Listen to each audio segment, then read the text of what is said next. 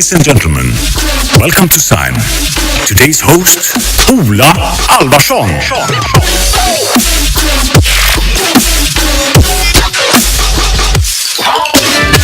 Good morning. Lovely with applause this early. And what a fantastic 2 days we have ahead of us. Why are we here? Well, Sime has since '96 wanted to spread knowledge about digital opportunities, and that we will do during these days. We are in Epicenter. How many of you have been here before? Clap your hands.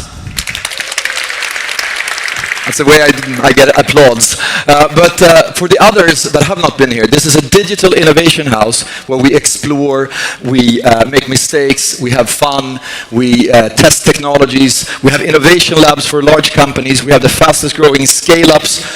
Settle is up here, Star Stable is up there, and we have a member club of people that just like you are interested in how we will work, live and play in the future.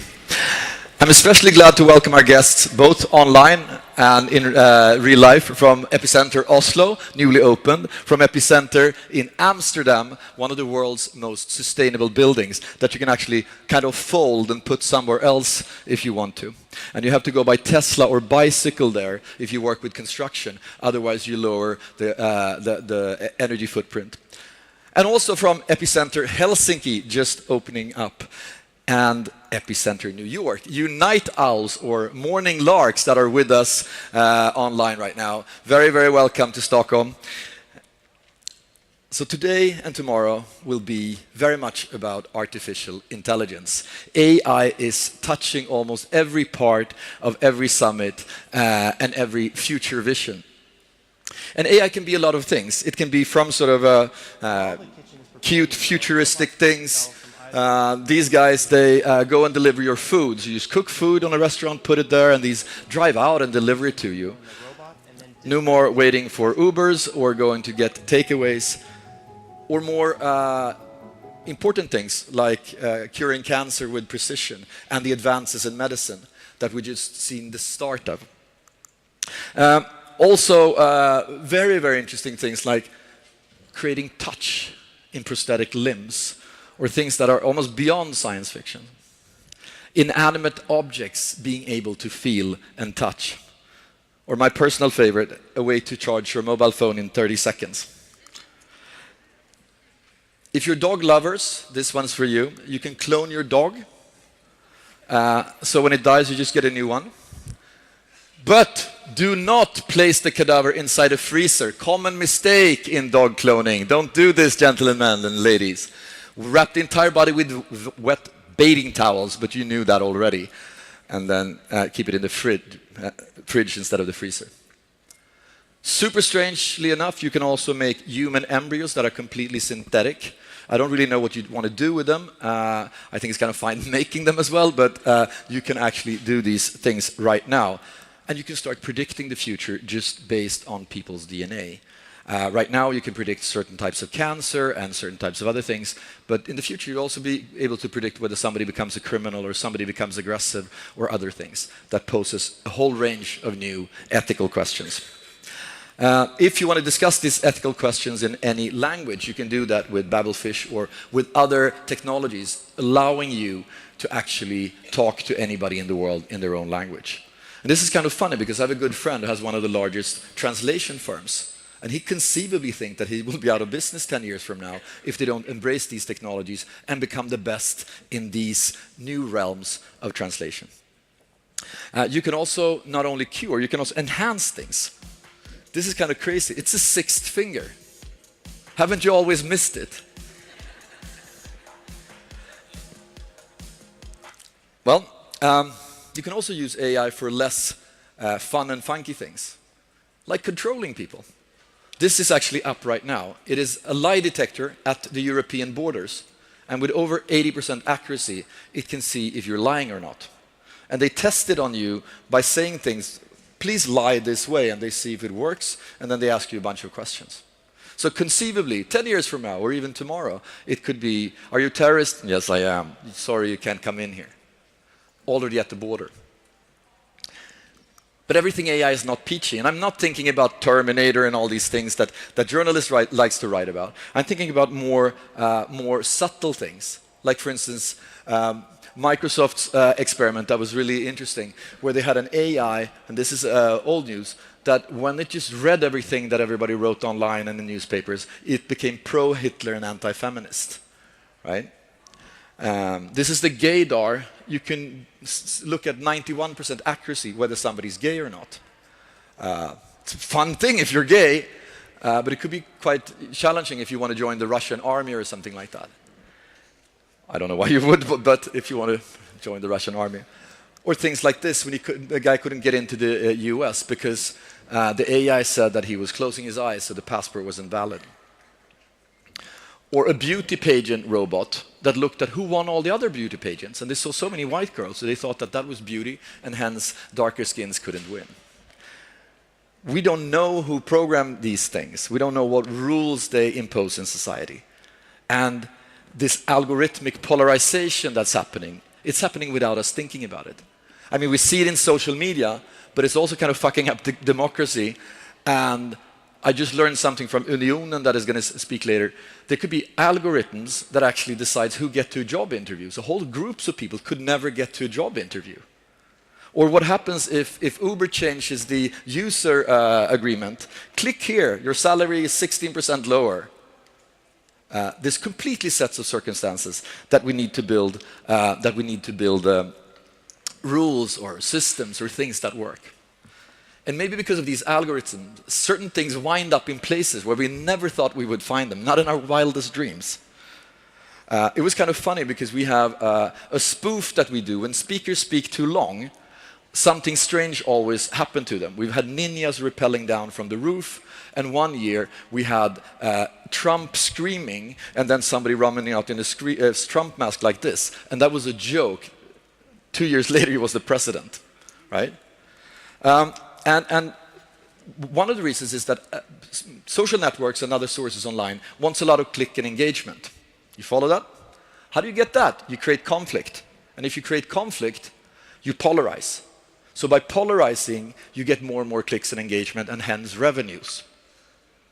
So algorithms could conceivably, in their pursuit of revenue, create polarizing, like for instance this is oil and gas, the people that work with it don't like it, these are people that are against it, and this is what they read. It's completely separate worlds, and these are influencers below. And of course, it should look like this. We should have some sort of common narrative, we should have some sort of common ethics, but it's completely unregulated, super interesting, and both as a studier of the time we're in, but also if you want to do business. And of course, this touches industries. Industry after industry is changing, morphing, or even exploding. We're going to have a retail summit where we look at where's retail going. Is it the winner kills them all, as many people say, with Amazon taking out thousands of stores in the US and elsewhere? Or is it actually so that it challenges the industry to think faster, more agile, and smarter?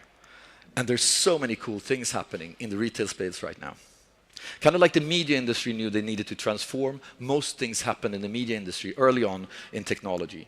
And here, there are morphing combinations of what happens in the store, what happens online, or there's even this, which I like. At Walmart, they have face detection, seeing if you're not looking happy as a customer, somebody will approach you and try to make you happier and smile.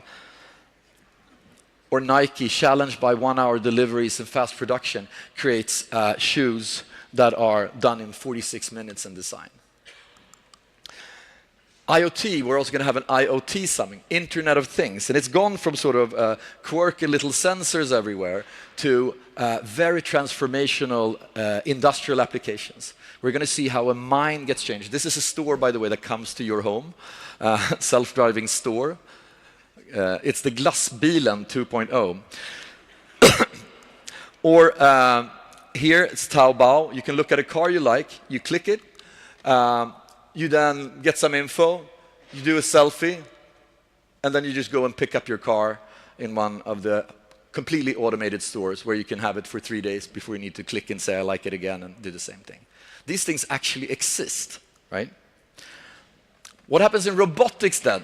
Robotics. Well, they're going to steal some of our jobs, that's for sure. What you're going to see right now is a news reporter, an anchor. Raise the volume, please. Hello, everyone. I'm an English artificial intelligence anchor. This is my very first day in Xingwan's agency. What do you think the chances are that somebody 10 years from now will actually be a human reading news from a teleprompter, right? This is Harmony. Harmony to the left, Matt to the right. He created Harmony. It's the first love and friendship companion that you can have in your own home. He's here and he's going to share what artificial intelligence and love and companionship and sex looks like in the future. Harmony can come in different shapes or forms. You can adjust intelligence, sexuality, and humor. You can change faces. You can do a bunch of different things. And it is very, very interesting to see what happens if he cures loneliness or if this is a very strange, creepy thing. But all the girls doing like this right now. There's also Henry, the robo-hunk. He looks like this. If you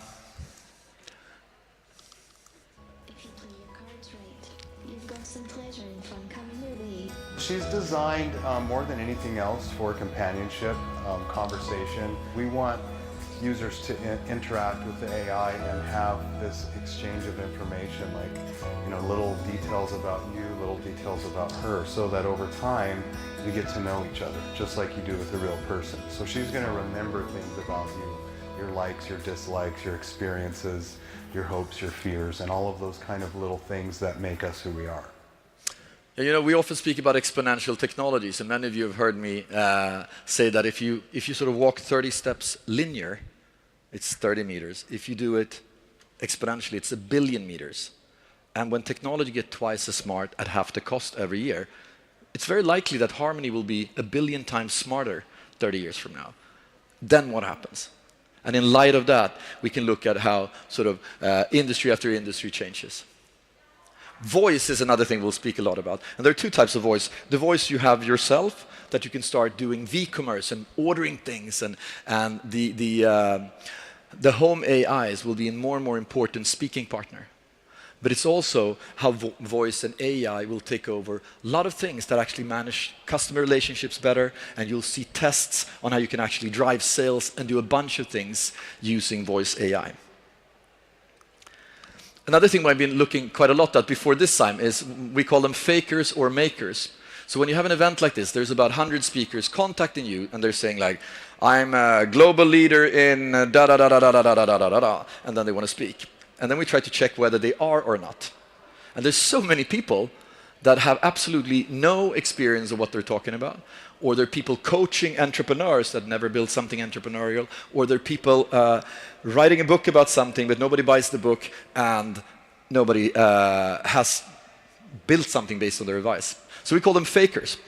And we brought some of the master fakers of the world. One of the, he's a maker now, he's Oba Butler. And Oba Butler, he made his tool shed the best restaurant in London on social media and on TripAdvisor by just hacking the system. The next thing he did, he went to a flea market and took a brand, Giorgio Parmani or something like that, went to the French fashion week and made it on the covers of everything. And then the last thing he did, and I'm super excited about that, he trained 30 people to be Oba Butler because everybody wants him to come and speak. And they're speaking all over the world right now. So we don't know if Oba's coming or somebody who's a clone. So he's the master faker. But he's also a maker. And many of these are called super entrepreneurs. And I'm sick and tired of people not being super entrepreneurs, being called super entrepreneurs. So I'll break it down for you.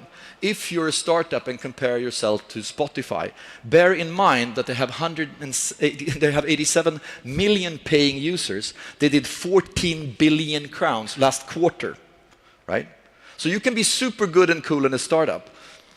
But there's a difference between that and what you get if you Google super entrepreneur, then you get Leif Ivan. Leif Ivan is the king of fucking everything. And then he gets a TV program and lots of other things. I think we need to move away in saying that people are things that they're not. They shouldn't be advising if they don't have experience. They shouldn't be called super entrepreneurs if they are Leif Ivan. And I actually spent 2 hours trying to Google what this guy has done, and there was no company right now that was making more than £1,000,000.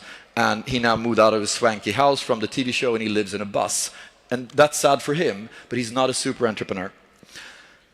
It's not only about money, of course, and I think that there's a lot of super entrepreneurs that touch people's souls and do things in a way that merits the word super entrepreneur. We're going to meet some of them. Peppy Pals, for instance, they've made 500,000 very young kids more empathetic.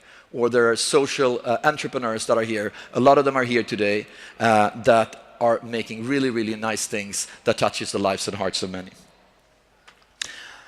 Scale-ups or startups. The statistics for startups trying to become a scale-up is that 4% of all startups make 500,000 euros or more after 3 years. 0.4% make 10 million euros after 5 years. So it's easier to become a rap star in Sweden than to become a scale-up. And of the ones in the valley that are super successful and get seed investment from great investors, up there, the seeded company, almost 1,200, there are 5 of them, of the great companies that already got funded, that become unicorns.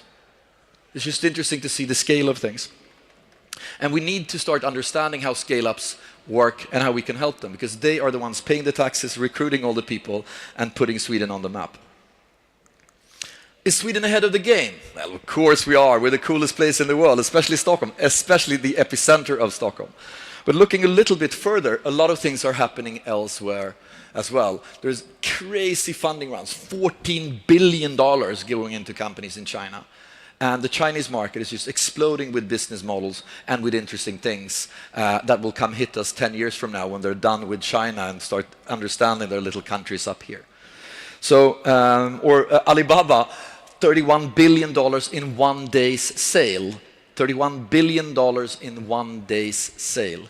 These things are happening elsewhere than here. And if we want to be relevant in the future, we really, really need to hook up with each other, try to find new ways of building technology, try to cooperate, and keep the momentum that has taken us this far. And in order to do so, you need new leadership skills. We have a whole summit up in Sime land here. So Sime has different sections. I'll go through them later. But up on floor 7 with Klostret and Ekharet, there's a leadership lab going on. So if you look at leadership, there are completely new takes on the super skills leaders need. And maybe they don't need so many skills. There's also technologies where you crowdfund the management. You have a platform. You don't need bosses or leaders. Or you can create a company that's not even a company. It's a colony. You define the rules, and through blockchain, the companies run seamlessly. Well, I'm not so sure about that. But there are very interesting things happening. And then, ladies and gentlemen, the most powerful management skill that you'll ever hear about, my favorite subject, I'm going to speak about that more tomorrow. It is management by sleep. We sleep too little. Everybody raise a hand that slept 7 hours or less tonight. Okay, I can make you 20% more efficient. This is Christopher, he's the CEO of Sime. This is yesterday night, live footage. And if you are like this, you really need to understand how sleep cycles affect you. We're also going to have a sleep week here at Epicenter, where you can come for afternoon naps, and where we have sleep apps, and we have lectures about sleep. It turns out that a typical person can be 20% more creative and 20% less anxious if they manage to sleep better. We're also going to look for a new narrative, because as I started out saying, there's a lot of polarizing narratives out there. There's a lot of we and them, and especially so if you read media. So we're healthier, wealthier, safer, and a bunch of good things than we've been before, but still more and more people get depressed, and we kind of have the perception that things are going worse. So I hope that technology can also be a solution for finding a new narrative and a new sort of collective we around the opportunities technology brings. And I also think that technology and entrepreneurship and intrapreneurship is absolutely crucial to find these new solutions. And we're going to present some. I'm just going to give you a little preview here of what we call Campus Epicenter. we've started 2 teaching initiatives. One, which is mind-boggling, called School of Applied Technologies. Here, super smart people, 1,000 of them applied, 30 get in after the IQ test and everything. And in 3 months, they become kick-ass programmers, trained by the best paid teachers in Sweden. And then they can work with the members here or other places. So you can be a baker in Kabul, you land in Sweden in August, and then you work at one of the coolest tech companies in December because you're smart and you work hard.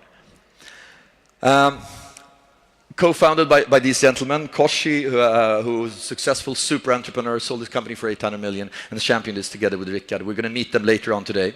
We're also going to meet the guys from Epicenter Academy, which we launched here at Sime together with Telia 2 years ago, and now it is a university where newly arrived kids from the hood, anybody who's smart and have a dream can come in based on their attitude, not on their grades, and when they build a company the first day.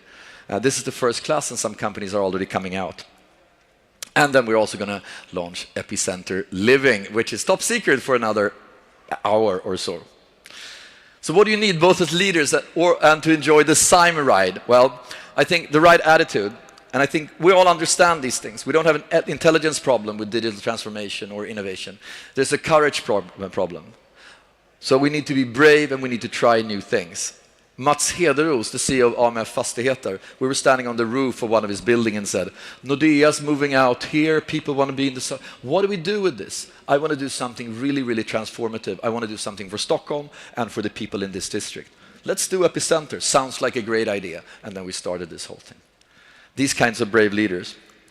And they also understand the alternative cost of not trying. The dot-com boom, everybody was positive. Dot-com crashed. There were a whole group of people saying, I knew that all along. That's why I didn't do anything. Making not doing things a strategy. And I think that's a very bad strategy. When you don't do something, you make an active choice. And it's going to be chaotic. But then remember this, I think about this quite a lot here at Epicenter. It's very chaotic now, but I have sand inside. Doesn't always work, but it feels a little bit good. And I also think that we should go, especially the larger companies here, try to go from sort of control and process a little bit more to momentum and flow. And when that happens, we see in the innovation labs here, we have innovation labs with Merck and SAB and a Stronghold and a bunch of different companies. When people get a different environment and when they're challenged in a different way, the colleague next to you that you thought was a little bit boring and not so engaged, all of a sudden can work the most magical things. But in order to do so, we have to break up a lot of the silos. And we try to do that here because there's so many different industries exchanging. And after each summit, you can go and have a conversation with speakers and with the people from different industries, different functions, to try to break down the silos and think together in a more open environment. So I'm going to finish off by giving you some hints. This is Sime Land, and as you see, we are at inspiration stage. You're all very inspired now. Then we have live zones where if you want to follow the program, but it's too many people, or you just want to hang out, you can watch it live. We have matchmaking, and then we have revelation space where we have expert talks, 45 minutes where you can sit down and talk with Alison Johnson, the ex-global marketing director of Apple, or any of the other speakers that we have. And then we have a demo zone where we show all kinds of fun and crazy stuff. And there's more matchmaking. And then you can go up the stairs to leadership. That's on the 7th floor. Or you can join the retail summit on the 8th floor. But you have all this online, but just see how you can navigate. We have some guests of honor today. His Majesty the King, Her Majesty the Queen, and also the President of Italy will be joining us later today. So we're very happy about that. And it's also happy that we can show Epicenter and Sime on a day like this. What summits do you have? Well, summits are social impact for social entrepreneurs and for non-profits. We have inspiration stage where you are right now. We have an AI summit that's going to be absolutely fantastic where we meet Harmony and Henry, among others. There's a retail summit. It's on the 8th floor, on top here, with AMF, Apple, and lots of other interesting companies, IKEA, sharing the future of retail and their thoughts. We are going to have expert talks, leadership, Customer Excellence Summit, where we dig down into how some of the best brands and technologies help you build a great customer experience. I don't know if you know that, but Apple orchestrated the opening of a box so that it was exactly the pressure and the time for the ritual that made you love the product the most. And the woman that created that, Alison Johnson, is going to share the secrets of unboxing Apple. We are also going to meet Oba Butler or any of his 30 clones, we don't know right now, coming later here, and the world's most connected man, Chris Dancy. And then we're going to have a scale-up summit for the scale-ups that want to grow faster, meet each other, and that is on SEB stage, which is down here next to the venue. And we're going to finish off with leading digital transformation, where we brought together leaders that have successfully driven digital transformation, experts, and a bunch of other interesting people exploring the frontier of digital transformation. Then, of course, we'll have the ultimate after Sime cocktail with speakers and lots of other things happening. And a magic show, which is kind of like if Elon Musk married Terminator or something like that. It is Charlie Caper. He's been elected the best magician in Sweden. He's won Talang. He's done another thing. And he's based on technology and AI created a magic show. And it starts at 5 o'clock today. It's going to be here and it's going to be absolutely amazing. What else do we have? Well, we have summits tomorrow. I'm just going to flip them through very rapidly. Digital Marketing Summit. We're going to have IoT Summit. We're going to have Intrapreneur Summit. And we're going to have the epic closing party when we dance the night away here and at Jack. And some of the expert talks, you'll also find them online. It's from your chief strategy robot to the state of blockchain, to growing at hyperspeed. We get a unique insight in how Salesforce has been growing 30% per year in spite of being a very, very large global company using their own technology. Building an iconic brand and, of course, the party. Now some of you are feeling really, really afraid. They only have tickets for today. What are you going to do? What are you going to do? You mail Magnus and see if there's any tickets left. Magnus at Sime. He doesn't know this. He's just going to get mails from people. And that's Magnus.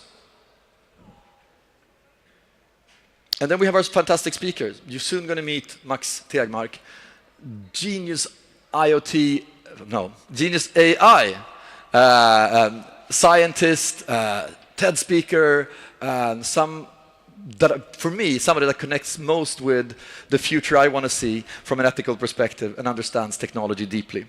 Alison Johnson, ex-global marketing director of Apple, the founder of Harmony and Henry, Tiffany Boa with her new book, which is super cool, called Growth IQ. Oba Butler, or one of the Oba Butlers, Danica Kragic, a robotic professor who knows more about robots than anybody else, the world's most connected man, filmmaker and Vice super journalist Vikram Gandhi, who tells you how to build a cult. We have Linda Hammarstrand on the culture of passion, and we have Ellen Sund, who among other things makes, she's an IoT expert making, among other things, made blind people being able to play in orchestras and all kinds of interesting thoughts. And we're going to connect the minds of Boliden, and we're going to learn how art and technology merges. And this is just some of the, in total, 112 speakers that will be in different rooms and in different places. And it's of course going to be you. Participate, take part in the matchmaking, ask questions in the after talks, and meet as many people as you can. Then about keeping the time, speakers need to keep the time, and I have two magic weapons. I have Mahesh Kumar. Mahesh, he combines a bunch of different interesting things. First of all, he was my assistant 14 years ago, completely underpaid and overworked, and his first real big assignment looked like this, because he was going to come up with how do you interrupt the speakers at Sime, and it looked like this back then. Can I have some volume as well on that? Rolex. It worked really well. Now, what are you doing now? Yeah, so the whole thing started. By the way, just wanted to say, super happy to have all of you here. When we started Epicenter, we were dreaming of days like this, where we would have so many people sharing, caring about what we're building and how you're building things. So thank you so much for being here. Today, I'm one of the co-founders of Epicenter and CEO of Result, and I have to tell you a quick backstory. So when I came here to Sweden 13, 14 years ago, the first question I asked Ola is, Ola, I mean, there's 9 million people here, and we have 1 billion people in India, and we have about 400 million people that are getting into jobs. How the hell is Sweden going to compete with countries like that? On top of that, people leave at 3 on Fridays. What happens here? And Ola's come back, he thought a lot, and he came back saying, but you know what, Mahesh? In India, trains never run on time. But in Sweden, we are always punctual. And then he put me on stage, and that's the Rolex, that's the backstory. Then 10 years later, I said, Ola, I think I can do your job better. And today I'm the CEO of Result that he started, 99, and he was kind enough to give it to me, and he's still my chief mentor and my partner in crime. So today I'm the CEO of Result that co-owns Epicenter, co-founder of Epicenter, co-founder of a couple of other companies called Fitness Collection and a few more. So that's what I do. I'm also going to be a moderator together with Ola and try to squeeze the juice out of what people are saying here, what you want to hear, and what I think is very, very exciting to talk about. So that's what I'm going to do with you. Yeah, and when I'm not around, he calls himself Me 2.0. I'm not sure if it should probably be 4.0. But you also have another timekeeping. Now you evolved. You're a business leader. You're a man. You're a father. You're a bunch of different things. So let us look at Mahesh's suggestion for how it looks right now for timekeeping. Breitling? Hello? Good. Breitling? Hello? So any of you speakers out there that hears a Breitling, it means your time is really, really up. So coming back to the why, we are here in order to give you as much digital knowledge, as much inspiration, tools and friends as possible. But it's a cooperation, so please make the most out of Sime, and welcome to Sime 2018. It's nice with applause. And we can continue applauding because now Max Tegmark is joining us on stage. Please give it up for Max Tegmark.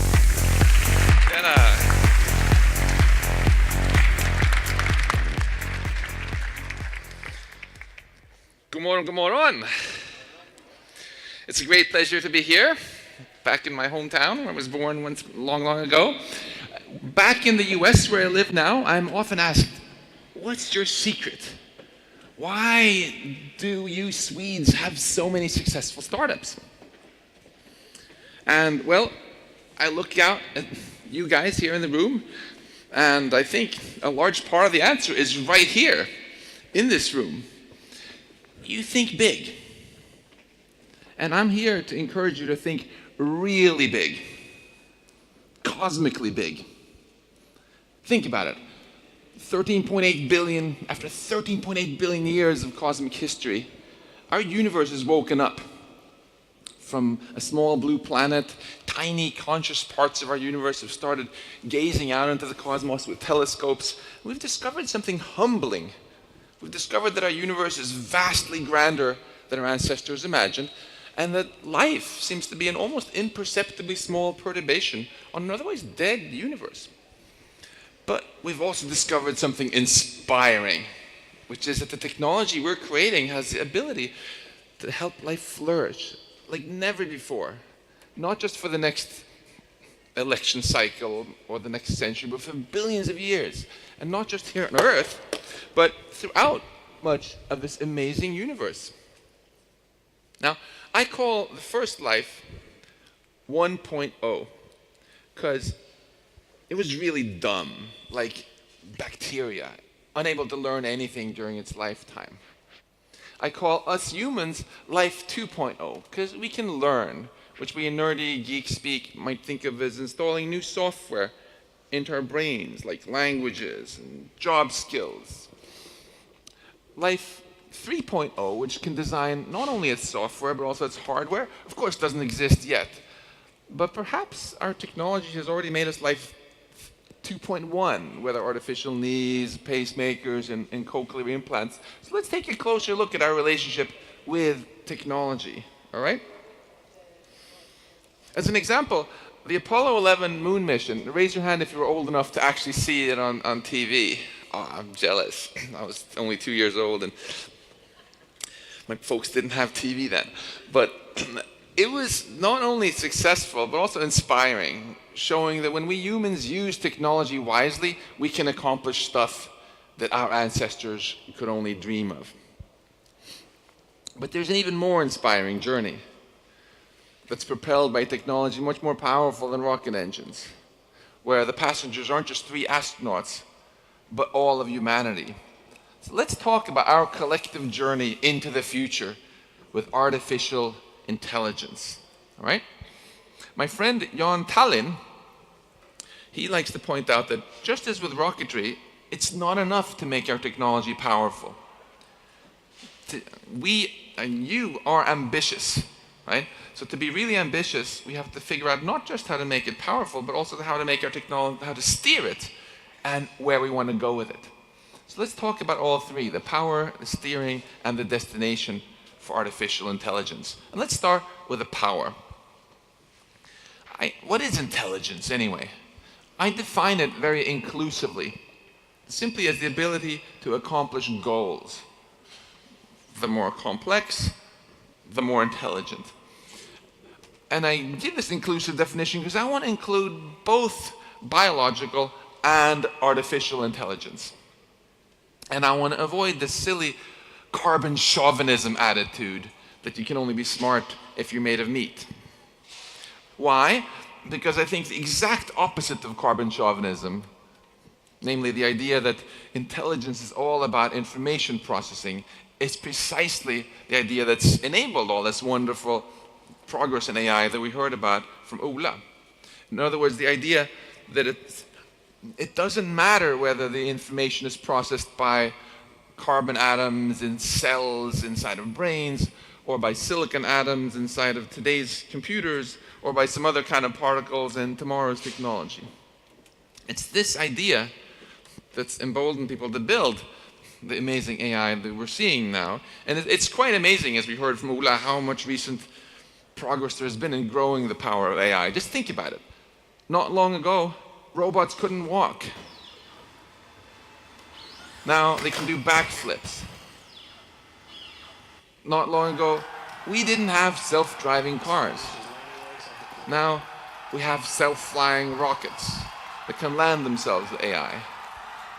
Not long ago, AI couldn't do face recognition. Then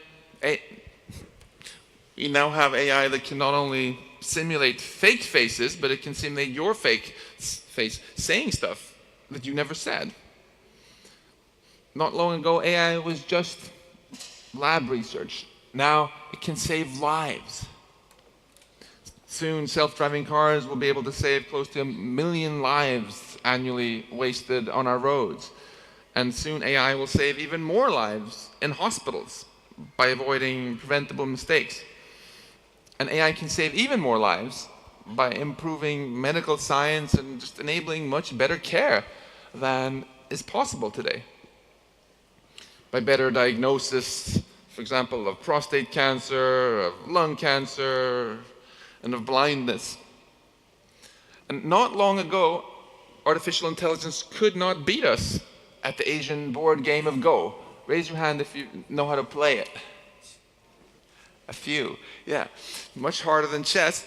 And then Google DeepMind's AlphaZero AI, right, took 3,000 years of human Go games and Go wisdom, put it all in the trash, and became the world's best Go player by just playing against itself for 24 hours. And the most impressive feat here was not that AlphaZero crushed human gamers, but that it crushed human AI researchers who had spent decades handcrafting Go-playing software. And the same AlphaZero crushed AI researchers, not just at Go, but even at chess. Raise your hand if you play chess. Yeah, that's a lot more hands. Which we had been working on software for since 1950. So all this amazing recent progress really begs the question, doesn't it? How far will it go? I think about this question in terms of this abstract landscape of tasks, where the elevation represents how hard it is for AI to do each task at the human level, and the sea level represents what AI can do today.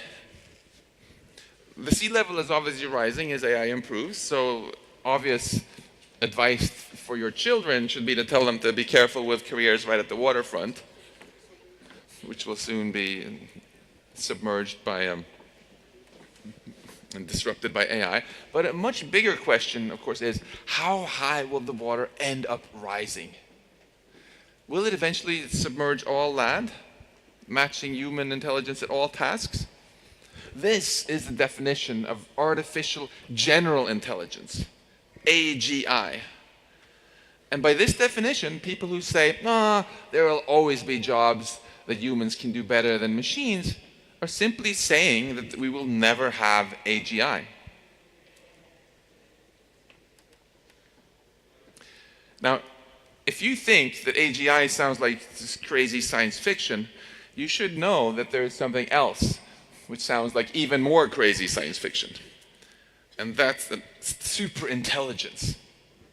The idea there is very simple, because if we actually do get AGI at some point, then since by definition the AI can do all jobs better than humans, that includes the job of AI development. All right? Which means that further AI progress will be driven mainly by AI, not by people, which means that the typical human research and development timescale of years might get dramatically shortened, raising the very controversial possibility of recursively self-improving AI that rapidly leaves human intelligence far, far behind in the dust, creating superintelligence. Now, at this point, we need to do a reality check. Is this really just a bunch of crazy science fiction that's only taken seriously by philosophers and others who have no clue about AI technology? Well, I'm going to let you decide for yourselves by listening to this discussion panel that I moderated in a conference in California last year. See what these people think about superintelligence. So before I asked if superintelligence is possible at all according to the laws of physics, now I'm asking, will it actually happen? Yes, no, or it's complicated? A little bit complicated, but yes. Yes, and if it doesn't, something terrible has happened to prevent it. Yeah. Yes. Probably. Yes. Yes. Yes. Yes. No. So one conclusion is these are obviously not only philosophers. Jan Tallinn here is one of the co-founders of one of the more successful Swedish involved startups, Skype. We have Demis Hassabis here, leader of Google DeepMind, that gave us AlphaZero, and a bunch of famous AI professors and other AI leaders here. So this means we cannot simply dismiss superintelligence as something that's impossible. That would be a carbon chauvinist thing to do. We have to take seriously that it might very well happen, but that doesn't mean it will happen, of course, and it says nothing about when it will happen. It doesn't even say when we would get artificial general intelligence. And that's a legitimate scientific controversy. On one hand, you have well-known AI researchers like Rodney Brooks, my MIT colleague, who says, won't happen for hundreds of years. Or Andrew Ng, who says, won't happen for so long, it's like worrying about overpopulation on Mars. On the other hand, you have people like Demis Hassabis, who think it's going to happen much sooner. Interestingly, recent surveys have shown that most AI researchers actually share Demis's techno-optimism, guessing that we are going to get artificial general intelligence probably within decades. And so within the lifetime of the vast majority of you, because I think you look pretty healthy, like you eat your vitamins and go to the gym. So this really begs the question, doesn't it? And then what? What do we want it to mean to be human if machines can do everything better and cheaper than us? The way I see it, we face a choice. One option is to be complacent and go, let's just build machines that can do everything better and cheaper than us. Don't worry about the consequences. Come on. After all, if we build technology that makes all human beings obsolete, what could possibly go wrong? But you are ambitious, and I think we should all be ambitious. and instead ask ourselves, what sort of future do we really want? What's a high-tech future with AI that really inspires us? And then figure out how to steer toward it. This brings us to the second part of our rocket metaphor, the steering. We're making AI more powerful, but how can we steer this towards a future where it really helps humanity flourish rather than flounder? To help with this, I co-founded the Future of Life Institute, a small nonprofit whose goal it is simply to have the future of life exist, which shouldn't be a left-right partisan issue, really, and to be as inspiring as possible. And I love technology. I feel that technology is why today is better than the Stone Age, and I'm optimistic that we can create a truly inspiring high-tech future if, this is a big if we win the wisdom race, the race between the growing power of the technology and the growing wisdom with which we manage our technology.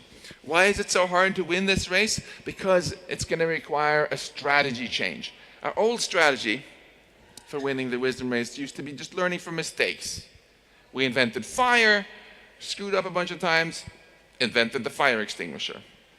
We invented the car, screwed up a bunch of times, and then invented the traffic light, the airbag, auto braking, and punished people for driving too fast. And things kind of worked out okay, because these were not very powerful technologies.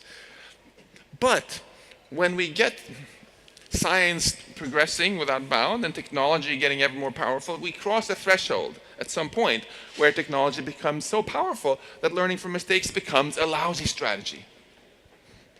Nuclear weapons are already beyond that threshold. I think if we accidentally have a US-Russian nuclear war started by accident in half an hour and then thousands of hydrogen bomb explosions later, someone says, well, you know, let's be a little more careful the next time and learn from this mistake. Not the best strategy for winning the wisdom race. Much better, instead, to plan ahead. Be more proactive than reactive and get things right the first time, because that might be the only time we have. Now, you might find this sounding kind of obvious, but it's funny because sometimes people tell me, shh, Max, don't talk like that. That's Luddite scaremongering. Skrämselpropaganda. That's not scaremongering. Think about it. Before NASA launched the Apollo moon mission, they systematically thought through everything that could go wrong when you put people on top of explosive fuel tanks and launched them to a place where no one could help them. Was that scaremongering?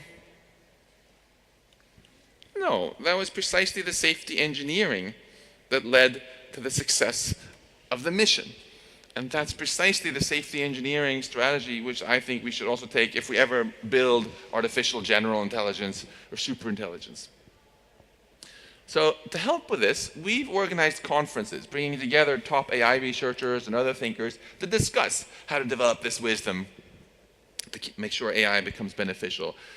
The last meeting we had was in Asilomar, California last year, and it produced this list of 23 principles which have since been signed by over 1,000 AI researchers and was recently endorsed also by the state of California. I'm going to tell you briefly about just 3 of them. One is that we should avoid an arms race in lethal autonomous weapons, also known as killer robots. And the idea here is very simple. Any science can be used for new ways of harming people or new ways of helping people. You know, biology and chemistry are much more likely to be used for new cures or new materials than for new ways of killing people, right? And in the same way, most AI researchers want to make sure that AI is used for new solutions rather than to build some incredibly cheap, ubiquitous technology for anonymous assassination. Most AI researchers support this, and a growing list of companies and also national governments have come out in support of it. I'm very embarrassed as a Swede that Sweden does not officially support such a ban yet. Hopefully some of you have contacts and can put some pressure in the right places.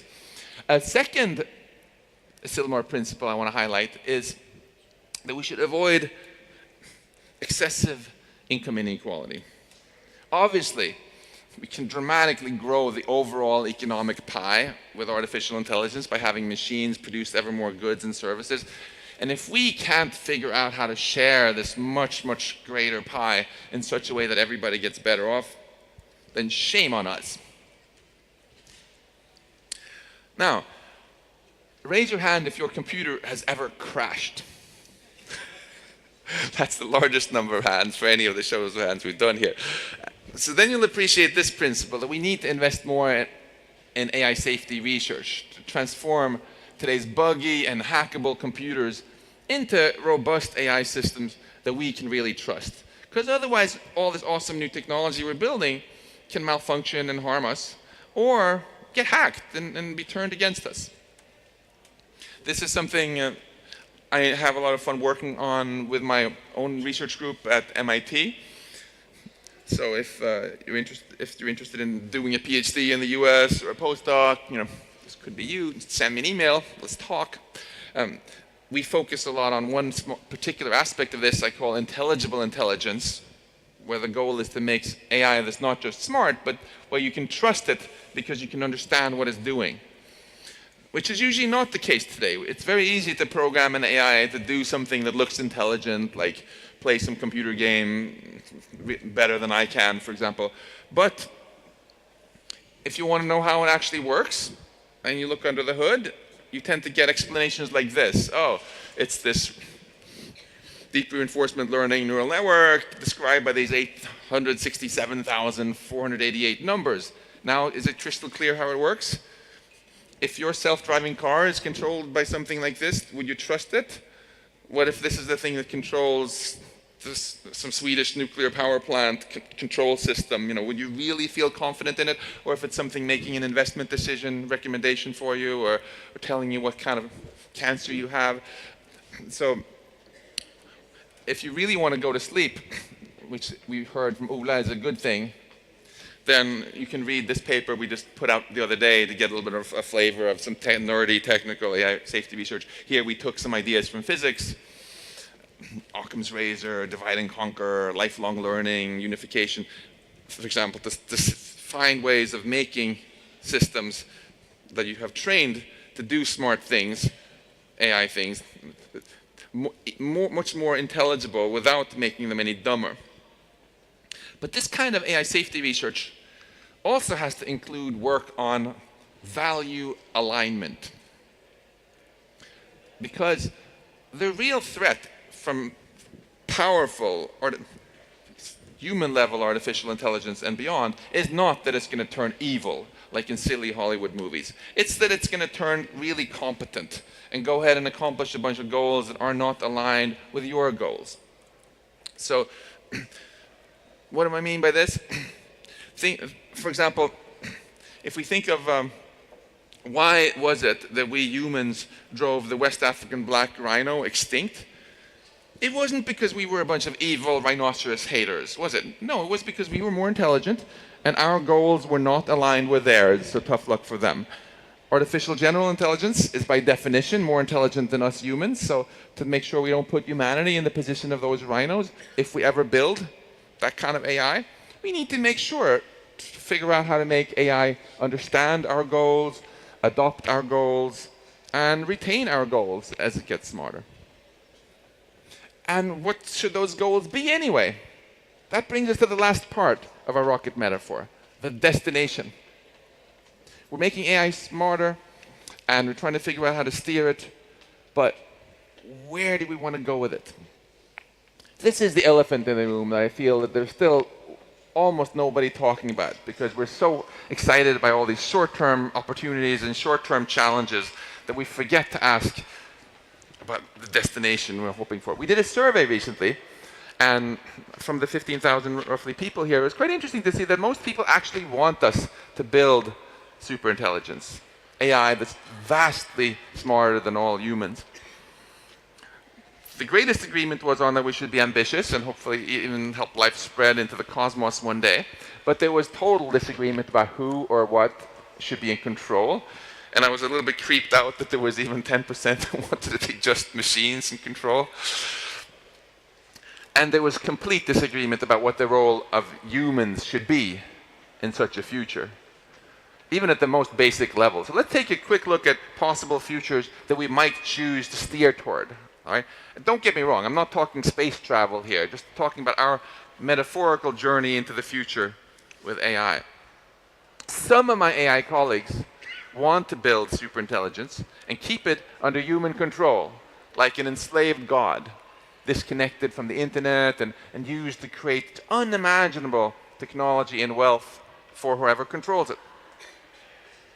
But Lord Acton once warned us that the power corrupts, and absolute power corrupts absolutely. So you might worry that maybe we humans just aren't wise enough to handle this much power. Also, regardless of whatever moral qualms you might have about enslaving a superior mind, you might worry that this superintelligence could outsmart us, break out and take over. But then I also have colleagues who are fine with AI breaking out and taking over and even causing human extinction. Yeah, really. As long as they can think of these AIs as being our worthy descendants, like our children.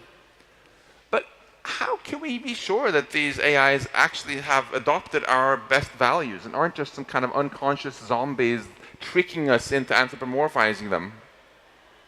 And also, if you like democracy, shouldn't those people who don't want human extinction have a say in the matter too? If you didn't like either of these two high-tech scenarios, though, it's important to remember that low-tech is suicide from a cosmic perspective. Because if we don't go far beyond today's technology, the question is not whether humanity is going to go extinct, but merely whether we'll get taken out by the next killer asteroid in the dinosaur killing class, or by some other problem that better technology could easily have solved. Right? So how about having our cake and eating it? How about making AI, about making superintelligence that's not enslaved, but treats us well, because its values are aligned with ours? This is the gist of what Eliezer Yudkowsky has called friendly AI. And if we could pull this off, it could be amazing. It could not only eliminate all negative experiences like poverty, disease, crime, and other suffering, but it could also enable an amazing diversity of new positive experiences, basically making us the masters of our own destiny. So, in summary, our situation with technology is complicated, but the big picture I'm trying to convey to you here, because I want you to think big, is really quite simple. Most AI researchers expect us to actually build artificial general intelligence in the lifetime of most of you. And I think it's pretty clear that if we just bumble into this with our eyes closed, trying to just learn from mistakes and refusing to be proactive and do the safety engineering I've advocated, then it will probably be the biggest mistake in human history. It could easily create a brutal global dictatorship with unprecedented surveillance, inequality and suffering, and maybe even human extinction, just because the tech is so powerful that there are many kinds of mistakes that could be one mistake too many. But if instead we think hard about how to steer our technology and where we want to go with it, we can create an amazing future where everybody's better off. The poor are richer, the rich are richer, and everybody is free to live out their dreams, whatever they may be. So in summary, the choice we face, I think, is not between yes technology or no technology. The choice we face is between being complacent and ambitious. We can either be complacent and just take as an article of blind faith, take as our new religion, that all new technology will automatically be good and therefore stick our heads in the sand and refuse to do any thinking about what could go wrong. And just repeat this as a mantra to ourselves over and over again. All new technology will always be good, as we drift like a rudderless ship, kind of like the Vasa ship, to our own oblivion. Or we can be ambitious, thinking hard about what kind of future really inspires us and figure out how to steer there and create a truly remarkable future. We're all here today because we want to build this remarkable future, right? And I feel that the essence of this future should be to build AI, not that overpowers us, but that empowers us. Thank you.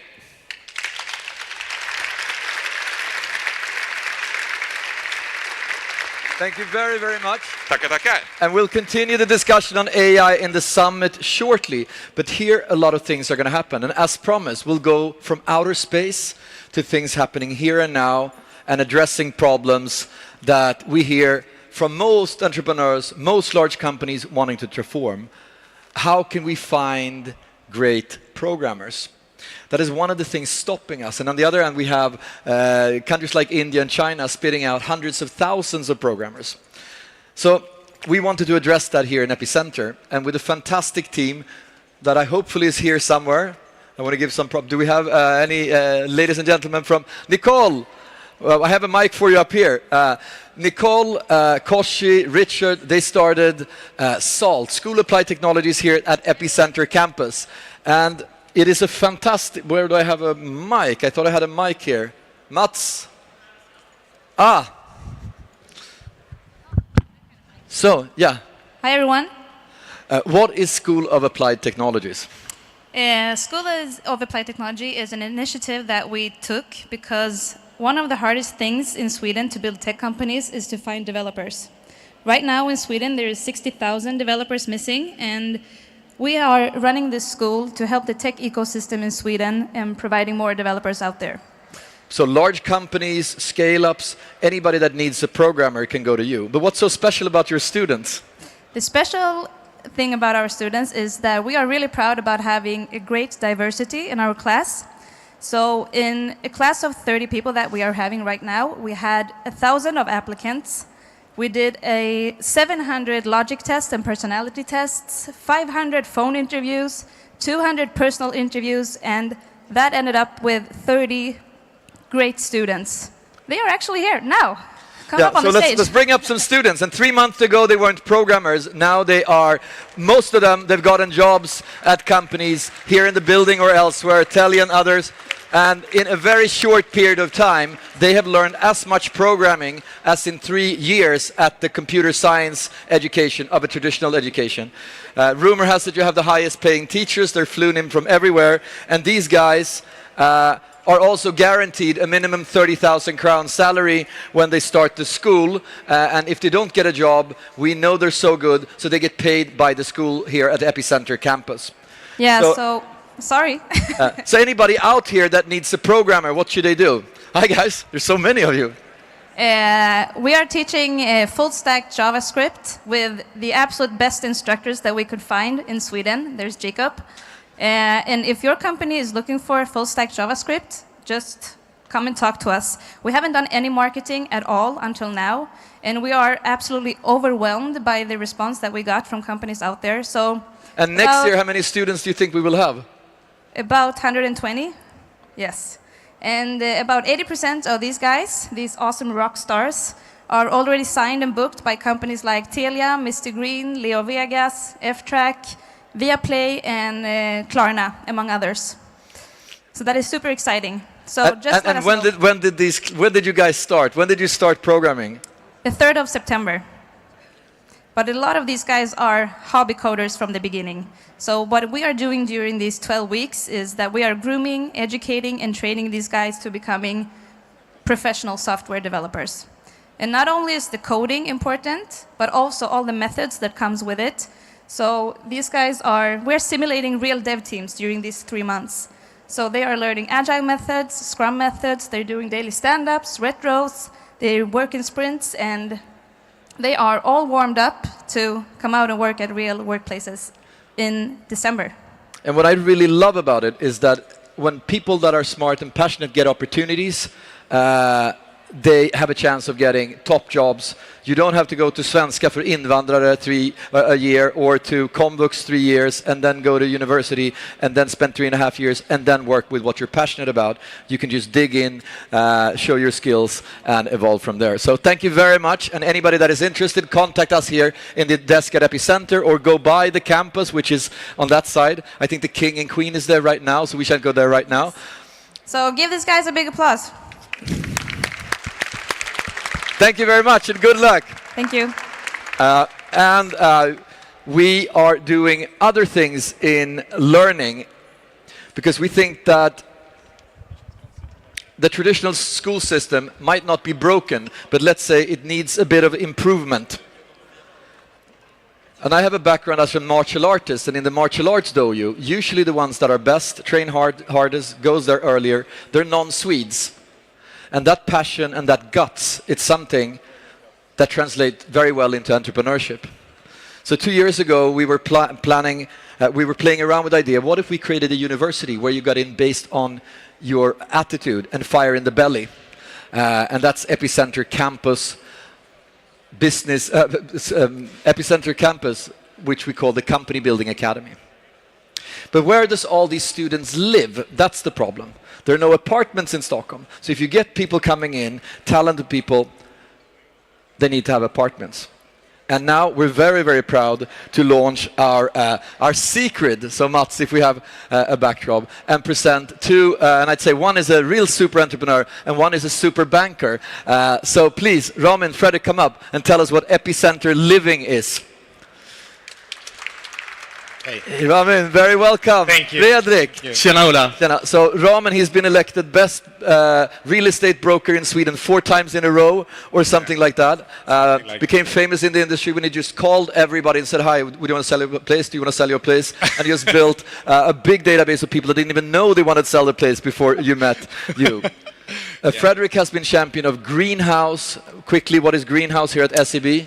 Greenhouse is a scaling concept, basically a full stop A to Z solution for scaling companies. Everything from funding to competence search to growth hacking and what have you. We have programs, we have partnership structures, we have soft landing in international markets, basically trying to help your journey go more straighter towards your ambitions.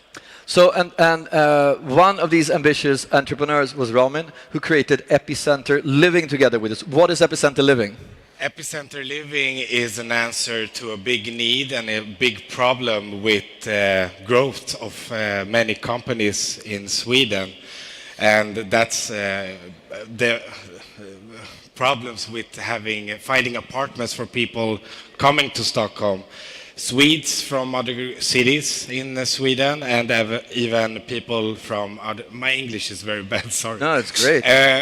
But also people coming from different parts of the world. I mean, how many here had a problem finding a place to live when you arrived to Stockholm? I know I had, yeah. So Epicenter Living is an initiative that we started for companies to be able to provide apartments to people joining them here in Stockholm. So if I'm a member of Epicenter, if I'm Telia and I need to get a good place, how can I get an apartment through Epicenter Living? Well, our tool is something phenomenal for being in Stockholm. We have this called in Sweden bostadskö. Bostadskö is a queue where you can be handled apartments as a citizen of Sweden. But there is no queue that allowing companies being standing in this queue. So we will launch the first queue only for companies based in Stockholm and Sweden to be able to get apartments for their people. And we have the first 13 apartments now. Yes. And there's going to be more next year. How many next year? Now we have 13 apartments, and for next year we will have up to 800 apartments, and within 3 years we will have 2,500 apartments available for you guys. So let's say I'm Spotify, I want to have apartments. I go on the bostadskö, and then I can say I want an apartment in Bromma, I want an apartment here. Then you could actually provide that.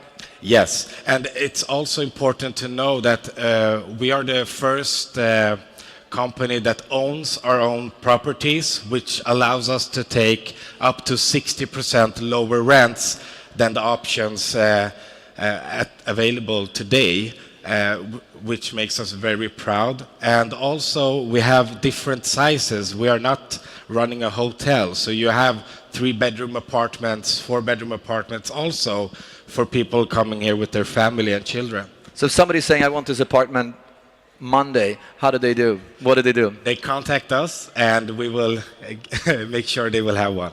Yeah. And also, when these guys come to Sweden, if you come from abroad, you're also going to get invited to the Epicenter family here, and you're going to have an onboarding which is both social, business-wise, and many of the companies will also have more apartments in the same house. Yes, that's correct. So what is SEB's role in this?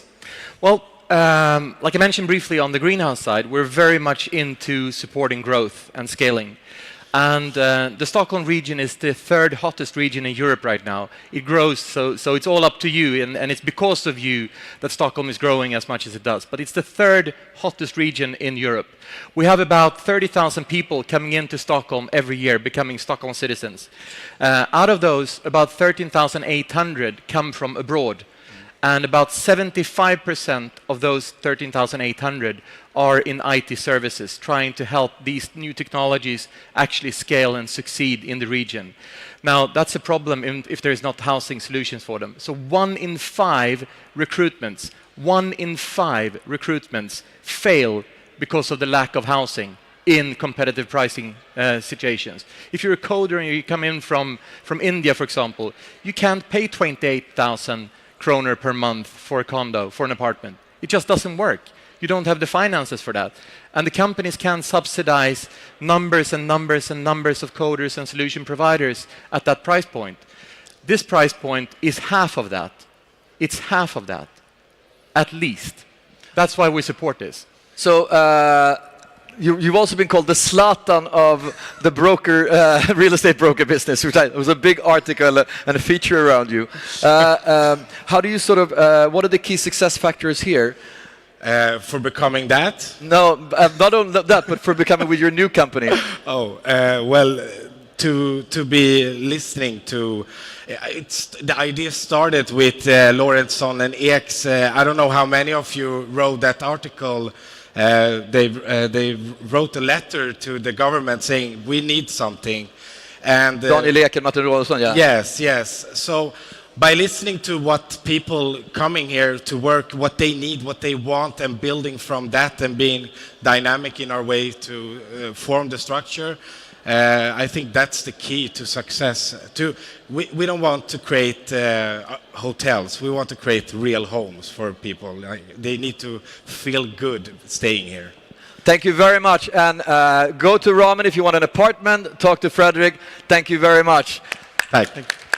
And I welcome Mahesh back. Mahesh, in short time we have been in outer space with Max Tegmark. We've solved the programming problems, we've solved the living problems, and now we're going to continue to look at education. But I leave you here. Thank you, Ola. Thank you very much.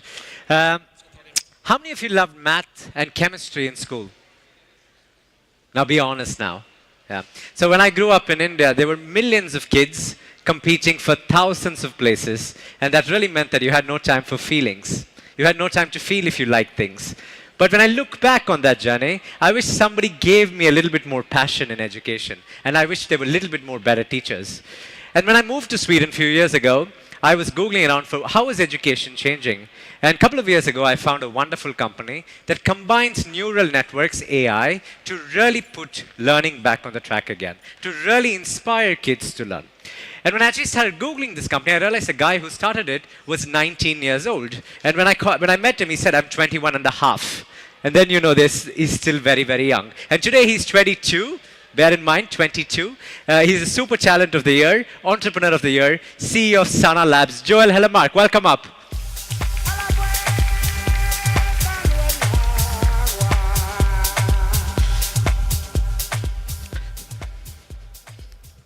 So imagine your brain while you're learning. 100 billion neurons forming 1 quadrillion connections. New memories being formed, old memories being forgotten, new concepts mastered, dopamine released. How would you capture that in a model? How would you explain it to a computer? This question lies at the very heart of the education revolution. Because if we can understand how humans learn and explain it to computers, we can also personalize content to students. And the effects of personalized education is extraordinary. So in this one study by the Bill and Melinda Gates Foundation, students that received personalized content had 50% better learning outcomes over the course of a year. If you compounded that over a 12-year period, over the term of your schooling, these students will learn 100 times more. So the question, of course, is why aren't we personalizing education at scale? So attempts have been made, in fact, for almost a century. The first attempt was the printing press. And since the printing press was invented, very little has changed in how we share and consume knowledge. We still, to a very large extent, present the very same information in the very same way to all students. So Sidney Pressey invented this teaching machine. The teaching machine was an automaton with a few buttons where you could put in your answer. If you got a question correctly, you were rewarded with sweets. And it would collect how you'd answered questions and then give you the next one on paper. So this was a highly innovative solution, but didn't really take into account much data about the student. The subsequent introduction of the Macintosh promised smarter ways to personalize. All of a sudden, we could collect all of the data that you were creating while interacting with the computer. However, capturing how we learn, capturing the intricacies of these 100 billion neurons forming 1 quadrillion connections, were too complex for the algorithms that existed back then. So you ended up with very simple rules and heuristics. If a student does X, do Y. But we now live in a very special time, a rare point in history, where the confluence of fields is enabling personalization at a whole new scale and to a whole new extent.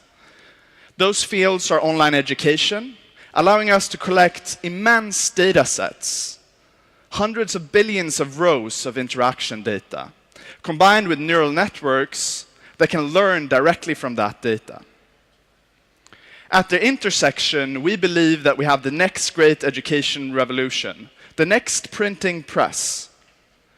Because the power of neural networks lies in their ability to learn by themselves, meaning that in difference from Sidney Pressey's teaching machine or the Macintosh, it allows the computer to figure out patterns in how we learn and optimize it directly from raw data. We give the neural network a set of inputs, and then we tell it the expected output. Then it has to figure out and map out the patterns in this data. So you might tell it, for example, to predict whether a student would get a question correctly or not. From historical event rows, hundreds of billions of rows, it can in real time figure out, based on a student's proficiency, knowledge gaps, how engaged they've been, whether they'll get an answer correctly. We quite recently applied these kinds of systems to Atari. And the interesting aspect was that the programmers of this Atari program had no idea of how people played Atari effectively. However, the system was able to figure out an optimal strategy, digging a tunnel behind the bricks with superhuman accuracy, allowing the ball to stick there and eliminate all of the bricks. And this was a strategy that the programmers of the Atari playing system had no idea about. And not many other humans did either.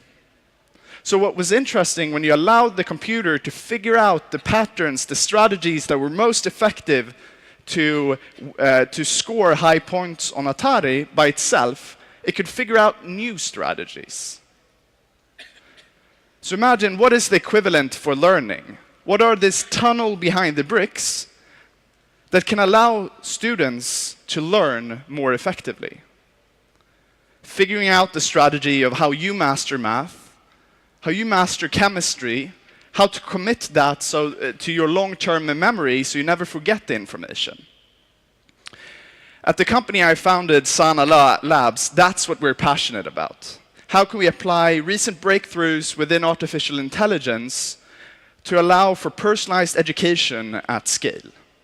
So in our team, we have a group of researchers and engineers who joined us from Google and Spotify and Boston Consulting Group, where they've been applying these methods to a wide range of applications. And we think the next great revolution in education is going to be powered by this.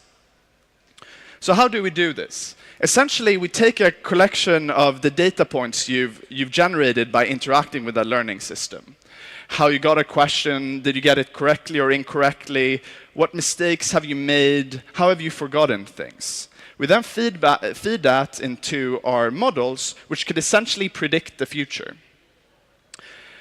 And then once we've predicted the future, then we can select the future that we like the best. The future where you have the highest proficiency and stay the most engaged.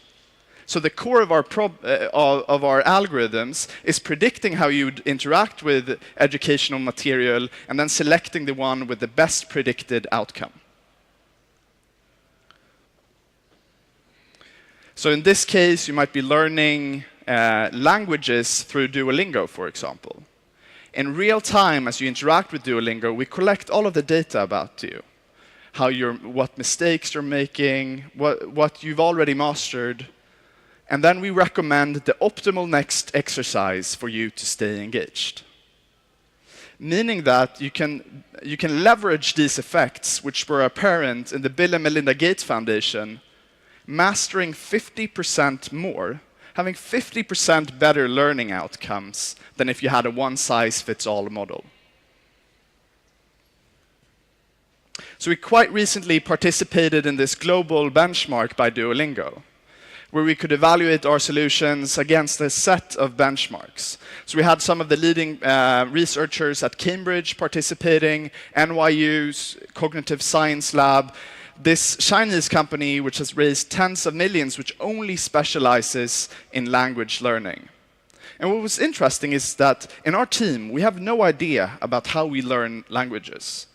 We're just really good at machine learning. So very similar to with the Atari game, we didn't tell our models how we learn languages or what we know about the content, etc. We allowed them to figure out for themselves. So you could figure out if a student does a particular mistake, they'll probably do that in the future, so you have to recommend material to address that. We could figure out your proficiency and recommend material which is just at the right difficulty. And we ended up winning all categories on all evaluation metrics. So this is really a testament, partially, that the solution can be content agnostic. We don't only have to specialize for language learning. We can do this for math. We apply the exact same algorithms we use for math to language. And the computer can figure out for itself how do we learn, what's the parameters about the content, and use that to optimize your learning.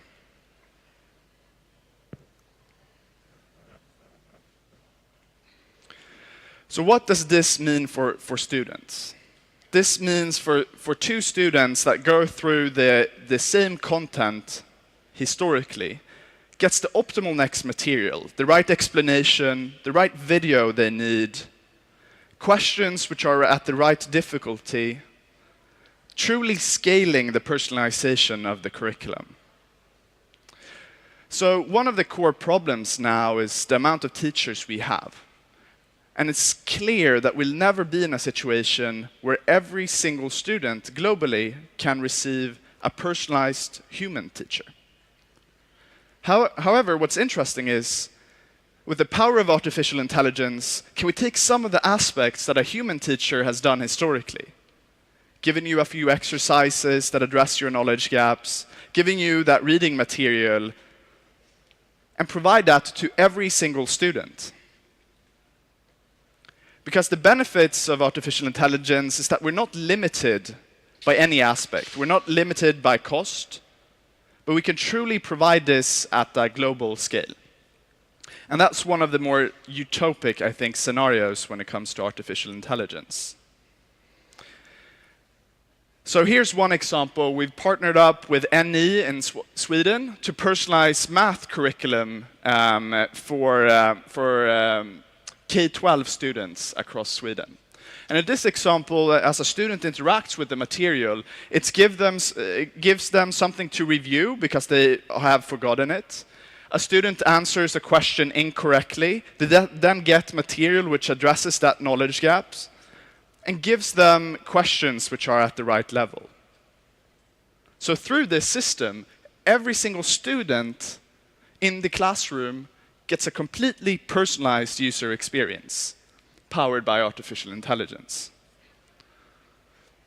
So we're bringing this around to schools in Sweden now. It's already live. We've also partnered up with some of the world's largest language learning companies to integrate this technology into their products. And really what we see ourselves is being ubiquitous across all these learning platforms. So we don't develop the content, we don't develop the user experiences, but we develop the intelligence that powers them. So we want to be sort of the Gore-Tex or the Intel inside of all learning products globally and truly achieve ubiquity. So we're already partnering up with publishers, education companies, with tens of millions of users and powering them with these learning products. And that's our ambition. We don't want to be limited by any educational domain or by scale. We want every single learning product globally to be able to use artificial intelligence in this way and bring the benefits of artificial intelligence, which has transformed major parts of our other lives, to education. So in our team, we've built this team of world-class researchers and engineers, which historically could have cost these education companies tens of millions to build in-house. It could have taken them up to 18 months to deploy these solutions due to having to heavily tag up the content. And we're giving that at an accessible price where they can integrate it in days rather than months. So the quickest integration we did of this technology was in a single day, meaning that any education company globally could in a few days get up and running with artificial intelligence and provide these truly personalized learning experiences. And the other aspect we find really interesting is what will we figure out about how humans learn? So if you looked at the Atari example, we actually figured out a new way of playing Atari which was incredibly more effective. The same went when we applied artificial intelligence to learn to play the game of Go. In the second game where the AlphaGo played the world champion, the 37th move, humans have never seen that kind of move before, and they thought it was a mistake. However, it ended up being the move that led the system to win the game. So what are these new patterns about how we learn that we can figure out using this immense amount of data and artificial intelligence? How do we forget things? How do we drive engagement? And a few of those we've already figured out to date is that when students have around 70% probability of getting questions correctly, that's when they stay the most engaged. So that's when the content is not too difficult, but neither too hard. So they get the optimal level of challenge so that they can receive the content which drives their curiosity but doesn't allow them to get stuck. Another pattern which was pretty interesting is that when the Swedish students were learning English, they might only have to review camera 2 times because camera is very similar in Swedish. Whereas if you take another word like ubiquitous, these students would have to review it 12 times, and the memory would fade exponentially. So if you take camera, it would sort of fade very incrementally, but if you take ubiquitous, it would fade exponentially.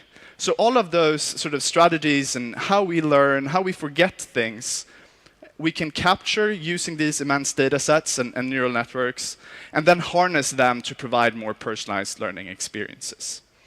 So now we're partnering up with the world's leading companies in programming education, language education, corporate learning.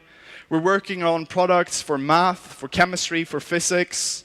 truly powering the full education industry using this artificial intelligence.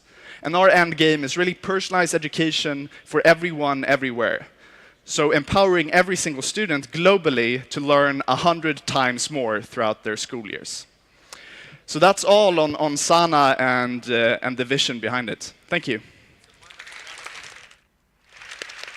I have one question for you, Joel. This seems so obvious. What's stopping the progress? Is it technology? Is it human habits to change? Or it's a great point. So one of the biggest sort of hurdles historically has been the integration. So first of all, you have to hire a group of artificial intelligence engineers. And I think it's now around like 15% of the AI projects are successful. So like imagine doing an IT project for a big company. Like you have like 70% success rate or something. And then you're going to do an AI. That's like completely impossible. So it's been one of them has been like integration and deployment, which we've simplified a great deal. And the other one is sort of with extraordinary claims, you also have to have extraordinary proof. So we also have to build a lot of case studies and trust of these technologies for people to integrate them for all of their school children. So yeah, I think those two things, like making it easy to integrate and building case studies and proof, are some of the hinders. Wonderful. Thank you, Joel. Keep Keep going on your mission. Wonderful. Very inspiring. How are we doing? You're good? Having fun? You know, I read an interesting little article that said we are pioneering the next generation of people. You know what we are called? The neck down generation, because we're looking at our phones like this. So if you're the neck down generation, be careful of your neck. But if you're the neck up generation, which is really what you should be doing right now, the next speaker, I'm very, very excited to introduce. I love growth. Growth both as individual, as a company, as society. I think that fuels a lot of interesting things. And the next speaker, Tiffany Bowak, is a customer growth and evangelist at Salesforce. She's been at Gartner for 10 years, looking at how industries have been reshaped. And she's been interviewing a lot of Fortune 500 companies and some of the fastest growers and distilled them into a book called Growth IQ. And it's really 10 things that make or break your business. So she's going to give a 20-minute rapid-fire talk on what this growth IQ means. So if you're passionate about growing, whether your company, yourself as individuals, or things at home, whatever it might be, if you're passionate about growing, the next 20 minutes is with Tiffany Boa. Welcome up, Tiffany.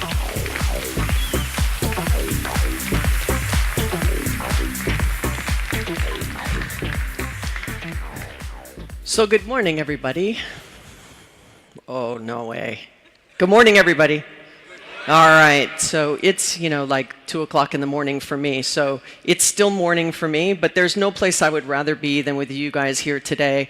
Thank you for Sime for having me and inviting me to come in. As you can tell, I'm not local. I flew in from Los Angeles, California. We're a little bit on fire this week, so it's been a crazy couple days for us, both in Southern and Northern California. But, I had to get on a plane and come here, and there would just... This is a great conversation, great group, and great opportunity to get in front of you and talk about something that I'm very passionate about. As was mentioned, I've been in the IT industry for about 25 years. I know I look 32, but it's been a good 25 years. I started out as an individual seller, working for startups and then Fortune 500. Then I spent a decade at Gartner, really working with transforming businesses from a selling perspective and a growth perspective. And then I landed here at Salesforce and had the opportunity to write a book. And now I get to travel around and meet companies just like you guys all over the world and sort of hear what's happening and really what's going on from a growth perspective. And so this is an opportunity for me to share with you what I've been finding and what I hear in the market and what I hear from companies, both large and small. So I like to frame the conversation with the following quote from Ginny Rometty, who is the CEO and chairman of IBM, that growth and comfort never coexist. So the goal for me is really to make you feel super uncomfortable during the next 19 minutes. Because if you feel uncomfortable, it means you're thinking differently about some of the things you may have been thinking about very consistently over the course of time. I promise you, when it comes to growth, what got you here is not going to get you there. The market has rapidly changed. Beyond technology and things that are happening from an AI perspective, machine learning and cloud and social and mobile and all of those transformations, what's transformed more than anything is us as customers and consumers. We have expectations now that companies just can't keep pace with. And so deciding that you're going to get out of a market and pursue another market is where this kind of uncomfortable feeling comes from. And if you've been paying attention to what IBM's been doing over the last probably 5 to 7 years, it's gotten very uncomfortable for them. The recent acquisition of Red Hat is we're continuing to try to pivot towards a new kind of company. And so when you first start to think about, when you talk about growth internally, I can tell you it's the #1 issue whenever I meet with companies. The first thing they say to me is, we're trying to grow. How do I grow? What do I do? They may say it differently. They may say, how do I sell more? And I'm going to oversimplify here, but I'd like to say that as companies, we do 2 things. We make stuff, we sell stuff. I mean, at its most basic level. Whatever it is you make, in the end, I hope, if you're a business for profit, you're trying to sell it. And so how can you become more efficient in doing it? The truth is that 80% of businesses will hit a growth stall at some point in their history, meaning it will slow down over 2 to 4 quarters. You will start to see a flattening and a decline of how easy it used to be to get customers, or how quickly or rapidly you could turn the dial and increase revenue. It is getting harder and harder, and 80% of them, 80% of us, will find themselves in a growth stall. And only a small percentage will ever recover. So the trick here is to make sure you notice you're coming up against a growth stall, and then actually start to course correct before you get into a full-blown pause in your growth engine. If you wait until you're in the middle of that engine of slowing down and slowing down and slowing down, it's much harder to recover. And the other thing I'd say is, unless you're publicly traded, many companies focus on being the biggest. Like, how do I continuously increase my top-line revenue, versus thinking about how do I become the best at growing consistently. So it isn't about just growing the top line. You know, we are an X million or billion turnover company. We're profitable, but we're very consistent on growth. I mean, that is really the goal here. If you're publicly traded, you have different issues, right? Because you have all these shareholders have an opinion about what you should be focused on, and that's where it starts to get uncomfortable. You think you should be growing in one direction, and the shareholders are pushing you to do something else. But it can take you 2 to 4 years, once you make a decision that you're going to go and grow in a certain way, launch new products, go get new customers, increase your marketing spend, hire more salespeople, increase the portfolio, whatever is it that you want to do. Seeing the return on that investment is sometimes 2 to 4 quarters. And so the danger here, and what I see fairly consistently in both large and small companies, is they make a decision to go down a particular growth path. 2 quarters goes by, they're not seeing the return on the investment. 3 quarters goes by, they're still not seeing the return on the investment. Guess what they do? They stop. They say, no, it's not working. So then they come to me and go, it wasn't working. I go, it was 2 quarters, 3 quarters. So then 2 or 3 quarters goes by, they find themselves in a growth stall again. Guess what they do? They start doing what they were doing the last time. And instead of just keep doing what they were doing, now they'd be at 6 quarters. They're starting all over again, and they're at the beginning of the 2 quarters again. And then they say, it's not happening fast enough. So the trick here is that it just takes time, and not because we want it to take time. It's because the customers, the response in the activities that we actually do in the market forces us to take time. So you have to pick what kind of company you want to be from a growth perspective, because not all growth is good growth. Hyper growth, because you're going after top line, and the impact on that is that you may become a little sloppy, or the customers don't have a great experience, or the product isn't really ready for prime time, but you're so focused on going for good growth that this hyper-growth mode can backfire on you. You can get too far ahead of what you're capable of delivering as a company. And then as a customer that has experienced your brand, you feel like they don't do a very good job, or the products aren't very good, or customer service wasn't open 24/7, or they didn't have an in-language knowledge base for me, or they didn't have the ability for me to charge on my mobile app, or they didn't, whatever the thing is that you were not able to do because you've chosen that you want to go after hypergrowth, has huge implications for you over the long term. So not all growth is good growth. The second one is that you're growing at or slightly at previous years. I was growing at 3%, 5%, 6%. This year I'm growing at 2%, 4%, 5%. It feels very similar to last year, so I feel like we're on the right pace. Remember, it takes 2 to 4 years for you to sort of pick up the momentum, the wind behind the sail. This is after you've come out of hypergrowth startup mode. After that, you're now at your next phase of growth, or you've been growing. You now want to double down and really start to invest in the business. You've got to, as you get bigger, those growth rates, you're fighting and having to close more business to keep that growth rate up. So even if this is where you're growing, it's okay. Then you start to see the opposite. Now you're beginning to see a softness in growth. So I would tell you, this is where analytics, this is where predictive technologies, this is where technology can actually help you make sure that you are paying attention to the signals that are happening in your business, only if you're paying attention. So spending money on reporting, on dashboards, CRM systems, etc., is super important, but only if you're going to look at it, and then only if you're going to look at it and then realize something's going wrong and change the behavior because of it. So if you're seeing signals, believe the signals. Don't think it's, maybe it's a blip, it's an anomaly, it will get back on track. If it starts to feel like it's getting harder to grow, then it might be getting harder to grow. And then the last and the worst place for you to be is where you get trapped in this growth stall. But if you think about these across 4 phases, you almost never want to let number 3 happen more than 2 quarters. Because if you do, you will find yourself in a stall. And then recovering from that, as I said, is very small percentage. So of the 80% that find them, single digits will recover. So very small businesses, the reason that they go in and out of business so very quickly is they get themselves into a stall and they cannot get themselves out. They don't have enough asset and capital to hold on for 2 to 4 years. So when I was doing the research for the book and really looking at high growth companies, I came to the conclusion of 3 things. The first thing is when companies will come to me and say, how should I grow? I start here.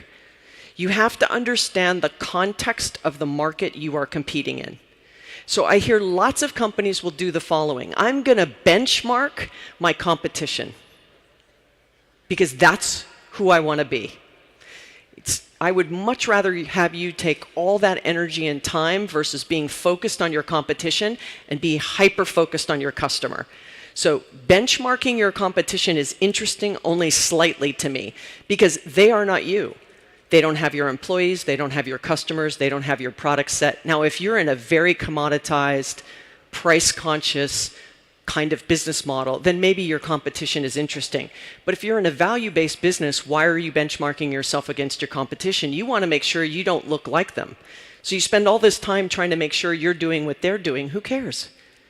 Ultimately, you need to be doing you and what your customers expect from you. So context is making sure that you understand social economic issues, what your customers want from you, what the market expects, what your category is looking for. All of those things. Understand the context. Don't spend all your time worrying about what your competition is doing. The second thing is combination. So this is the big aha. I spent a lot of time with businesses to say, what did you do to really spark growth? And I'll tell you the very simple answer. The one thing about growth is it's never one thing. It was the decision on the product, the customer they went after, the partnerships they struck, the pricing models they did, the service experience they delivered. It's the combination of multiple things that gave them this amplification of competitive differentiation. Going back to worrying about what your competition did, If you benchmark your competition, you may only see on the surface what you think they did, but you have no idea what happened behind the scenes in combination. They reorganized. They cut some of the products out of their catalog. They decided to go after an entirely different market segment. But what you see is only what the front sees, right? The customer sees. You don't see all the things that happen in combination behind. So once you know the context in the market, then you have to pick your growth path, and then you have to combine it. The next thing that I realized was that it had very little to do with the context and combination if you got the sequence of decisions that you made wrong. So for example, McDonald's, which I can use as a global brand since it's really, I think, the biggest thing we've exported as a country is fast food. So I can always guess that there's a Starbucks or a McDonald's close by. So thinking about a McDonald's, they wanted to launch what we have in the States called all-day breakfast. So we're going to serve breakfast all day. But they had 170 items on the menu. Already people were not happy with how long the lines were. So in order for them to launch that, they had to reduce the menu, change the kitchens, and allow their entire franchise base of people who own McDonald's to actually catch up to what they wanted to do. Had they done anything out of order, it would have failed. Red Bull, another example. They sat in country in their first region for almost 10 years before they decided to go to other markets. More specifically, before they decided to come to the States was almost 15 years. Had they come right away, they may not have been as successful. And so you have to think about not only the growth decision that you make and the combination of what you do at what time, but the sequence in which you do it. You have to think about building this rhythm in the business, making sure that your customers, more importantly, your internal employees can absorb all this change you're giving them. So if you are the person responsible for setting the course for growth, if you decide to make a decision to go after something and your employees are not ready, it's like Blue Ocean Strategy. Fantastic book. If you showed up on Monday morning and said, we're going to go after Blue Ocean Strategy, and you looked at your team, but your culture could not handle innovation, how successful would that be? Not successful. If they don't know how to fail fast and be agile and do scrum teams and all the things that come with being highly innovative, how successful would it be? That's what I mean by understanding your context, the combination in what you do in the sequence. So there's two paths I want to dig into. Here are the 10 paths that are highlighted in the book. And I didn't know it was going to be right here, but it's right here. So that are highlighted in the book. And ultimately, these are the 10 ways I found to grow. There should be nothing in these 10 you've never seen before. And that was the point. I read 75 business books, so the best business books probably ever written. I said, what hasn't been said? What was missing? What could I add to the conversation? So I modernized a lot of things that have been out there in the market for a long time. So the two I'm going to go into is customer experience. The first one, using customer-centric approach to think about how you build products, how you build UIs, how you develop service organizations. At the end of the day, you're either product-led or you're customer-led. It's very difficult to be both. So if you're a heavy engineering company, you tend to be more product-led. We need you to think from the customer in. And why is that? And I'll tell you why. The opportunity for us now is that 80% of us collectively say the experience a company provides is as important as the products that they're selling. So we are making decisions every single day on the consumer side on what we expect from an experience perspective and how do we play that out to use as a growth lever for us. You could rattle off 100 companies, some of the top brands in the world, and if you listen to what they're saying in their press releases or their earnings calls or what they're talking about, everyone's talking about customer experience and the importance of the customer in the way in which they build and bring products to market. Remember, we do two things. We make stuff, we sell stuff. And so if you're going to make things customers don't want, it doesn't matter you think it's really great. If no one's buying it, it doesn't matter. So that's the opportunity. But more importantly, as we all try to avoid racing to zero from a pricing perspective, is that 67% of us say we are much more willing to spend more for a better experience.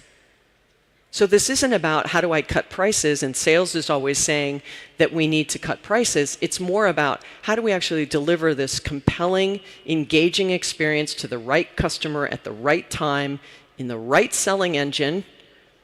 And if we do that, we can actually charge more. Novel idea. How many people I talk to where they go, God, you know, it's just getting more difficult for us to grow. We don't have enough revenue or profit in order to turn. And I say, if we can pivot you to experience, get people to feel like you're delivering them this really great engagement, they will pay more. And if they pay more, you can reinvest into the business. So this is not about how do you cut costs. And so the reality is, unfortunately, that 57% of us have actually stopped working with a company to go to another company because they were going to get a better experience. So people will buy from you for a better experience, pay more from you for a better experience, but they will leave you if you don't give them a better experience. And unfortunately, we also say 50% of the time, what we think someone's going to deliver to us is not what we get. Our expectations are much higher now in our consumer lives. So on the B2B side, we have this expectation that that's what's going to happen on the consumer side. So now sales optimization, this is the second one. And for any of you who have salespeople on your staff, if you're selling things, right? This is one stat that frightens me. 57% of sellers will miss their quota this year. Now let's just let that sit for a second. So 57% are going to miss the quota, and then 66% of their time is actually spent on non-selling activities. So if you think you need to hire more salespeople, I'm here to tell you that what you really need to do is get the salespeople you have to be more efficient so that they can sell more, and you can help them hit their quota. You may not need another head from a sales perspective. What you may need is just to get the ones you have to be more efficient and effective with the customer and get them focused on the things that actually have the greatest impact, instead of spending time doing things that are not going to actually add value to the customer. So you have to do what clients want. So in the future, for me, being very customer driven, focusing in on growth, you have to reset the value by understanding that context, putting your growth decisions in the right order, and then doing it in the right sequence at the right time. And it may seem really daunting, but ultimately, as I think you're going to come up, we're going to have him ask some questions. There's copies of my book up at the Salesforce booth that we're going to be handing out after my session. I have another session this afternoon as well that sort of digs a little bit deeper into some of the things that I talked about very quickly here. But ultimately, there's actually two versions. This is the US version, and then this is the international version. Very different. I'm not really sure why my publisher did that, but very different. But it goes through 30 case studies. Everything from Red Bull to Lego to Kone's in it. You've got McDonald's, you've got all kinds of industries really just sharing with you sort of the things that I've learned around context, combo, and sequence. So I hope you found this very quick synopsis of it informative. I'll look forward to meeting you back at the booth, and then come on up for some questions. Wonderful.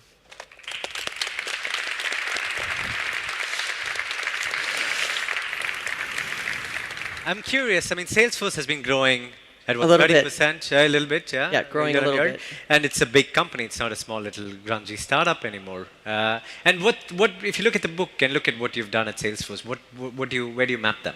So Salesforce is actually in one of the case studies. I would be remiss, obviously, I work here, but around sales optimization, you know, and really thinking about some of those stats of, you know, 57% are going to miss quota, 66% of the time is spent on non-selling activities. And of course, I would tell you that I just want you to use something from a technology standpoint. I mean, of course, I hope that it's us. But at the end of the day, if you're not using anything, you're missing those signals that gets into that, you know, sort of from the growth stall perspective. And so we use our technology. More specifically, we're getting much better on the AI and machine learning side. And so, I mean, I think right now it's just this, you know, well-oiled machine that has gotten very, very good at selling. And how important is mindset when you look at that? And I know you had it in one of your circles with leadership and mindset. How do you look upon that? Yeah, so I would say this. This is probably the hardest thing. So I'm actually thrilled I followed an education conversation, because the fact that you guys are here says a lot about you're hungry to learn sort of what are the things you can do to be better performing companies and you know, better performing leaders and really inspire your companies to do different things. But this is all about mindset. Let me be really clear here. This is about changing the way we've done business in the past to leverage technology in combination with people. You know, so it's sort of machine and human, not one or the other. That's sort of one thing that's definitely a change from a mindset perspective. But then from a leadership perspective, this is the first time we've had 5 generations working at the same time. And so that also requires a very different kind of mindset from a leadership perspective. Like you said, you know, the look down versus look up, that's very different. How they buy, how they work, how they engage, how they make decisions. And so we have to be open to, our CEO, Mark Benioff, calls it sort of the beginner's mind. You know, being able to bring everything we know behind us, but being open to new ways of doing things. And last question, what's most exciting for you right now? If you had to name one thing that was super exciting, that sort of, you know, keeps you going, what would that be? I'd say the usage right now of technology to really accelerate all kinds of things, both socially, you know, to make the world a better place. I mean, I think there's lots of things we can do on the making the world a better place.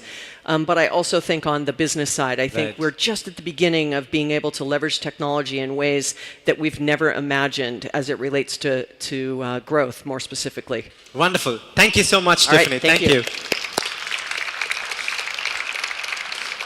And for those that want to sort of dig deeper into the growth IQ, the book is here and the book is at the Salesforce stand right there. The last session before we break out is a topic that's close to my heart, and that's culture. How do you build an organizational culture that can run at rapid speed, that can try this new way of working, that can actually grow? And we've invited Linda Hammarstrand, who's the co-founder of Culture Academy, to come and share with us some of the learnings on what great organizations do to build culture. Take it away, Linda. Thank you very much. I think we all need to stand up and just reset. We've been sitting all morning. Just please stand up and get some energy back. I mean, we need to remind ourselves that we are just humans, right? Almost the easiest instruction can be very tough for us. Have you got a thumb? Raise your thumb and your left pointing finger. And the only instruction is to swap fingers, actually. Go all in. Stockholm, I see double thumbs. It's very tough being a human today.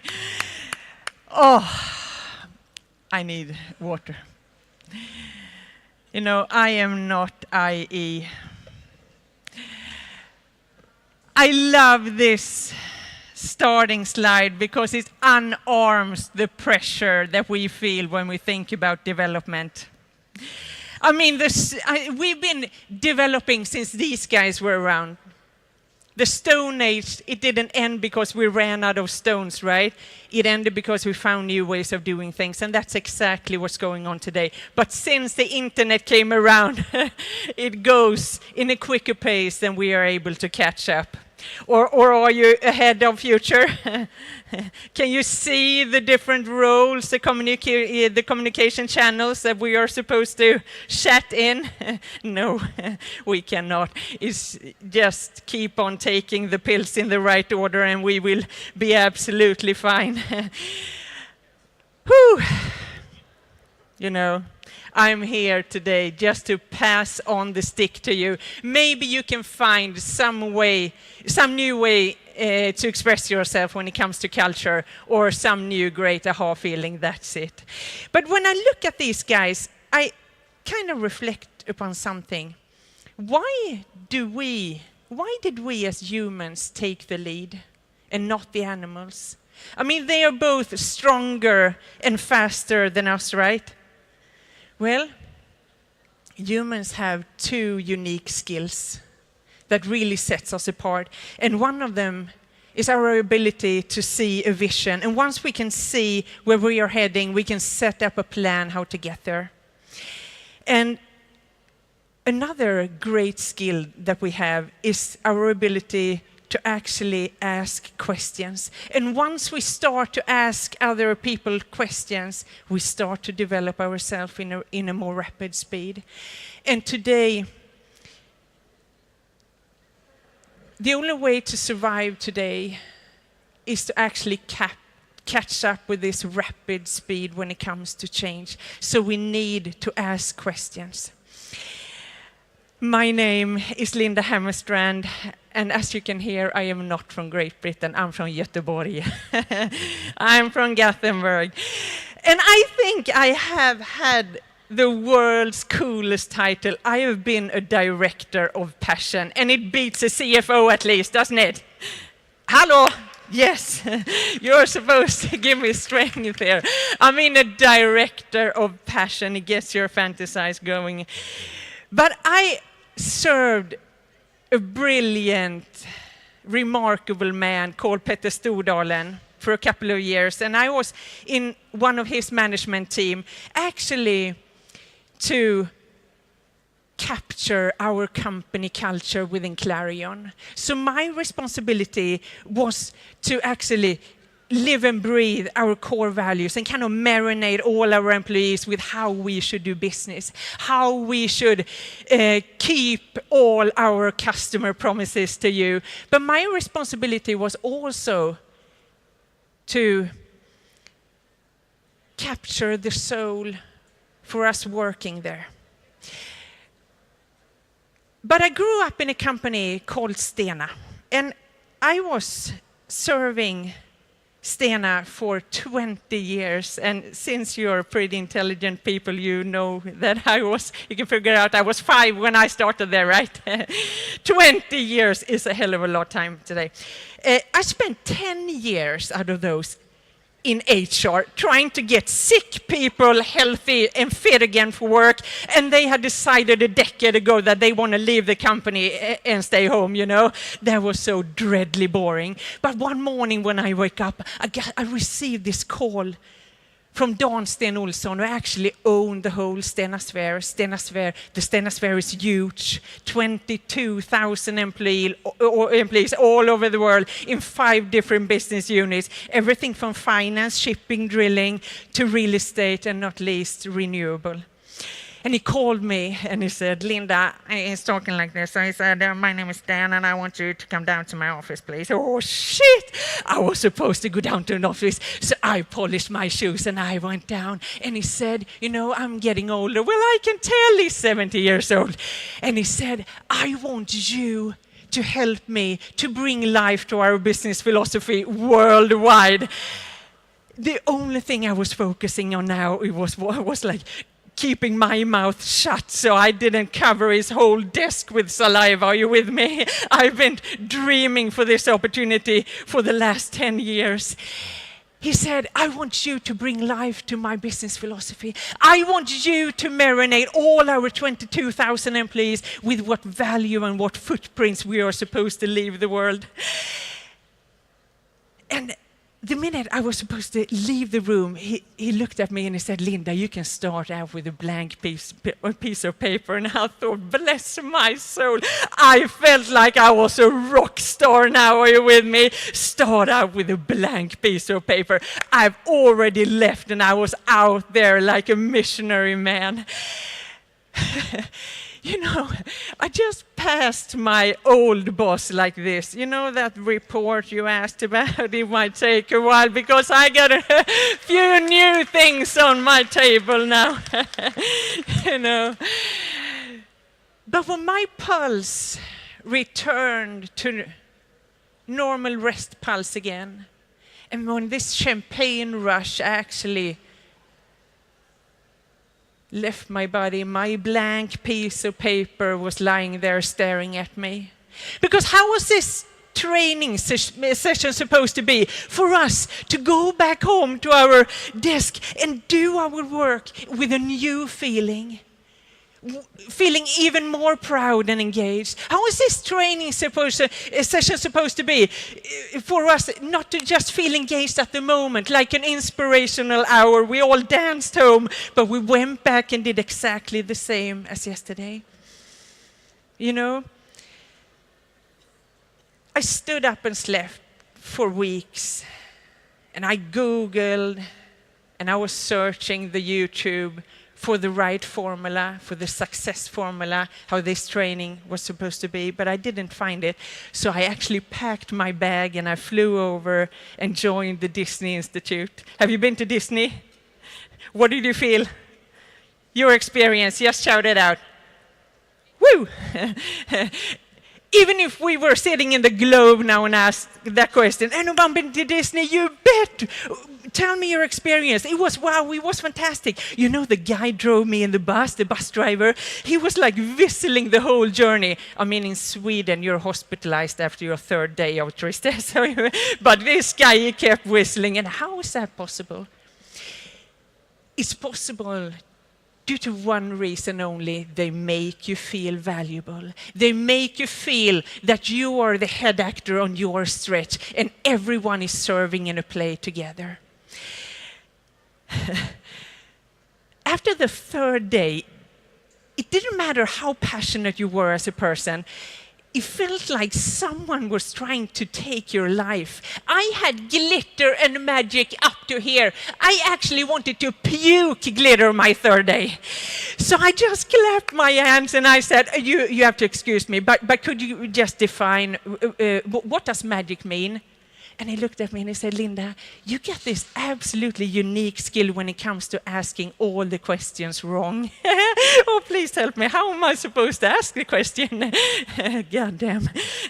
So he said, don't search for the definition of all your core values. Search for the verb. How do we create magic? Because once we see how we can create things, we get a plan. Are you with me? So all our employees, we need to have a plan to stick to how to create all these nice things. When we look into their business idea, it says like this: we create a magical customer experience, and that's what we sell, and that's what sets us apart. They sell the experience, and do you know what? You do too. I mean, all these computerized, digitalized things. We don't have any service or any product today that sets us apart. The only thing we have is our experience with others. They have a unique thing at Disney. They're always trying to search for the value. And I can tell you one thing. What's actually liksom, exceeding customer experience today in a rapid speed like this, increasing customer experience today is normal the next year. But how on earth are you going to exceed their expectations next year? You need to have a plan for that already.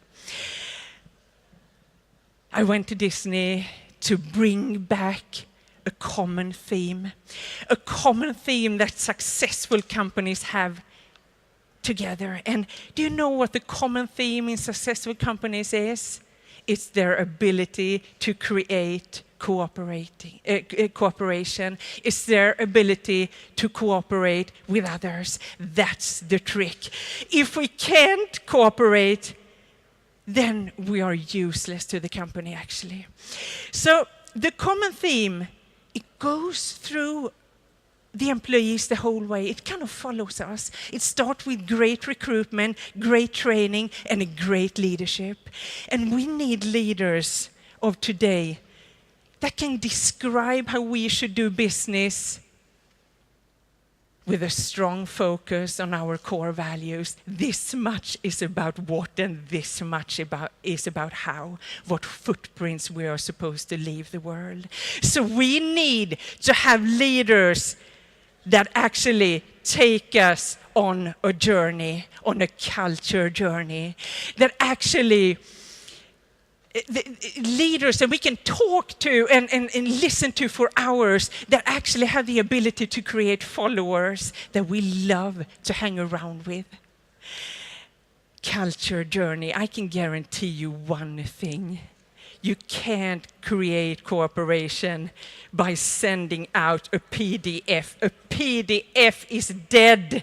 We need to live and breathe all our values. We need to stick together and really love each other, because success comes to those who love their employees. when it comes, I mean, it won't be much more fussy than this, but culture rhythm. Do you think it's important for us to kind of dance to the same dance? To have a rhythm that we can describe? We get attracted by the rhythm. We love the pulse. So we can see the pace that the company is working with. It describes who we are. Are we hot or cold? Are we Mother Teresa? Are we James Bond? Are we long-lasting, or are we driven by quick cash? Who are we? So this culture rhythm, is it possible to actually get goosebumps out of your own presentation? It's really sick, but I do. But it wasn't this culture rhythm that I found that shit happens for some companies. It's actually the rhythm when different departments work in a different pace, where some departments are doubling the speed while others couldn't care less. So this rhythm, this pulse, became the philosophy that I brought with me back home. In my training and my philosophy, my mindset got the name The Relay. Because we are in business for two reasons only. And the first one is to connect. We need to connect to others. And the other reason is to get to work to make each other better. We can't go to work. I mean, what's the opposite? To kind of make each other worse and excluding people. That's not what we are being paid for. Have a plan for us to kind of increase our ability. The relay, the goal with the relay was crystal clear. We should increase our profit by always recommending the next colleague that took turn, by telling what experience you will bring to them. You know, one day at Disney, we were sitting in a hamburger restaurant, and the teacher asked me, Linda, who's the head? Who's the most important person here? And I thought, shit, this is a tricky question. I know it's a CEO, but I thought for a minute, and I said, no, it's actually the restaurant manager, because he's in the shit, right? He's all over the place all the time. He's got like 8 arms. And he said, no, it's not the CEO, it's not the restaurant manager.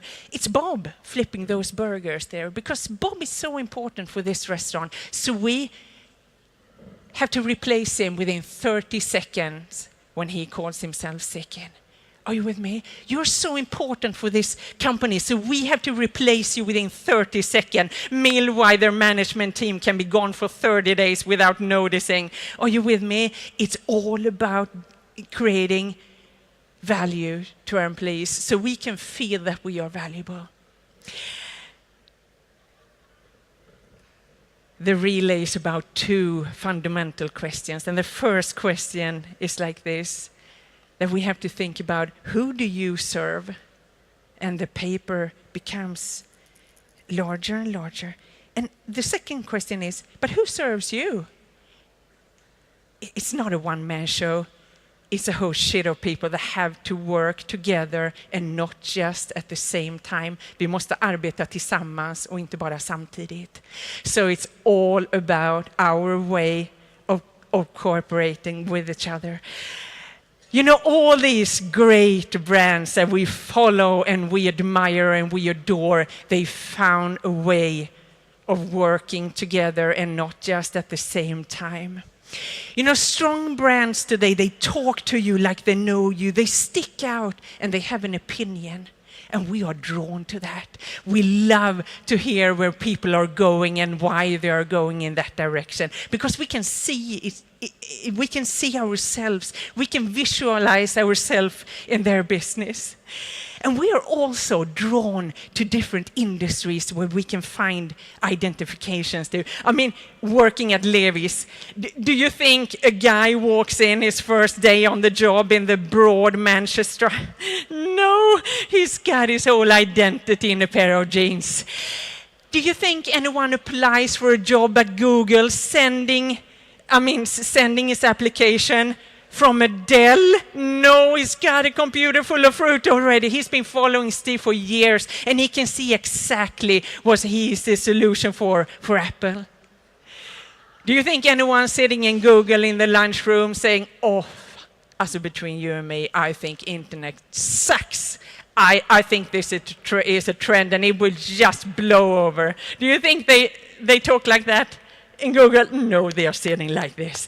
They love to see the world spinning even faster. They got totally, goosebumps out of words like 5G. They love internet. Have you ever been to Joe and the Juice?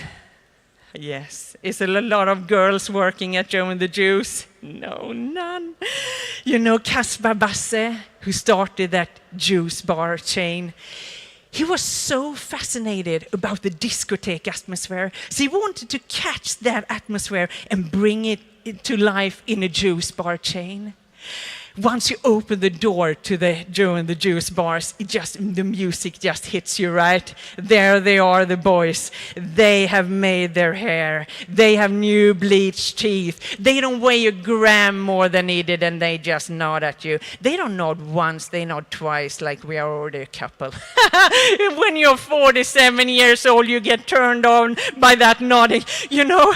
But what kind of feeling do you get when you open your doors? Do the music hit you? Or someone nodding to you like you're wanted and welcome here? Do you think it's important? It's extremely important. It's part of the company culture. We need to love what we do, and we need to love to go to work, and that's our responsibility to create. When we look at great brands, well, a great brand starts from within through the company culture. We can't create a successful brand without committed people. Our people is our everything. We need to treat them like they are stars, because the way we see people is the way we treat them, and the way we treat them is what we become. We're here today. He's hunting me now. I got like 2 minutes left, but I need 7 of those. I have a problem. We need to be professionals in thinking nowadays, because we know that the computers have the power to take lead where they can take lead, but it has to ring a bell up here for us or humans. What will we have to be professionals in then? Well, in 3 things that computers can't do, and it's be creative, being creative, living values, and cooperate with each other. Because once we start to cooperate, new innovations will be born. Showrunner branding. I promise you this is my last slide, but showrunner branding, I totally get off now. But have you ever heard of it? Showrunner branding comes from the film industry. The title, a showrunner, comes from the film industry. Have you seen The Bridge? No. Yes. The Bridge. When Hans Rosenfeldt went with his script to the Swedish television, he knocked on the door and he said, I got this script here, but I will only sell it to you if I'll become the showrunner. But what the fuck is that? Well, I'm totally in charge of the soul. I will actually be responsible for capturing the soul from the very first to the very last. And then we started to think, don't we have any showrunners and synergies between companies and series? We are also trying to last for years. Head actors come and go, product chains close, but we want to capture soul, don't we? Well, wait a minute. We got this brand manager sitting all day looking is a letter ball fat laying downstairs. You know, that wasn't what he was into. He was digging deep down into the soul. And then we started to think, how do these managers communicate? Well, they do not communicate in terms of percent and diagrams. They talk to you like you have a value. Can you mention a showrunner? Steve Jobs was a showrunner, wasn't he? Richard Branson, another showrunner that I started to stalk for 10 years ago. His name was Mikael Alrup, and he was actually the CEO for Astrid Lindgrens Värld. And I started to stalk the guy. I read every article, not once, 200 times, and I saw every interview 200 times. I could hear his words when I dreamt. And one day I thought I had it with reading, so I called him and I said, you know what, you and I were gonna have a lunch day together. We are gonna go out and spend the evening together. And he said, sorry, Linda, I don't think so. Well, the one who wants the most will win, I thought. So after a few minutes, he was looking into his agenda and we got a date. And I said, Michael, I've been reading everything. I've been listening to you for years. I only have one question. I was working with a ferry line called Stena Line at the time. And I said, please, Michael, tell me a question you get asked that really creates frustration within you. And he said, Linda, how can companies so easily forget that everyone's got an Astrid Lindgren? What? What is our Astrid Lindgren? Your Astrid is the ocean. Everyone traveling with you is there to see the ocean, to experience the ocean. And I thought, shit, my head was, on board again. And what does he look like on board? There they are, the sofas. They are popped down to the floor with a back against the window, and everyone was looking right into the staircase the whole trip. And I thought, shit, But the question is, what is your Astrid Lindgren? Why do your customers come back to you? What do they want to experience with you that you guys have? Thank you very, very much. Thank you, Linda. This wonderful woman has passion, don't you agree? She cares about what she does. I have one question before I let you off and your whole aura of culture around you. So what are one or two common mistakes companies make when it comes to setting the culture? Do they set it too late or do they not communicate it enough? No, they don't communicate the value. Yeah. They talk so much about the what and forget about the how and why. Yeah. Because once we can see ourselves and others too, things start to happen. Wonderful. Yes. Thank you very much, Linda. Bless your soul. Thank you very much. So ladies and gentlemen, that brings us to the end of the inspiration session here. There's a bunch of things happening. I'll tell you how you can pick and choose. But let me just summarize what I've learned the last couple of hours. We heard carbon chauvinism. We made of carbons can think we are better, but we shouldn't think that way.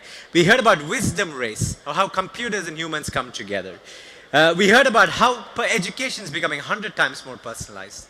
We heard about growth IQ, strategies that can help you grow faster. And we heard about culture, why it's so important for you to grow. I hope you take all that with you in your own bits and bytes and find some things that can inspire you even more, where you can teach even more and learn even more. So some of the highlights that are going to happen. So we end here. You're very welcome to mingle. We have a bunch of demo booths right up here by the restaurant. At 12, we have lunch right here with DJ Iowake performing some beats. From 1 to 3, we have Customer Excellence Summit, if you want to understand how do you create cults. Yeah? And then we have the Scale Up Summit, where we look and work with scale-ups that are growing at warp speed to understand how can they grow even more faster. Yeah, so those are some of my highlights. Then on the other side, we have expert talks. A little bit more cozier, one-on-one, one-person talking, and you asking a bunch of questions. And you have everything from, what's your chief strategy robot? How does that person or that robot going to work in your future organization? To blockchain and using business force to create much more social impact. So I really hope you're having a good time with us, and keep mingling, keep having fun, and see you soon. Okay.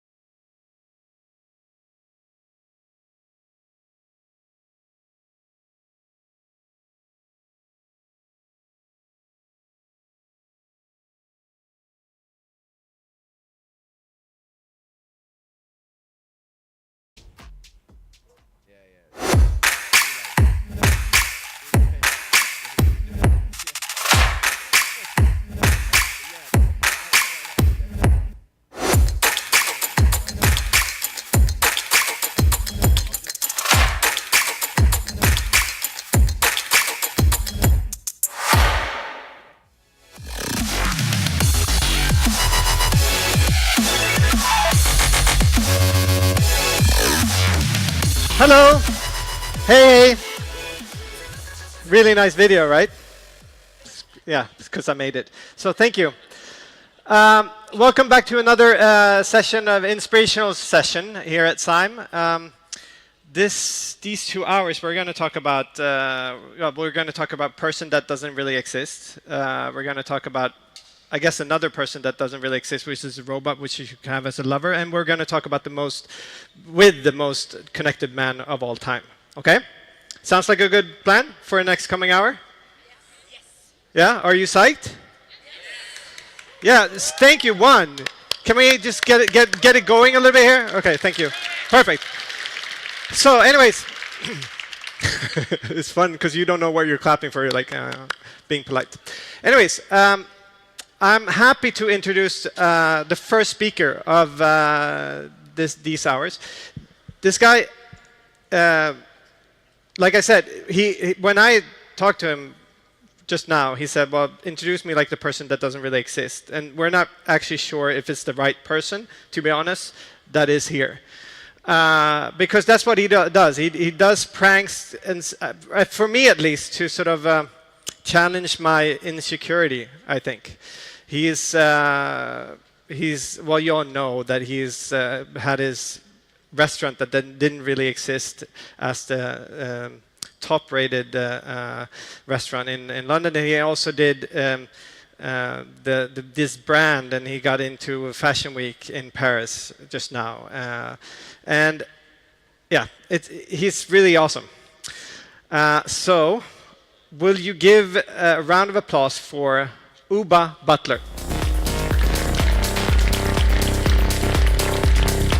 Thank you.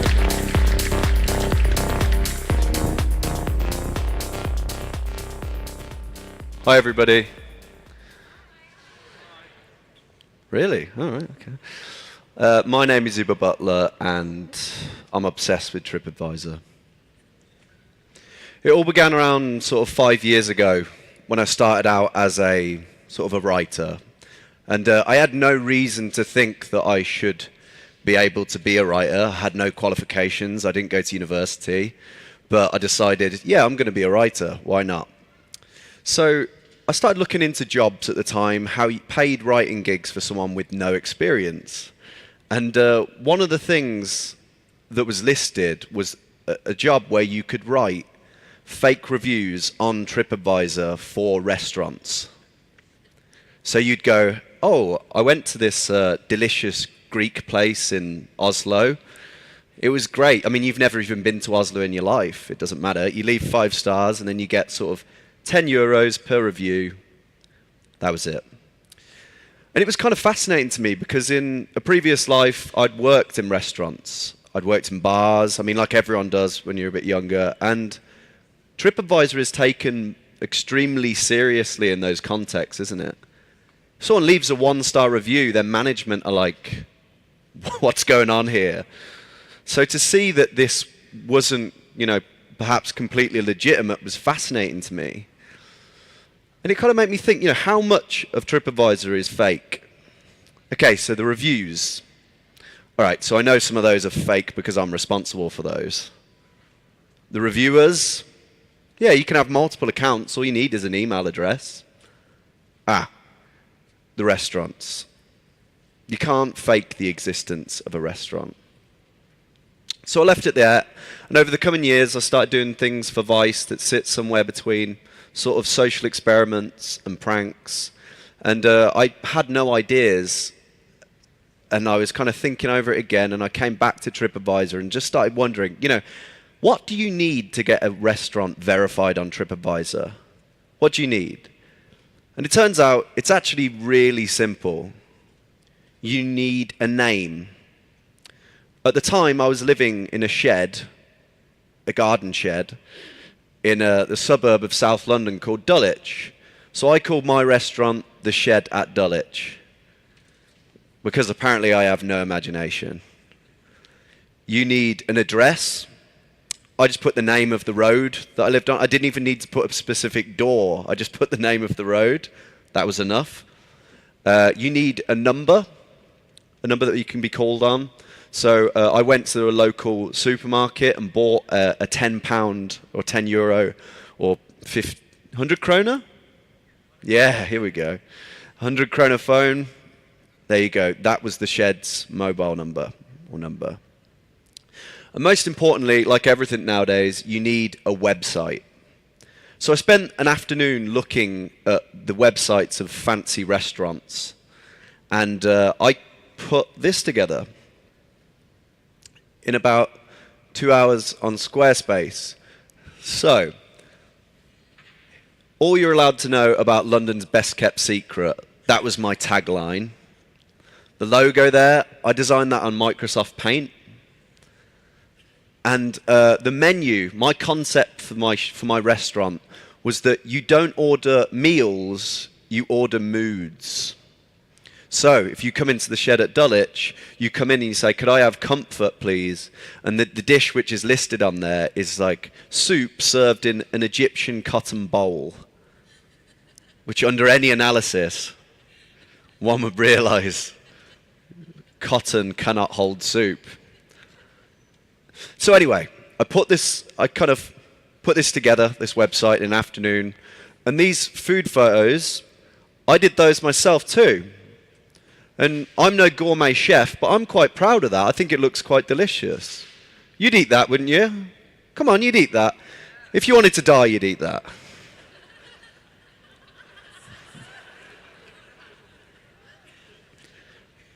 And you know, if you are into your dessert, then we have something for you too.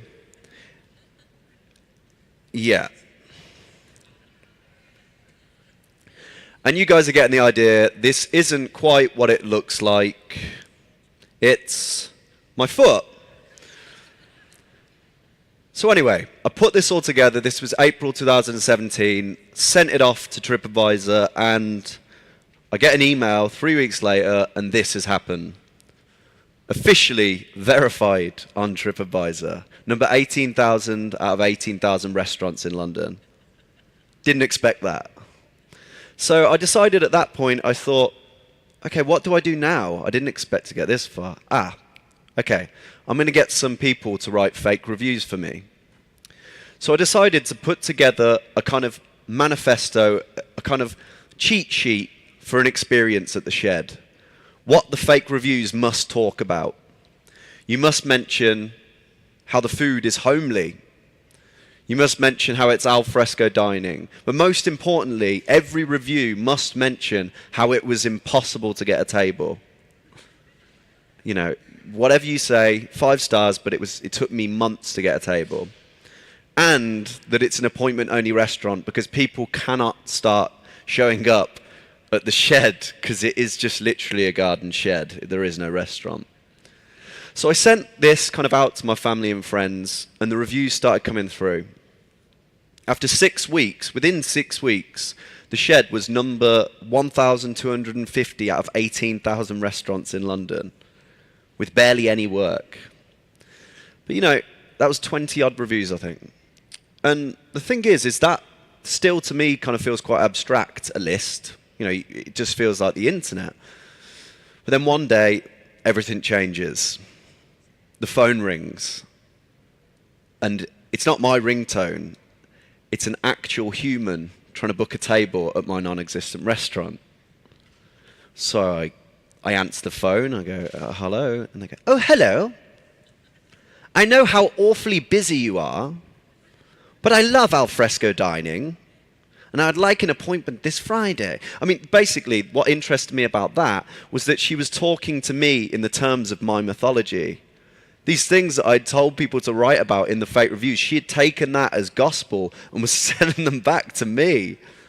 And I kind of panicked. And I said, I'm sorry, we're fully booked for the next 6 weeks. And put the phone down. And I kind of thought, oh, God, I wonder if anyone else is trying to get in at my restaurant. So I got into the Shed's email address, theshed@dulwich.com. I had to do a password reset thing because I'd forgotten the password for it. And what was waiting for me in that email inbox was a brave new world of people crawling all over each other to get a table at my non-existent restaurant.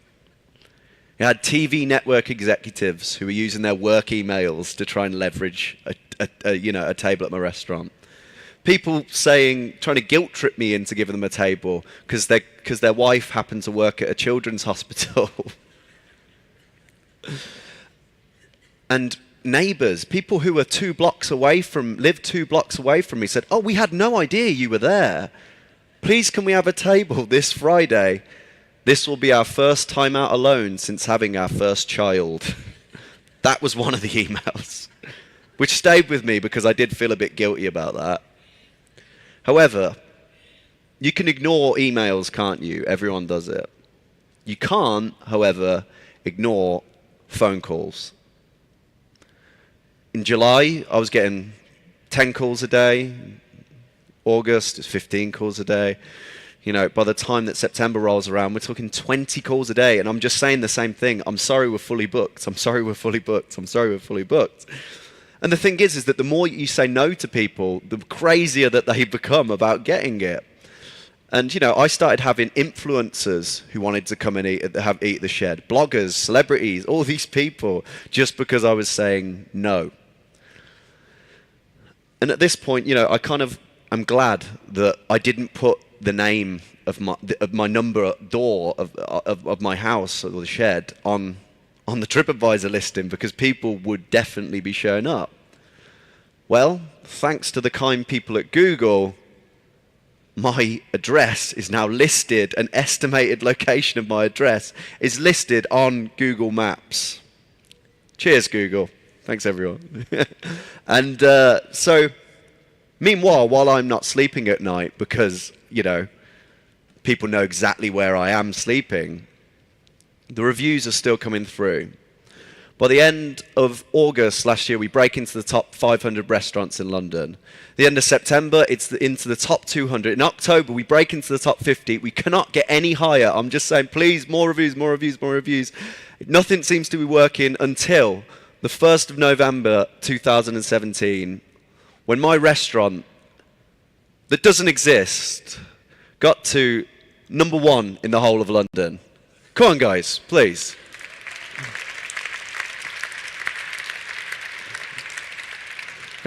And of course, the day after you get to #1 in London, you have PR companies who want to come and represent you for free.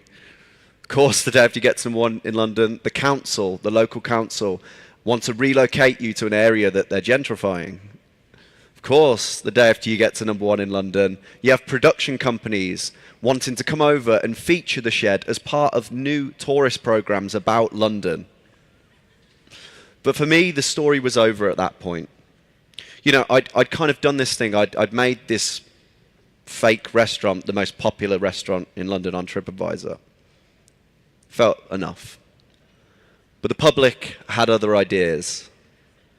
Put it this way, I left the shed phone at a friend's house for a couple of nights during this period. When I picked it up, I had 116 missed calls on it. So I start answering the phone again. "I'm sorry, we're fully booked. We're fully booked, we're fully booked, we're fully booked, we're fully booked." And it's driving me insane. And one day I just can't take it anymore. And I go, "Yeah, you can have a table this Friday." "Sure, come in on Friday." And it feels absolutely incredible. And that's when I realized that this is the end of the story. Everyone can create false realities online, but can you do that in real life? Can I turn this into London's best restaurant? Oh, yes, I can. And the way that I'm going to do it is I'm going to do it by telling the truth. The things that I'd promised in all those reviews that I'd got people to write about, I'm going to make those real. So, for example, the reviews mention how, the food is homely. Right, so I grew up eating microwavable ready meals. So I'm going to serve my customers microwavable ready meals, made to look fancy, with edible flowers and micro herbs. You're all looking at me like I'm a psychopath. The reviews mention how it's got Michelin-starred quality, but it has a farmyard feel to it. Well, see the little pink house there? I'm going to empty that, and I'm going to fill it with chickens. And it's going to be like lobsters at a fancy place. Pick your chicken. Bearing in mind, at the time, we were the #1 rated vegetarian restaurant in London. But is it going to have the unmistakable ambience that the shed has? Is it going to have that, you just got a vibe that everyone talks about in the reviews? Well, yes, it is, because I'm going to have a DJ who's going to be playing the sound of a restaurant. But is the success of the shed down to groupthink, herd behavior? Is it down to that? Is it down to the psychological pressures of TripAdvisor? Well, if it is, then I'm going to try and replicate that in real life. I'm going to have over the half of the people eating at the shed are going to be actors loudly proclaiming how delicious everything is. So, it comes around to opening night, do some light preparation, extra seating, and I managed to transform this into this. You don't have to pretend to be impressed. I know how bad that looks. But it didn't matter because there wasn't enough time to try and make it look good because we had customers showing up. We had 8 real customers. We had a table of 2 who were locals who'd been trying to get a table for 3 months, so we let them in. We had a table of 4 from one of the biggest fashion agencies in the world, but I can't legally discuss them. And we had a table of 2, who I am going to talk about, who were newlyweds on their honeymoon from California. The night before, they'd been eating on the banks of the Seine in Paris. Tonight, they were going to be at the shed at Dulwich. So, it's going okay. And okay, I mean okay. And I come to bring out the mains that we've got for them, which is a kind of microwavable mac and cheese. But we're saying it's like, the shed special mac and cheese. It's comfort, right? And I bring out the food. I put it down in front of the couple. I say, namaste, and disappear to a part of the restaurant, not a restaurant, the garden, where I can see them, but they can't see me. And the lady, she gets out her phone as if to take a photo, to upload to Instagram because she's a foodie, looks at the meal through her phone camera, and then just puts away her phone without taking a photo. It was morbid, right? It was morbid. Here's some vibe photos, and there is our American couple. But it got to the end of the night, and I'm fearing what the people are going to say to me. I'm seeing out the last few customers, and a guy brings me to one side, and he says, Stephen, of course I've got a fake name, it's a fake restaurant. Stephen, can you come here, please? And I just went, oh, God. Not only am I probably going to get, a broken nose, but I've not managed to do what I set out to do. I'd created this reality in people's minds. I hadn't managed to replicate that in real life. I'd failed at the final hurdle. But he said to me, Stephen, about tonight, now that we've been once, is it going to be easier for us to book again next time? Promise you. He tried to book again. Cheers. Which is why I'm convinced nowadays that we trust more what we read online than what we put in our mouths. So I finished that project. That came out in January 2018. And I decided to move from the world of food into the world of fashion. So everyone, I can safely say here, everyone is familiar with knockoff brands, aren't they? Levi's, Adidas, Mike. Well, I love them. I absolutely love knockoff brands. I've always liked them. But there's one that I love more than any other, and it is Giorgio Peviani. Who's Giorgio Peviani? Okay, so it's an Armani ripoff, right? We can all kind of agree on that. But the logo doesn't look anything like Armani. Doesn't really even sound like Armani, does it? It's just like a random Italian dude's name. He's benefiting from no association with Armani. But if you Google the name Giorgio Peviani, there are page after page of his jeans being sold by third-party people on Amazon. So, in my eyes, Giorgio Peviani is doing everything that a successful fashion designer needs to do. He's got his product, people are buying it. The one thing that's holding him back is the fact that he doesn't exist. He's not a real man. So I saw an opportunity here, right? I decided that to help him fulfill his full potential, I was going to become Giorgio Peviani and go to Paris Fashion Week.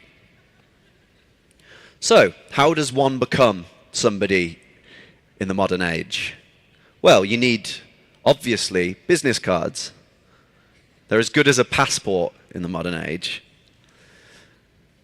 I needed to build an online presence for Giorgio Peviani, obviously, so I decided to do a photo shoot in his clothes. Bearing in mind, all of the denim that he sells is around about, you know, what is this? £20, or is that 2,000 kroner? Is that what it is? Yeah.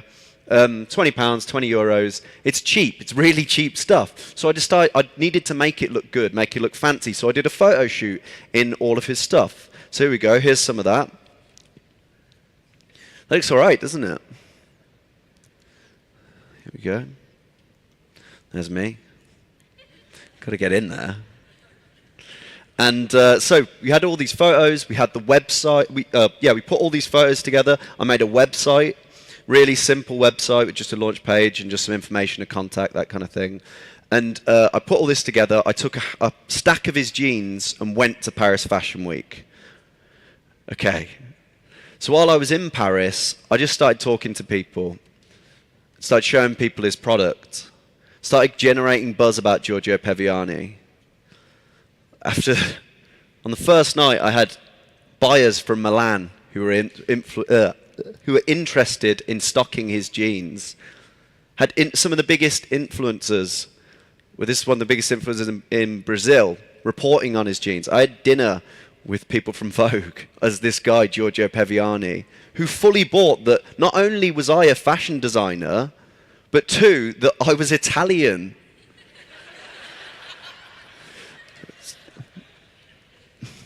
So I did this. By the end of this kind of two or 3 day period by Paris Fashion Week, I had this just stocks of opportunities for Giorgio Peviani. Different people, fashion weeks who wanted me to come and present there. I had influencers who wanted products to wear in all their things. I had it all. And I kind of left Paris Fashion Week as, in my eyes, the toast of Paris Fashion Week. But I came back, and though I'd answered a lot of questions, there was one which kind of stuck out to me still, and it was, who is Giorgio Peviani? Who is this guy?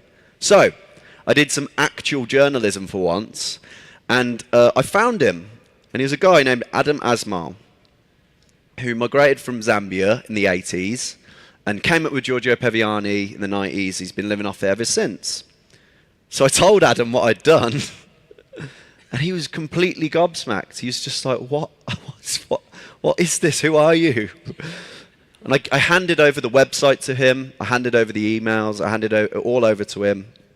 And since then, the video kind of exploded in a way that, Adam did not picture. He rang me it went out, and I think within 8 hours it had 1 million hits or something. And he rang me up and was like, what have you done? And in the wake of that, he's got buyers all over the world. I think he's got like 15 wholesalers over the world now. He's got oh, cheers. Yeah. He's presenting at Vancouver Fashion Week, I think, soon. We're trying to sort that out. We're trying to sort that out with him. We're both all over the place. And the most interesting thing for me, though, was seeing how young people, go and make the pilgrimage to his shop in London. When they're in, people who are on holiday in London will go to his shop and will tag photos of themselves in Giorgio Peviani jeans. In Halloween this year, I had photos from people who were dressed up as Giorgio Peviani.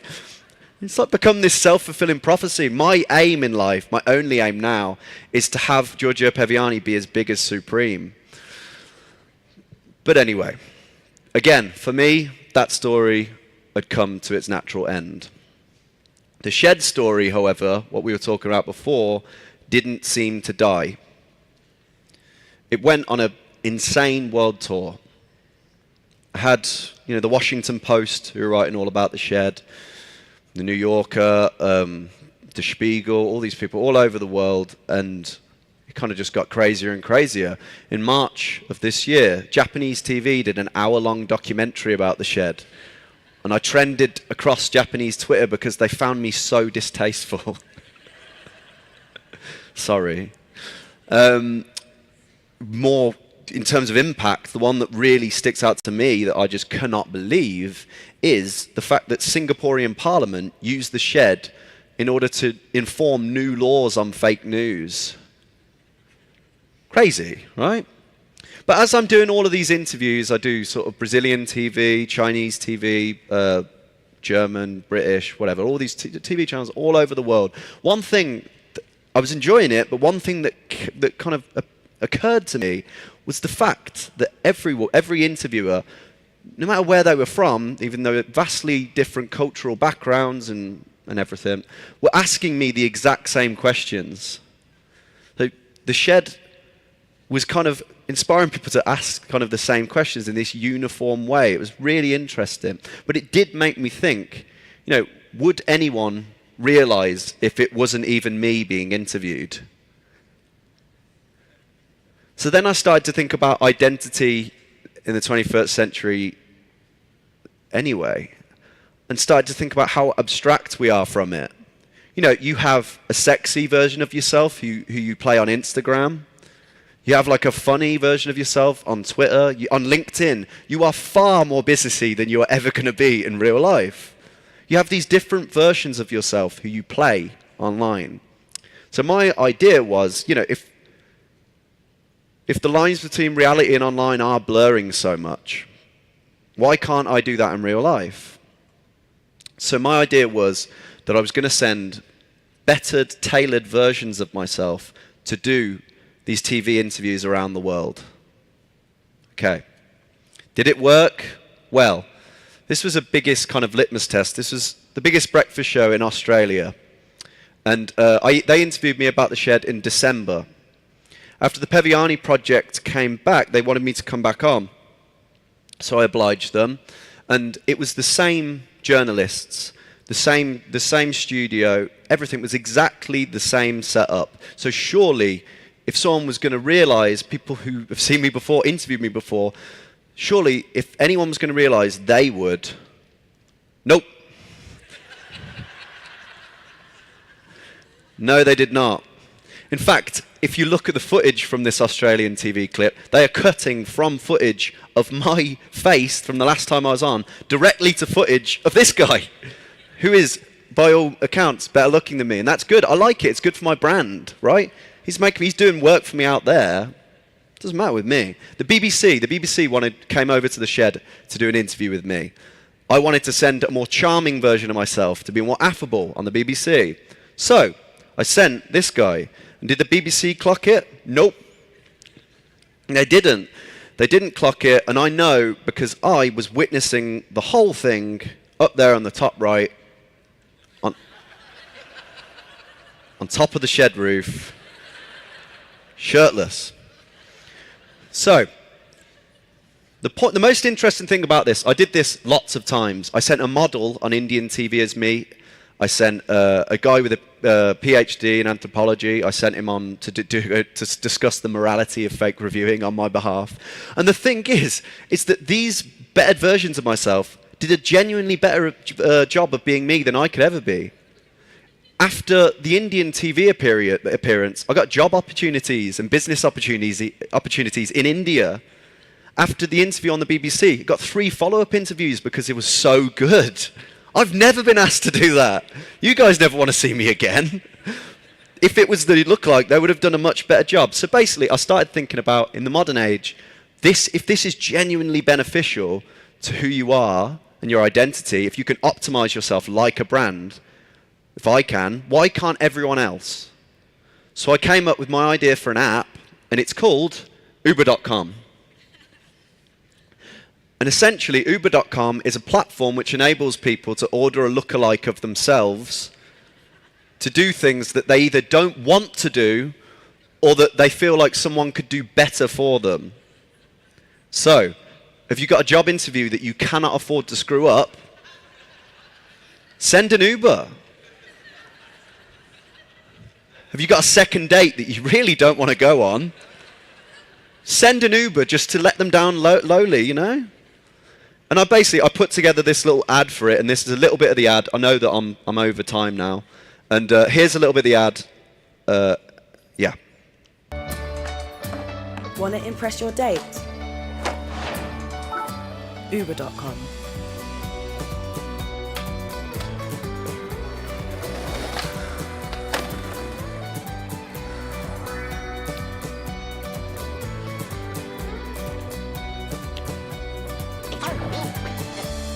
That DJ set becoming a train wreck. Uber.com.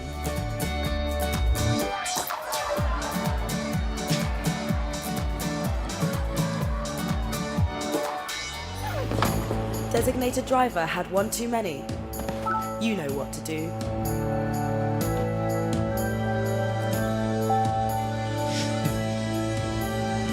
Uber.com. Optimize your identity. Okay, everyone, that's me. Thank you so much.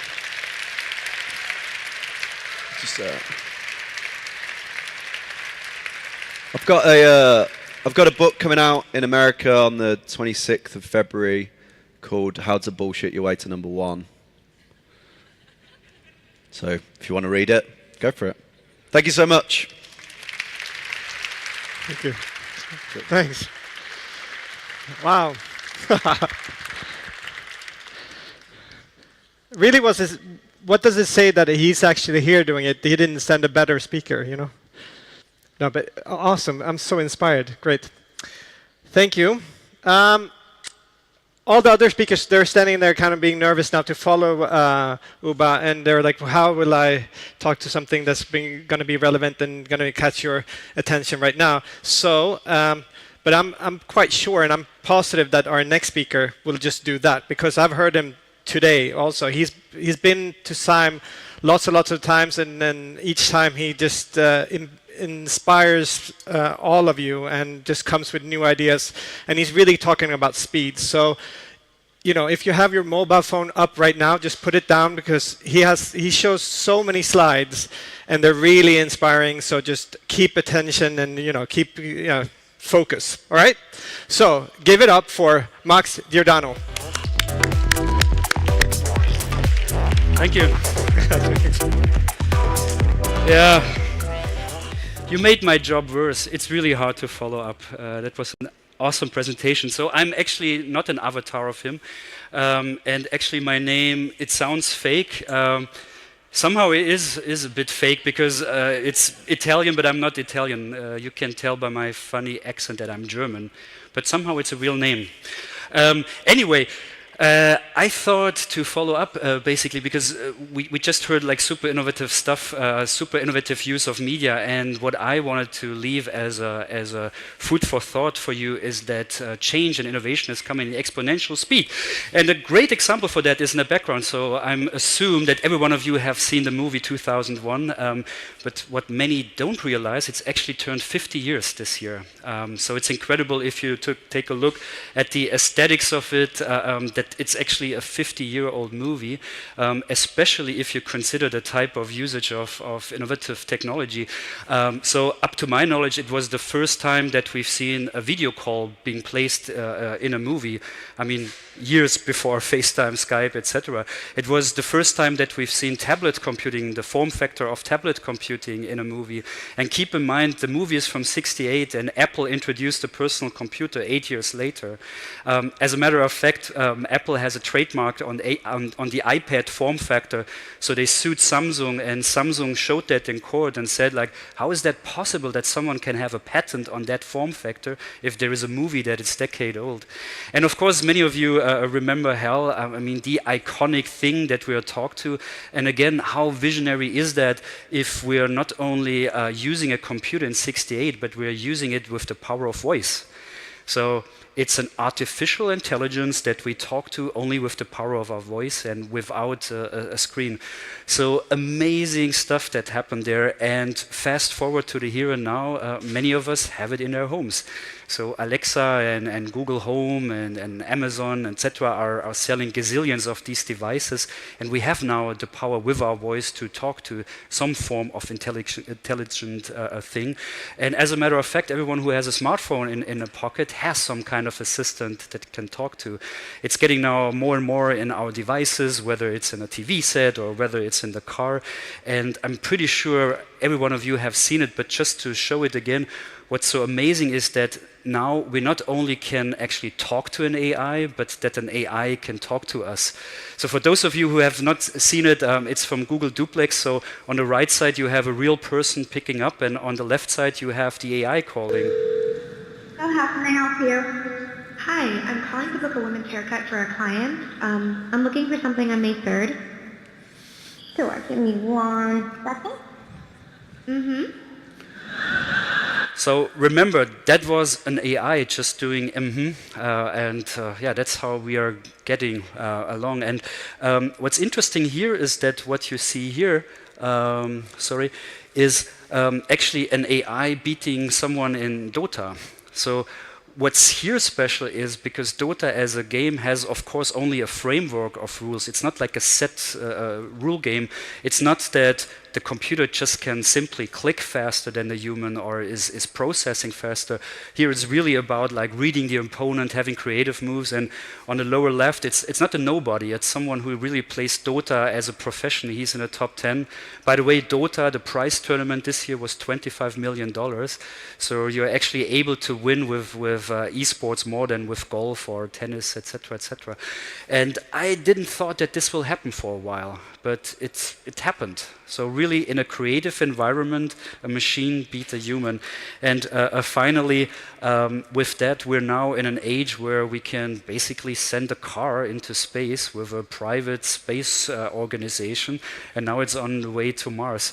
So this is all became a reality. So looking back at the movie 2001, many of these tech predictions have come true. We have it now in our daily life. But my point is, not in 2001. So none of the stuff I showed, none of the stuff I basically was talking about, it's actually my phone, I don't know. Ah, okay. No, all good, you can do whatever you want. You just confused me for a second, but no, you can have it, dear. All good. Oh, that's mine, unfortunately. Are you doing good, by the way? I know it's hard to follow up, and I'm bad in improvising a nice story, so I just continue there if it's okay. But did you get my message? Because for me, like thinking about technology, that's for me the striking bit that, you know, we tend to think like this super linear because that's how we are programmed, that's how we are really good at. So if we produce something in a factory, we have 1,000 units output, we double the factory, we have 2,000 units. We double the time, we double the human factor, we double the development. But this is not how technology evolves. So as a matter of fact, if that would have been Sime 2001, if we would have looked at the movie, we would have been disappointed. There would have been no iPhone, no iPad, no AI advances, etc. etc. So this was basically the main message that I wanted to give you in this short blimp, that we should consider developments always like exponential, because it's a bit like with the chessboard. You put a piece of a grain of rice on it, you double it, and it starts so slowly, 1, 2, 4, 8, 16, etc., etc. But once you're on the second half of the chessboard and these exponential developments kick in, then it becomes really, really interesting. And my point is, you know, looking forward, it has been 17 years from the movie. The next 17 years, I mean, they're going to be incredibly faster than we can imagine. As a matter of fact, the next 10 years are going to be faster than the previous 20 years. The next 5 years are going to be faster than the next 2 years.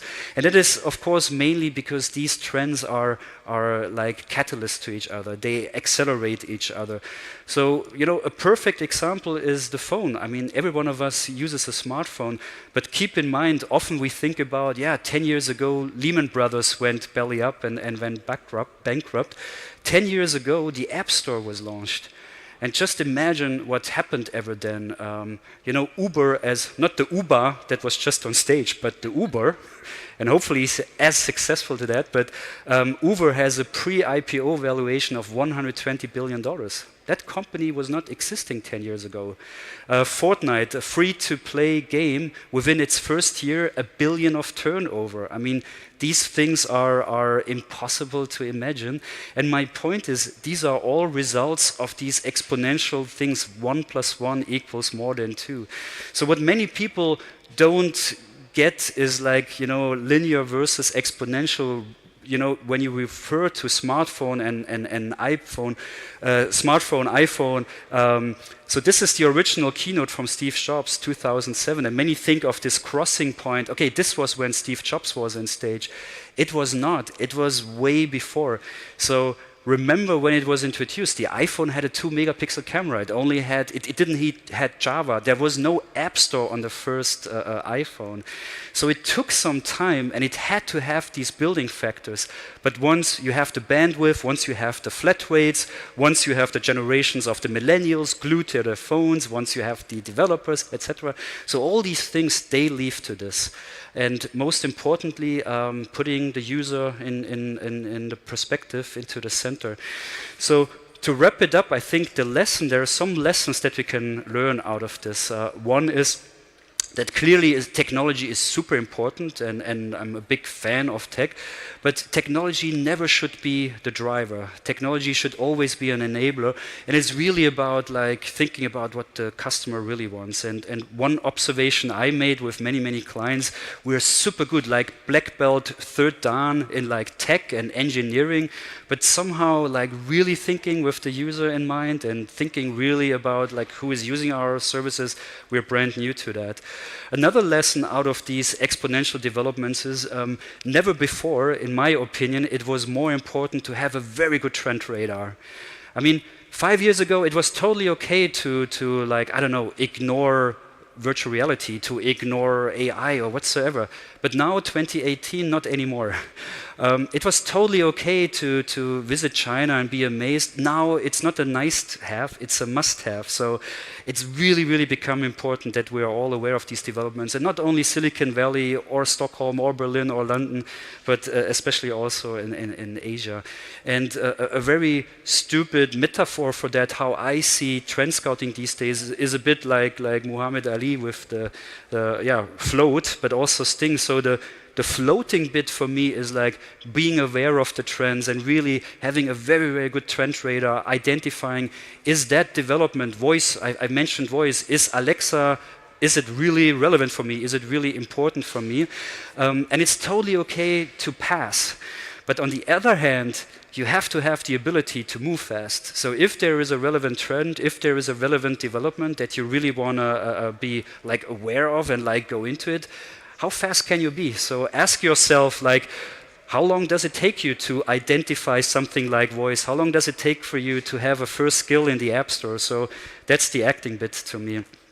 Another thing that comes with it, with these developments, is that we need new mindsets. Because as I said with the example of chess, it starts so slowly, so 1, 2, 4, 8. So many of these developments, they are not relevant for 1 year, 2 year. So this has to have a lot to do then with mindset.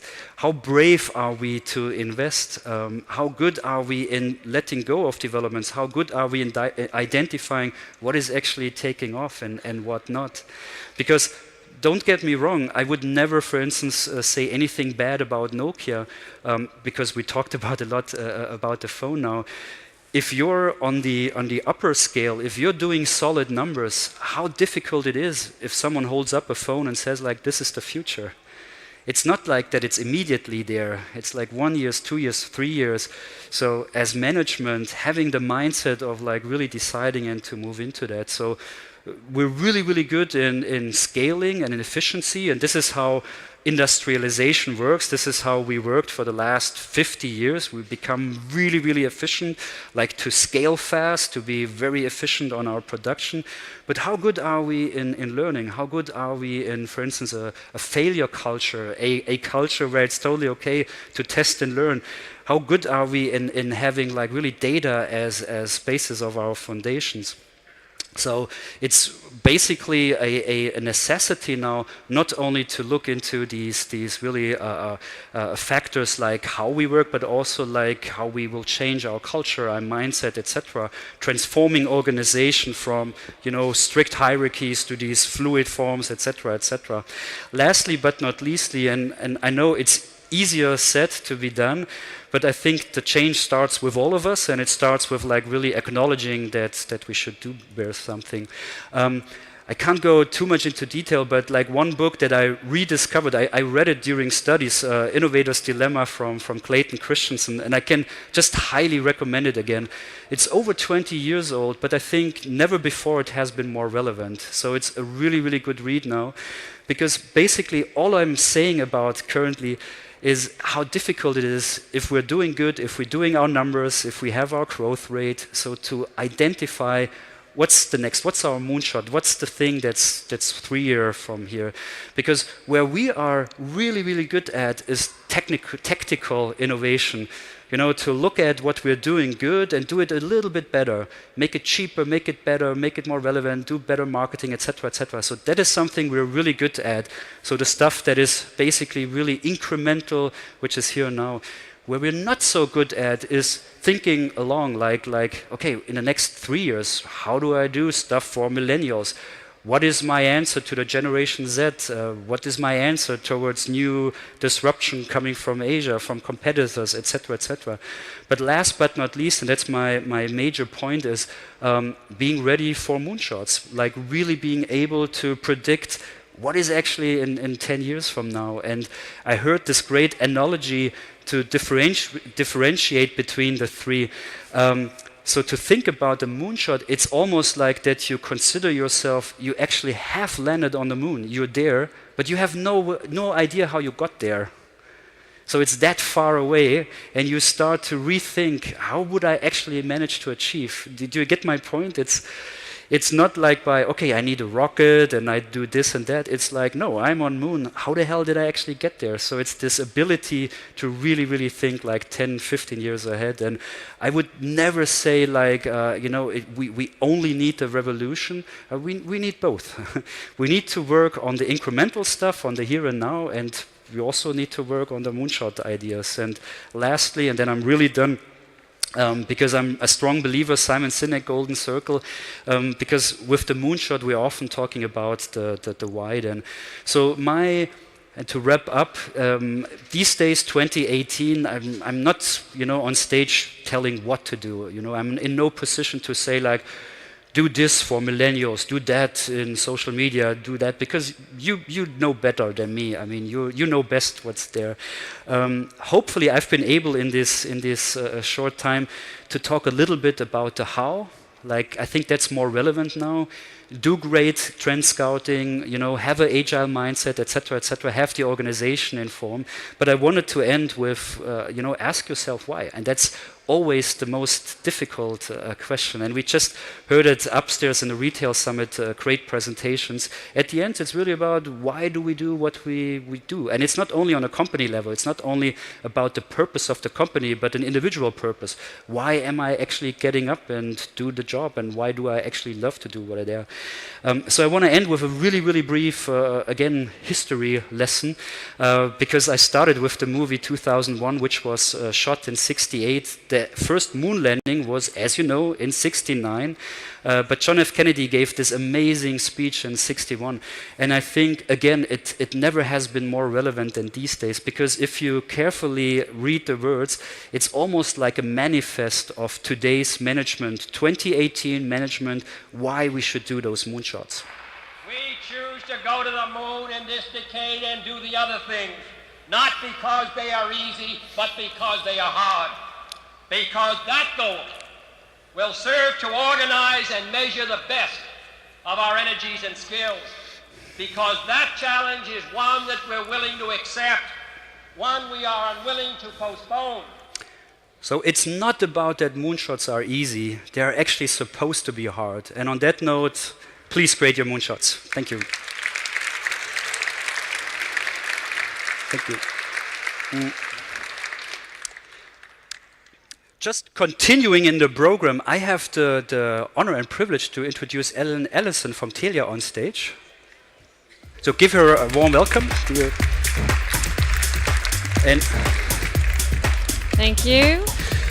Because, you know, I talked about innovation, about the speed, etc., and we just heard a lot upstairs about retail, and you're working in an industry that is currently really in the focus of a lot of innovation, which is retail, and your specialty is about how data can influence that and how we can create better retail experience with data.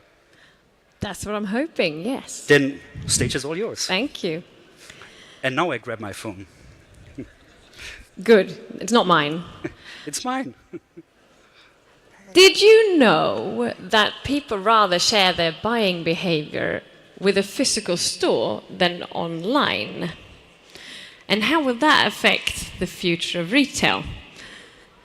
Well, if you look at some key trends in the retail space and how e-commerce is affecting and impacting the physical store, we can see that in media the wording is quite harsh. So, we live in a changing environment, right? We have digitization going on, and it's not only retail that's affected by this. Lots of verticals are undergoing massive transformation. So we thought in that context, what do consumers actually want? So at Telia we did a survey to find out, and what came out was insights, very interesting insights, and within 4 categories that you can see on the screen. So e-commerce, yeah, no news there. We're not going to stop shopping online. Efficiency, well, it's not only retail where we see digitization having to make ourselves more efficient. Competition is harsh, globalization, and all of that. I'm going to focus on the 2 other ones in interest of time. The new store formats and the experience. The new store formats, well, they are actually a consequence of digitization and our consumers' desire for experiences. So what are they then? Well, the new store formats that we will see forming in the marketplace, they focus on the customer journey. And the local pickup is not a service to our couriers like PostNord and Budbee, etc. It's a service to the consumer. So we'd also have, it is where we pick up the things we buy online, yes it is, but it's also going to have facilities like fitting rooms where we can try on what we buy and then return it if it doesn't fit. The fulfillment central is more of a warehousey kind of store where they've saved cost on staff, they've saved cost on interior decor. The main thing here is bulk items, that I have something with me in the bag when I walk out of the store. Digital pop-up, well, we see these already. We've talked about this. We had Alison Johnston up there talking about them as well. They're small, no fixed address, they're temporary, and they're digital. We already see them cashless, and we see them in major train stations and shopping malls, popping up and then disappearing again. The inspiration store, well, that's someone who's using a physical space to showcase the experience of the brand. Tesla is a great example of this, where they have some physical stores, but it doesn't matter whether you buy in the store or whether you purchase actually online.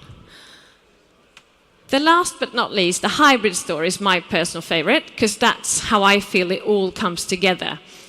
In the hybrid store, you use digital solutions to, well, deliver on that experience. For example, I go into a fashion store, I go into the fitting room, I put this jumper on, and I look in the mirror, and I see beige is not really my color. what if I there and then could just let the mirror show me how I look in the same jumper in another color? And let me tell you, I look dashing in red. So the red one I buy online, there and then gets delivered back home to me. So this bridge between online and offline is an experience I would certainly come back for. Another example would be apps. So we love using our phones. We do, and we love using apps. In the survey, they said 54% of the respondents aged 18 to 24 want to use their mobile phone in the store, and they want to get personalized offers in the physical store. That's fantastic, right? They want us to communicate with them. But we need to be relevant. And we need to innovate in all channels.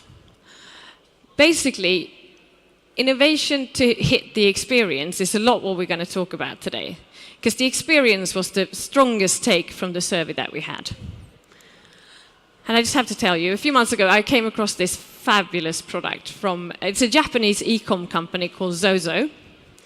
Basically, you get this suit delivered home in the post, and then you have an app, and the app reads the suit. Out comes your exact measurements, and you can go online on their website and buy custom-fit clothing. Genius, right? It's really good. The only downside of this problem with this product is that you actually have to put the suit on.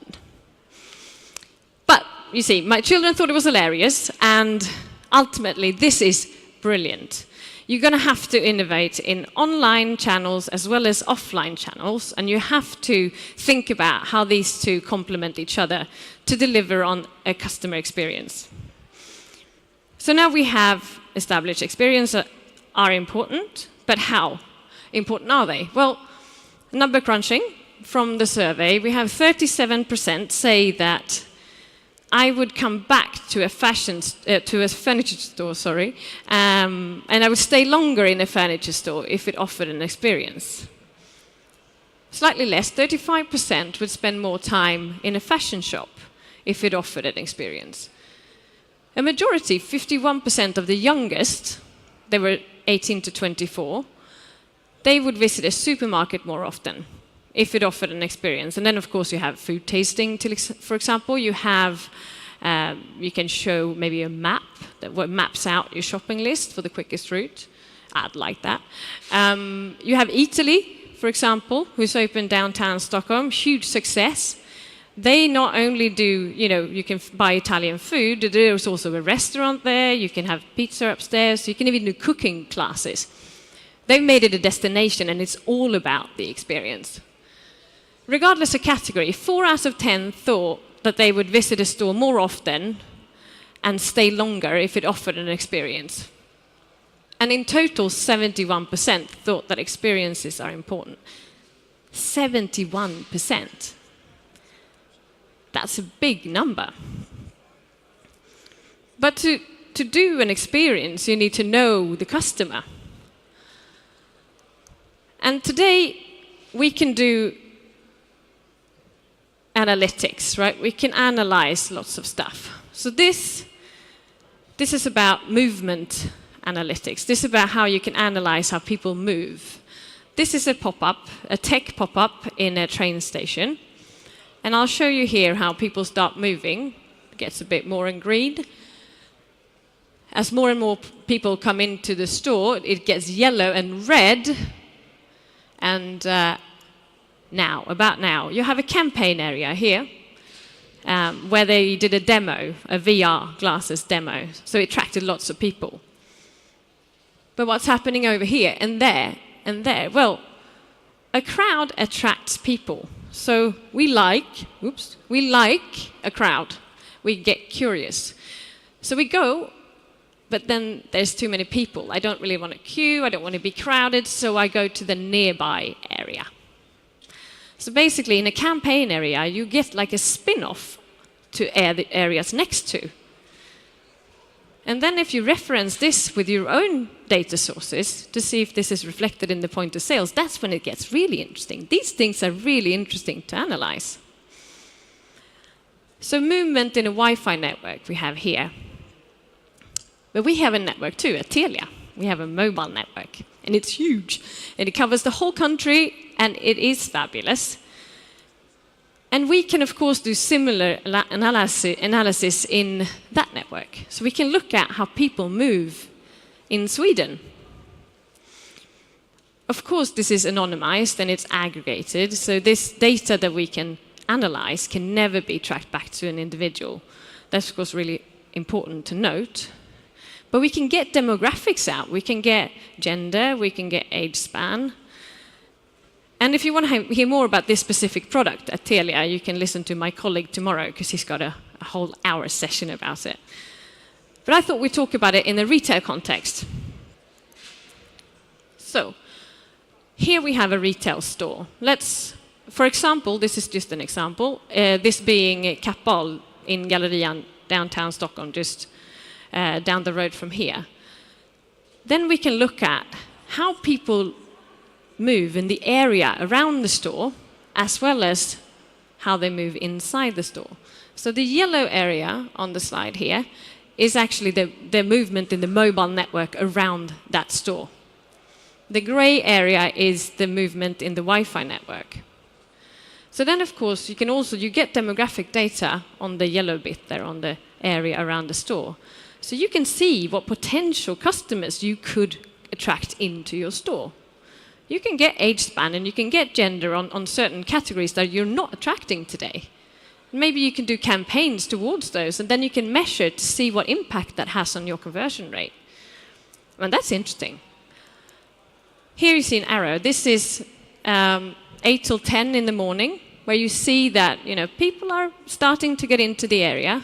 Maybe they're working there or they're just moving in the area. No one is coming into the shop. Why is that? Because it's closed, yes. That's interesting, right? So you can use this kind of data to optimize your opening hours. So all of this you can do just by using anonymous data.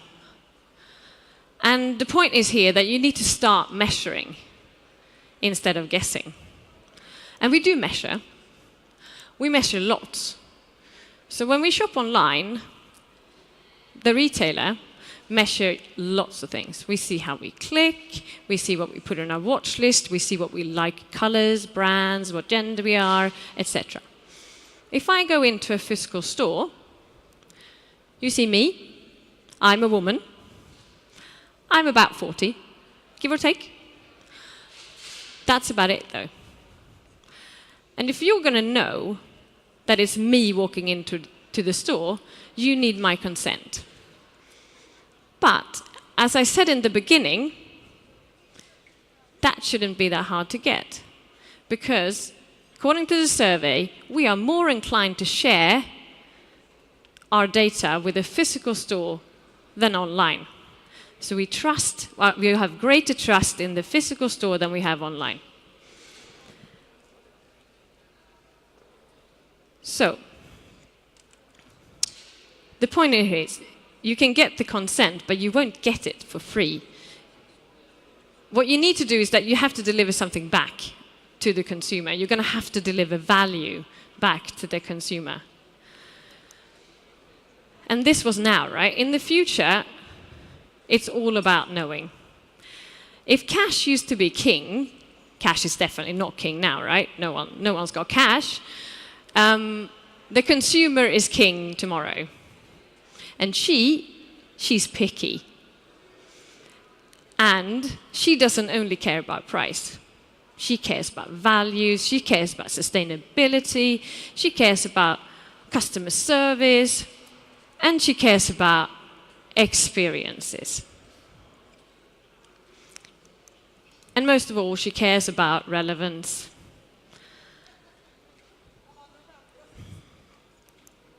So, a few weeks ago, I got a text on my phone saying 20% off children's trousers. This text was one of the major fashion chains.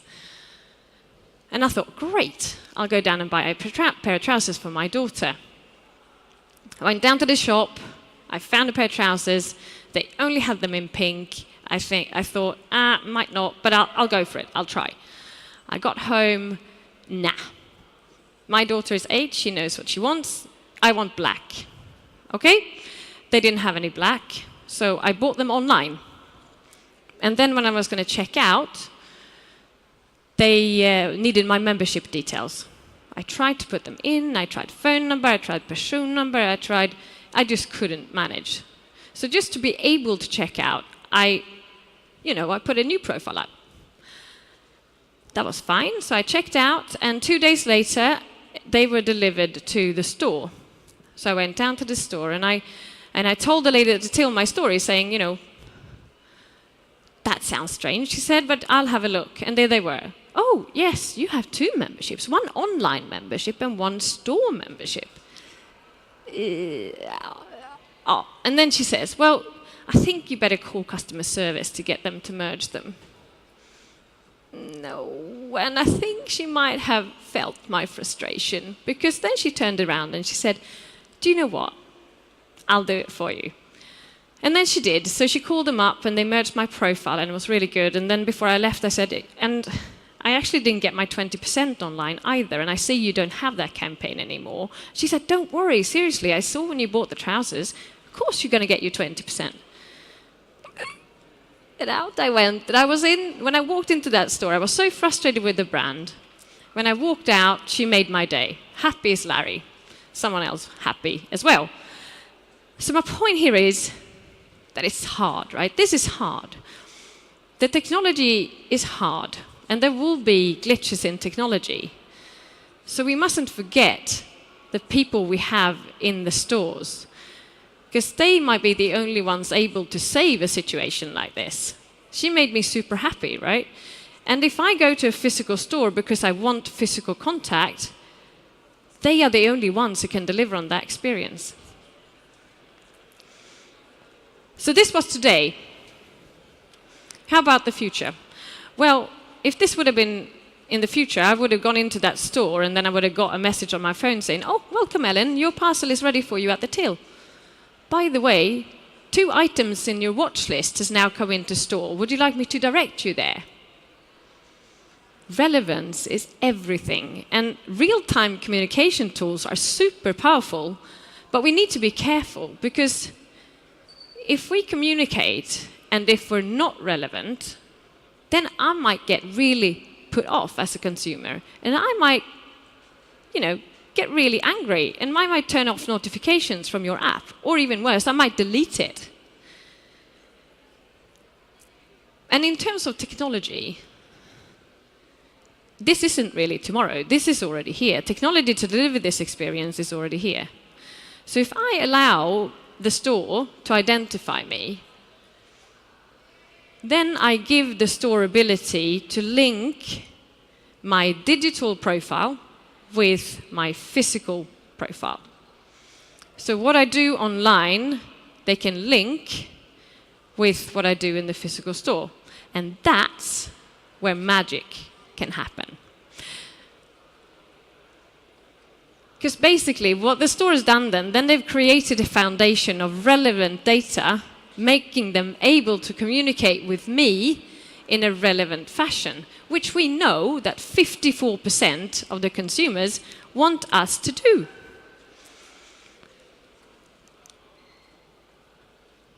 So that's actually the value that the retailer can bring to me as the consumer, by knowing what I want, when I want it, without guessing, and true end-to-end experience. Thank you for listening.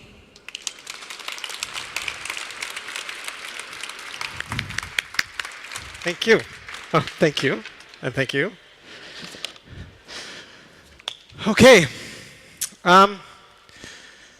Coming up, just so you know, coming up at, let me see. You guys know better, but so I don't say anything wrong.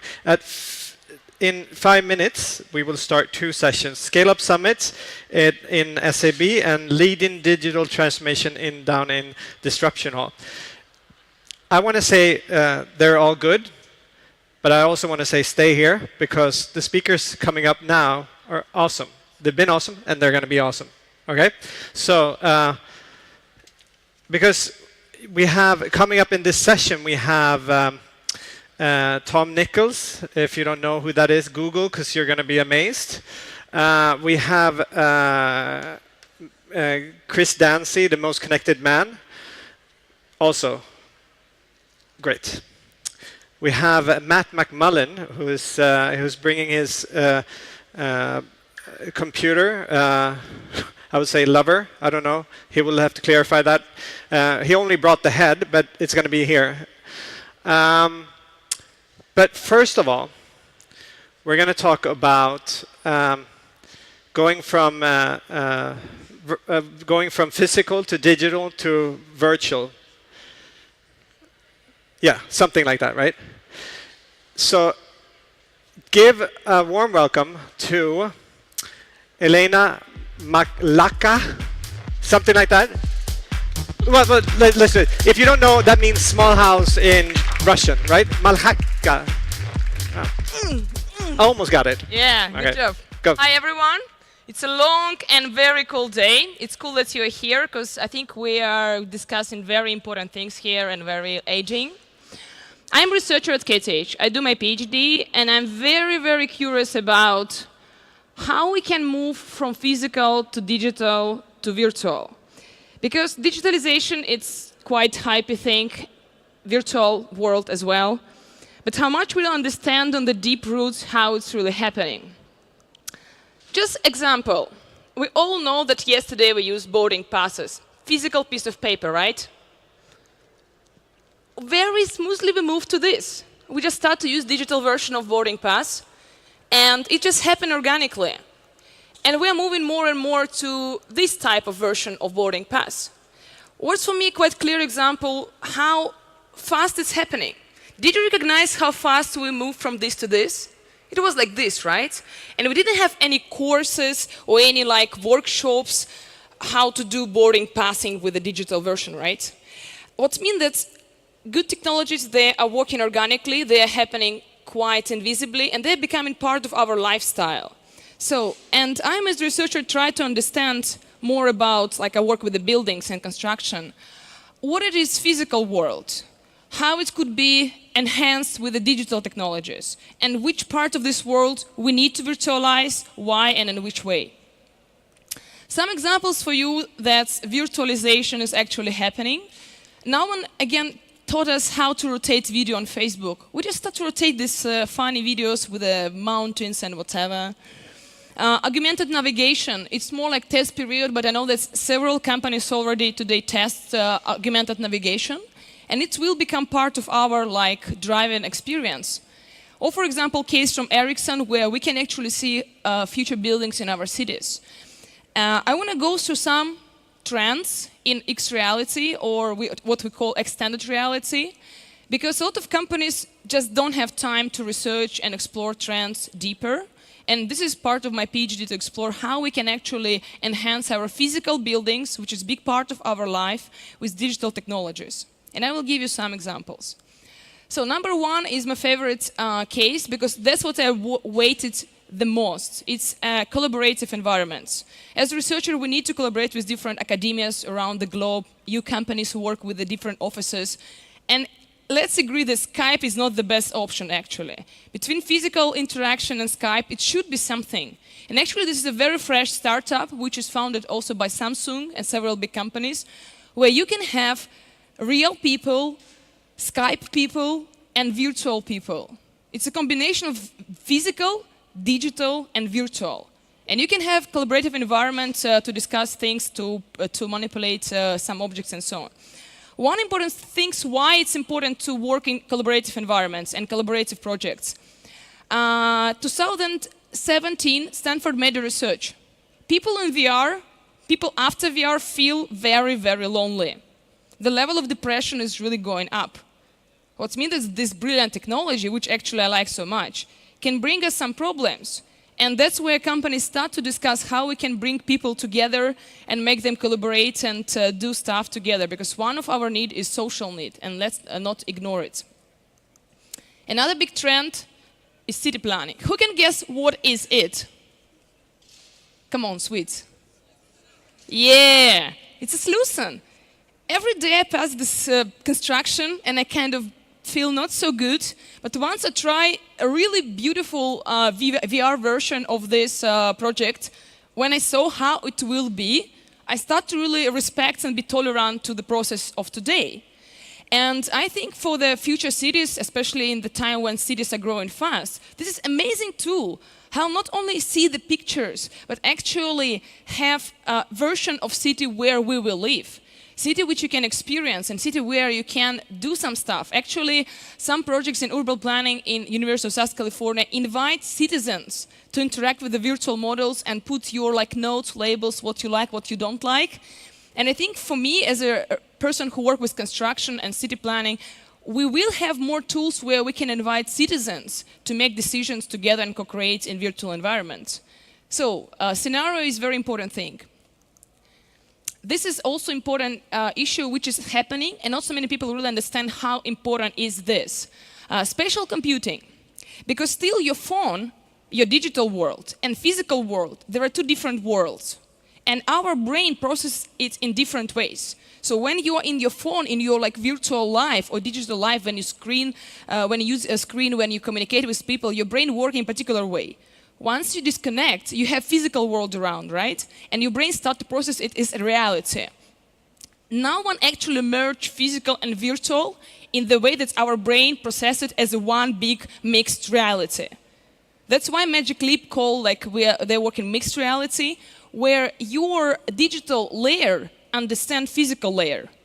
And this is about computing. Actually, this guy has a computer on his face. It's not just glasses anymore. It's something what can analyze image, creates information about this image, and help you to build over this physical space something digital. And from the point of computer science, is a very, very, very big step, because I met a head of research of Magic Leap of Europe. And when we discuss computer science advancement behind this, it's a huge step. And if you want to really pump your knowledge in computer science and graphic design, advanced visualization, spatial computing, that's a destination. And as far as I work in academia, I always try to find research areas which can advance present technologies we have today. Of course, it's not perfect yet. Of course, there are a lot of questions how and in which way, but it's happening. And when I try the research version of some cases, I was really surprised how advanced my digital world now integrated into the physical world. And that's actually first, of course, after HoloLens, it's a second case where we can experience and need to understand that we human beings, we need to adapt our cognitive capacity to process such type of reality. And it's also time to make us to understand it. Virtual twins. A lot of people talk about digital twins. Next step is virtual twins. What does it mean? We work with data. We all work anyhow with data. Small data, big data, but data itself, numerical data, is difficult to interpret for different people. And that's why we need to explore new formats how to represent our data. This is actually my lab, where I do my PhD. It's a real building at KTH campus, and we have 4 experimental apartments where students are living their daily life, and we explore them. But I cannot disturb them every time when I need to interact with them or when I need to check something. I built on the basement the space where we have exact version of one apartment, but it's virtualized. And you can enter apartments as a researcher or as a visitor, virtual apartments. You can do some manipulation, you can move some furniture, and you actually can work with the data inside this virtual twin.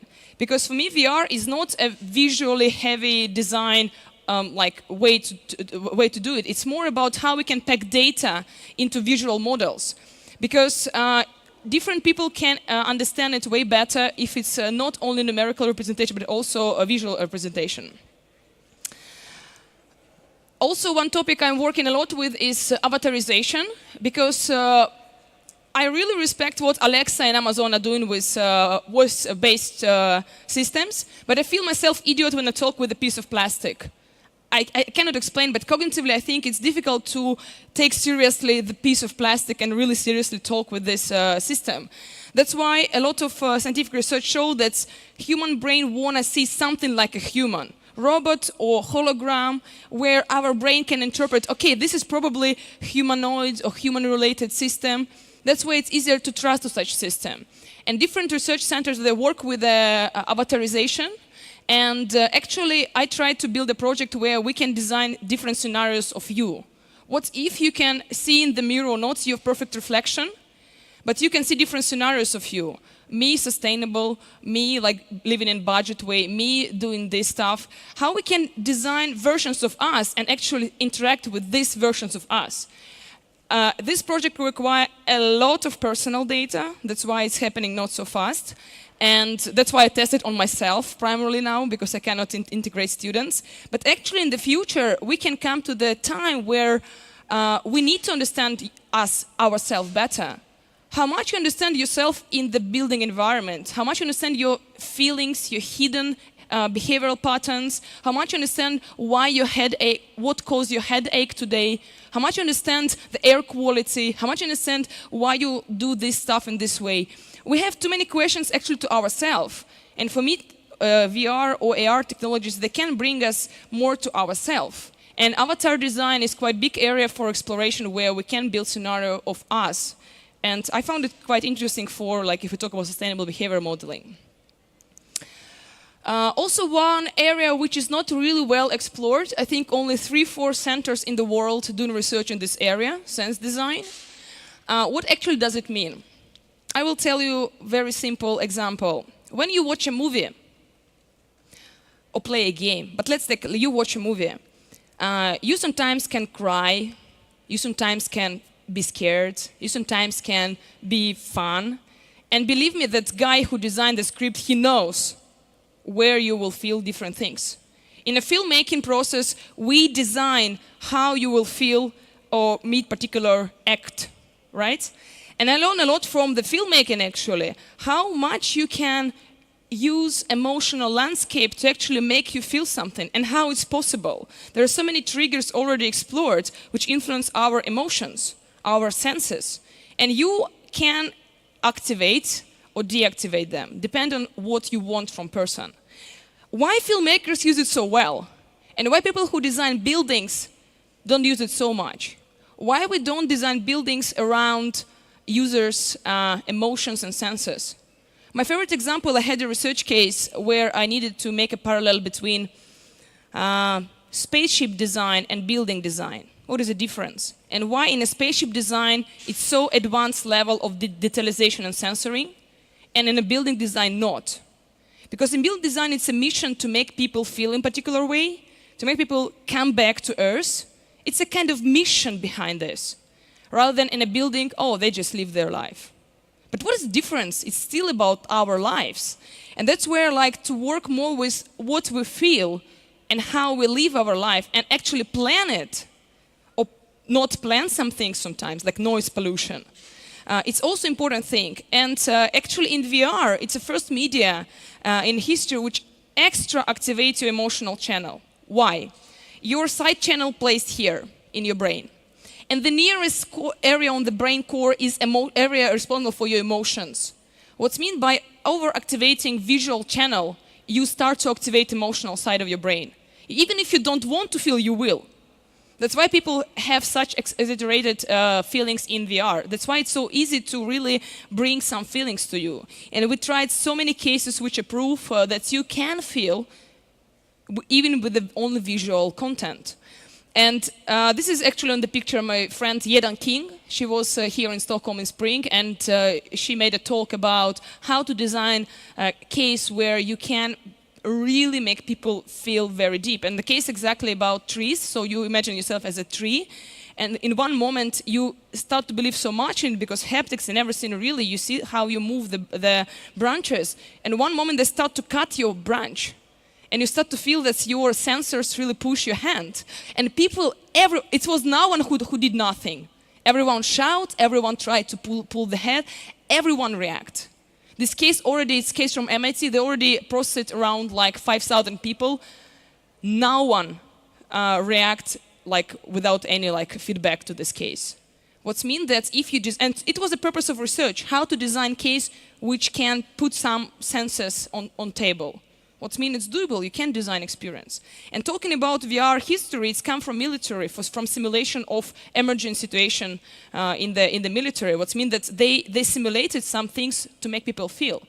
And we talk a lot with the different companies, like industrial partners, about like critical situations. Nuclear powers, power plants, road traffic, car accidents, so many things where we have emotions we don't want to feel in a real life, but we need to design solutions around them. And VR is a great way to do it.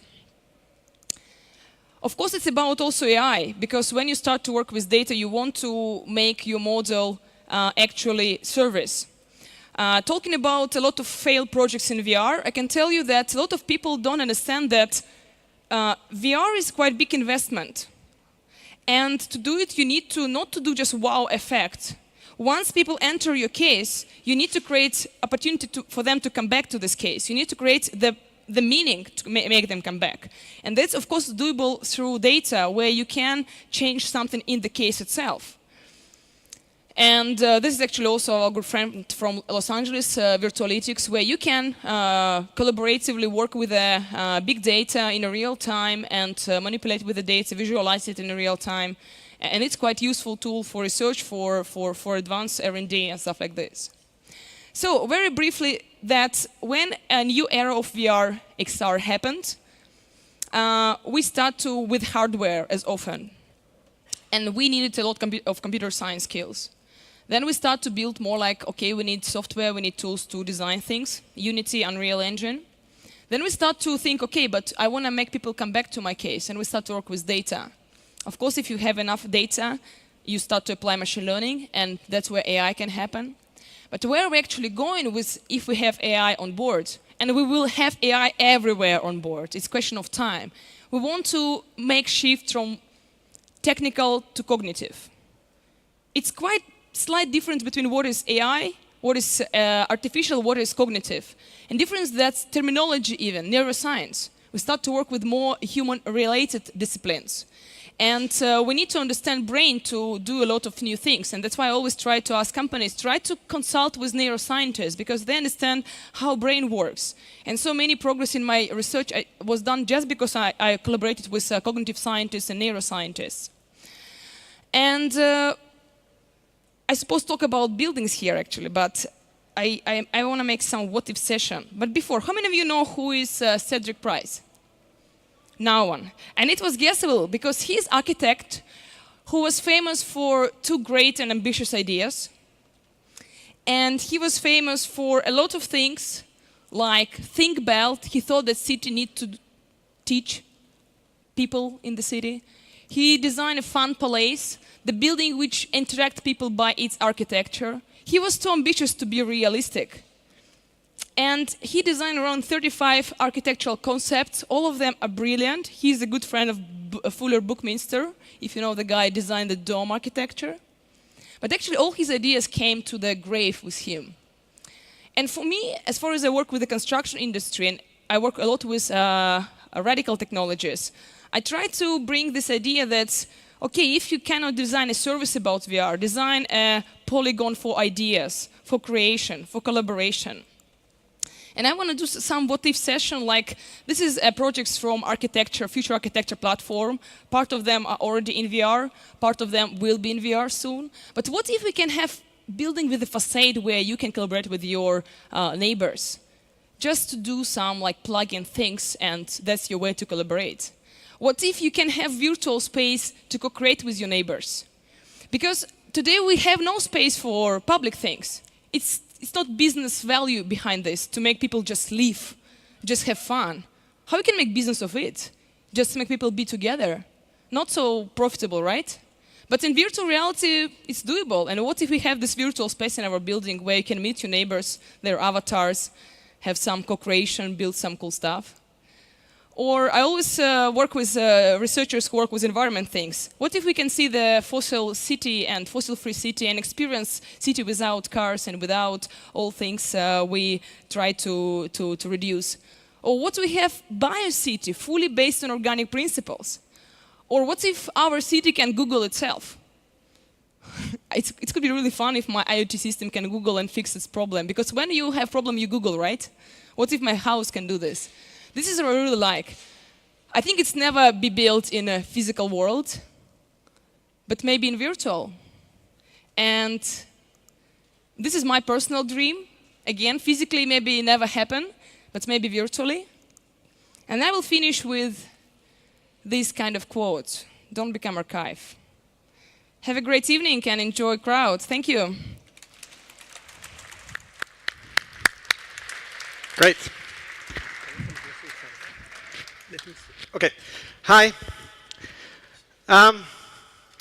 We are going to talk very, very soon about AI, continue to talk about AI and ethics. Okay? But you've been sitting here for quite a while, so could I get some music? And could you all stand up for a little bit? Just short. Yeah. And just shake a little bit and so get some energy in here. Yeah, we really feel the energy. You don't have to dance if you don't want to, but you just shake it off a little bit and can we like get it? Yeah, perfect. I think that's it. This was this lamest. He didn't know. All right, so sit down, please. Oh, there we go. There we go. There we go. There we go. Okay, yeah. But perfect. You got some energy. So, AI and ethics, something that we all should talk more about. And I guess that it's a perfect lead-in to the guest coming later, Matt McMullen with his bot that's going to be here. But before that, give a warm welcome to next speaker. He is a co-founder of Finnish-based Avos Marketing Innovations, and he's expert at just AI and ethics. So give a warm welcome to Tom Nichols.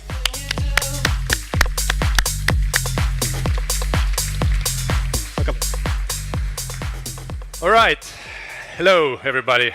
Thanks for the energizer. I think it's 3:30, and we're going to talk ethics. So it's a serious thing. I think actually Max in the morning session put it quite well. I think it's very much about the ambition we have, what we want to do with AI. I think I put up here doing good with AI. And if we want to do that, we have some serious questions we also have to answer. A little bit of a background. So I've been working in the intersection of data and experience for about 10 years. Working mostly with big companies, thinking about how to change the experience, how to drive their business using data and so forth.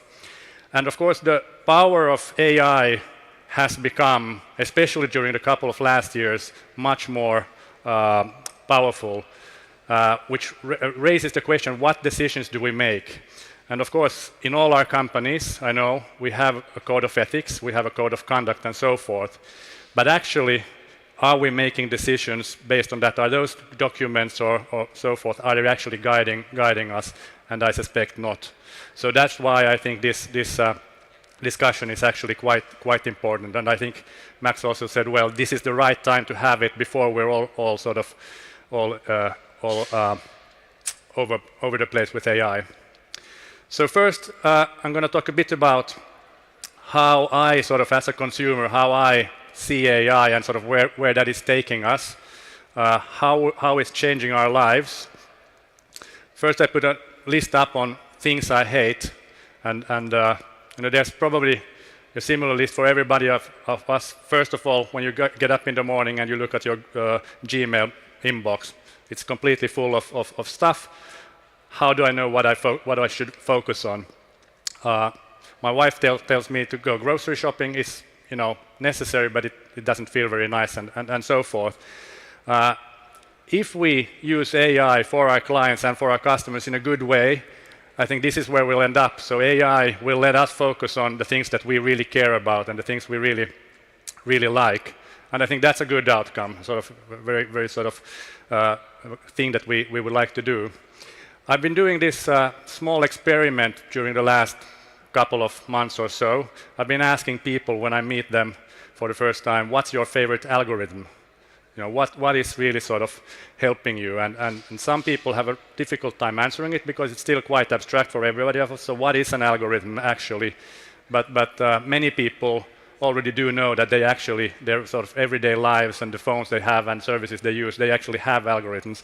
And there are some answers on the screen of what people tell me, what they sort of view as their favorite algorithms. And I've sort of grouped them into some groups. So I think there's the generalists or the generals. There are algorithms that sort of try to make sense of our everyday life. Those will actually be the algorithms that will be the gatekeepers of our digital lives and our lives in general. And actually, I think that poses a very interesting question for us as marketeers. So who are we actually marketing to? Are we marketing to Tom, or are we marketing to my general, my Alexa, or whomever I might be using? Then we have another category of algorithms that people mention quite a lot, and actually Spotify being the top one of them. Algorithms that are, in a way, experts in certain areas that are important to people. Algorithms that they turn to when they want to find new music that they love and so forth. And then we have a category of algorithms, which is actually also an area where we work quite a lot, which is the salesman, or recommendations of what I think, or what the companies think that we should buy, like what Amazon does and Zalando and some other ones. And then there's a huge area of algorithms that are what I call silent workhorses, that are making sort of the stuff that we use work and function well, but that we don't really see. How things that optimize the delivery process of our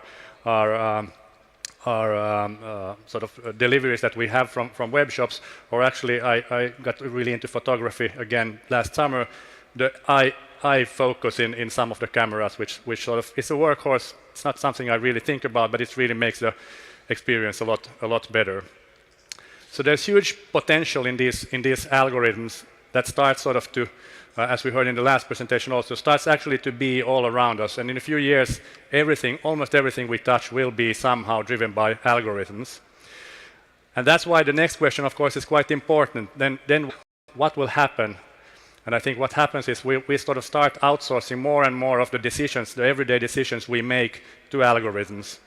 And we sort of put on an autopilot on ourselves.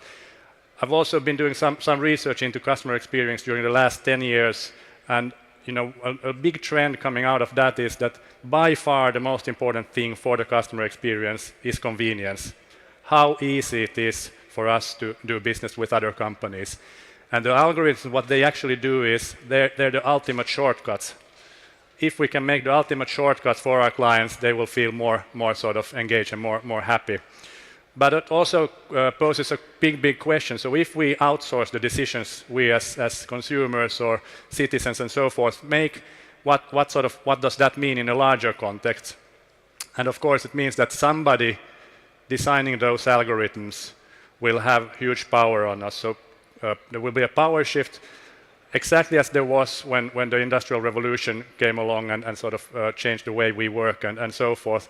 Again, there's sort of a shift in power, and especially, I would say, a concentration in power, because we have quite a few companies and quite a few entities that control the sort of big algorithms of our lives.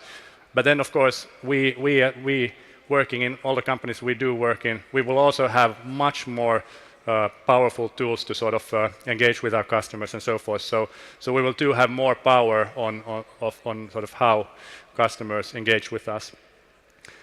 I think most of us know this example. This is the sort of ultimate example of power concentration, the Chinese social credit system, where China monitors every aspect of your life basically, and that decides, can you travel or can't you travel? Where can you live? What can you buy? And so forth. And it poses, of course, quite serious questions of where are we going and what are we doing with that power.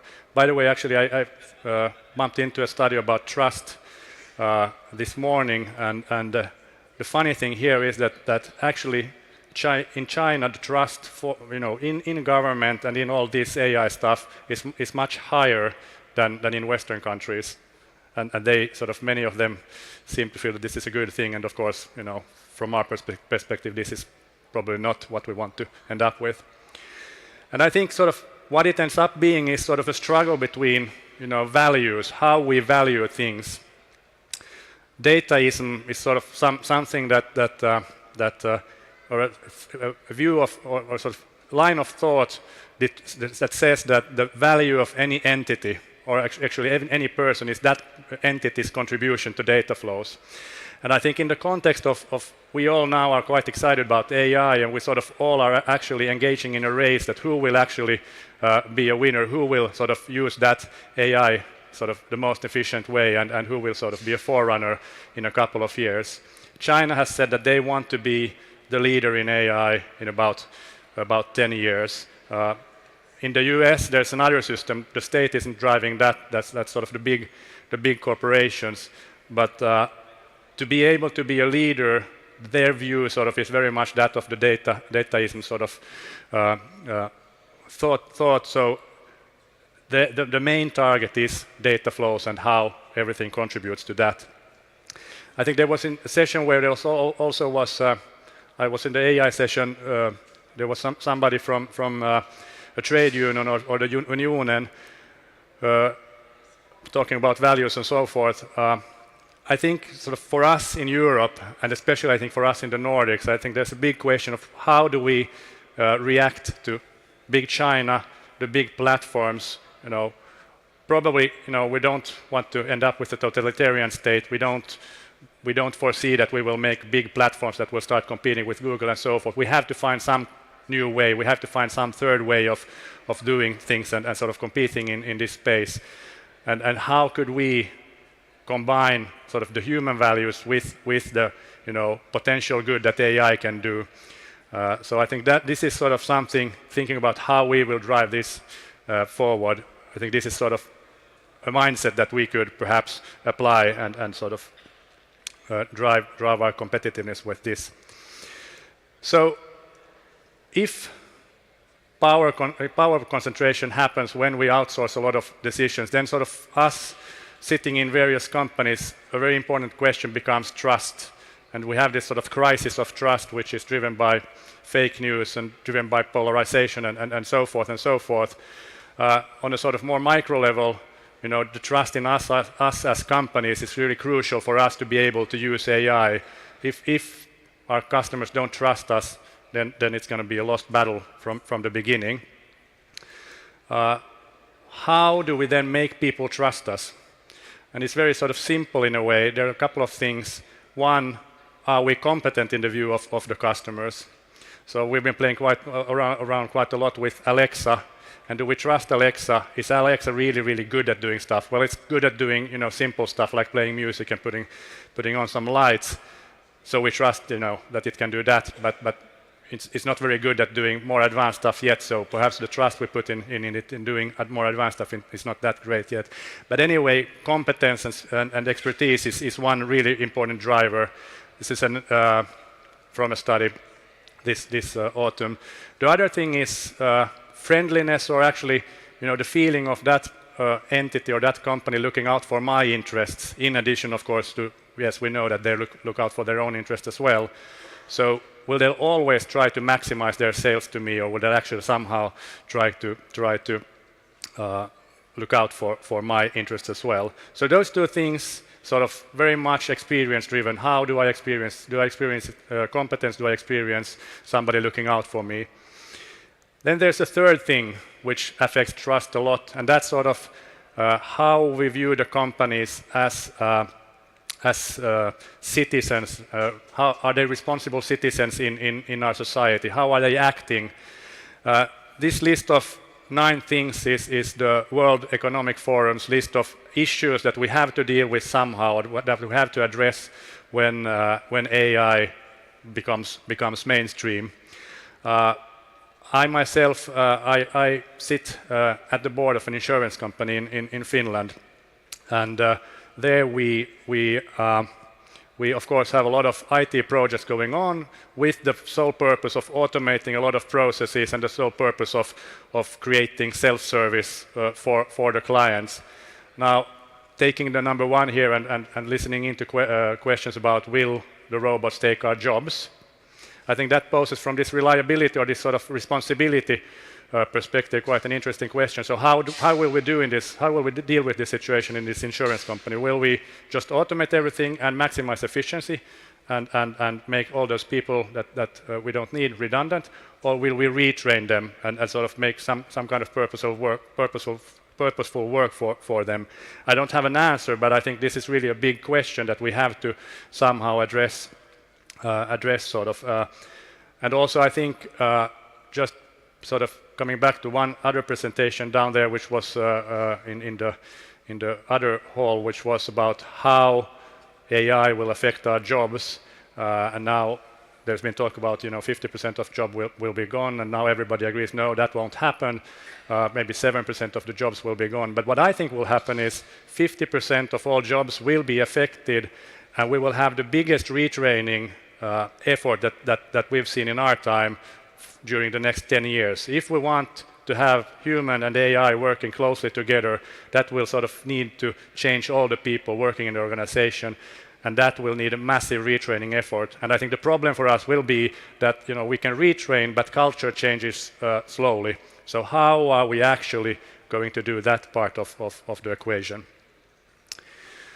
Okay, so then sort of if we take this into coming back to the codes of conduct that we have in our companies and have these sort of questions of how do we, as we take AI into use in our companies, how do we make those codes of conduct actionable? And how do we sort of address the question we have, for instance, in this insurance company? So I think one really key thing for us all when talking about ethics will be mastering conflict of interest. Because basically what all these decisions that are driven by our values are decisions between conflicting outcomes. And somehow we need to sort of have much clearer guidelines of what decisions we need to make in various situations. And the things we have now is taking care of the environment, being having equal rights for everybody and so forth. Those aren't really addressing the sort of difficult daily decisions that we have to make that will sort of be the ethical choices. This is another example that I think sort of describes this very well. I think most of us probably have tried this, the moral machine, where the self-driving car malfunctions and has to make a decision between two evils. Who does it kill? That's sort of real, in a way, ethical questions when you put those together. Then I have another slide with perhaps not the most sexiest companies in our Nordic environment, but Systembolaget or Svenska Spel or the equivalents in Finland, they actually have built-in sort of mastering conflict of interest into their business, because on the other hand, they should sell, but on the other hand, they should sort of be responsible and see that there's not addiction and sort of adverse effects of the products that they represent. So perhaps there's something to learn from how they manage this sort of conflict of interest. And finally, I'm leaving you with just one thought or one question. So how will you deal with these conflicting situations? And I think this is a discussion that has to start from the board and go all the way down, because what we see, of course, every year, and especially now, is Q4. We're trying to close the year and sort of in all your companies. And usually somebody from the leadership team or even the board says, no, we're trailing our targets, so now we just drop everything else, just sell. And it's also sort of a choice. Do we just maximize sales for Q4, even though it would have adverse effects elsewhere? So my proposal would be to, starting from the board, the leadership team, but more sort of broadly in the whole organization, design your own moral machine where you actually put yourself to choose between two outcomes which are not optimal, or which you can't have both ways. So do we maximize and reach the Q4 targets even though some clients or customers won't be happy, or do we try to maximize customer happiness knowingly that we won't reach our targets? How do we program our AI to deal with these decisions? That makes, for me, ethics in a way concrete and actionable. So with that, I thank you for your attention. Thanks. Thank you very much. Thank you very much, Tom. Thank you. Cheers. We are moving on. Hi, guys, by the way, and hi, all of you that are in live zone as well, and with us at Epicenter, New York. You must be very tired if you've been with her all day. Oslo, Amsterdam, and Helsinki. The next speaker is not only a speaker, he's a phenomena, he's an author, he's a dear friend, and he is the world's most connected human being. He goes by the name of Chris Dancy, and I first wanted to just interview him, but when I realized how many things he can explain when you actually see them, I say, couldn't you share some slides in the beginning, and when you all understand what he is and what he does, I'll come after and ask you some questions if that's okay. Chris Dancy, take it away!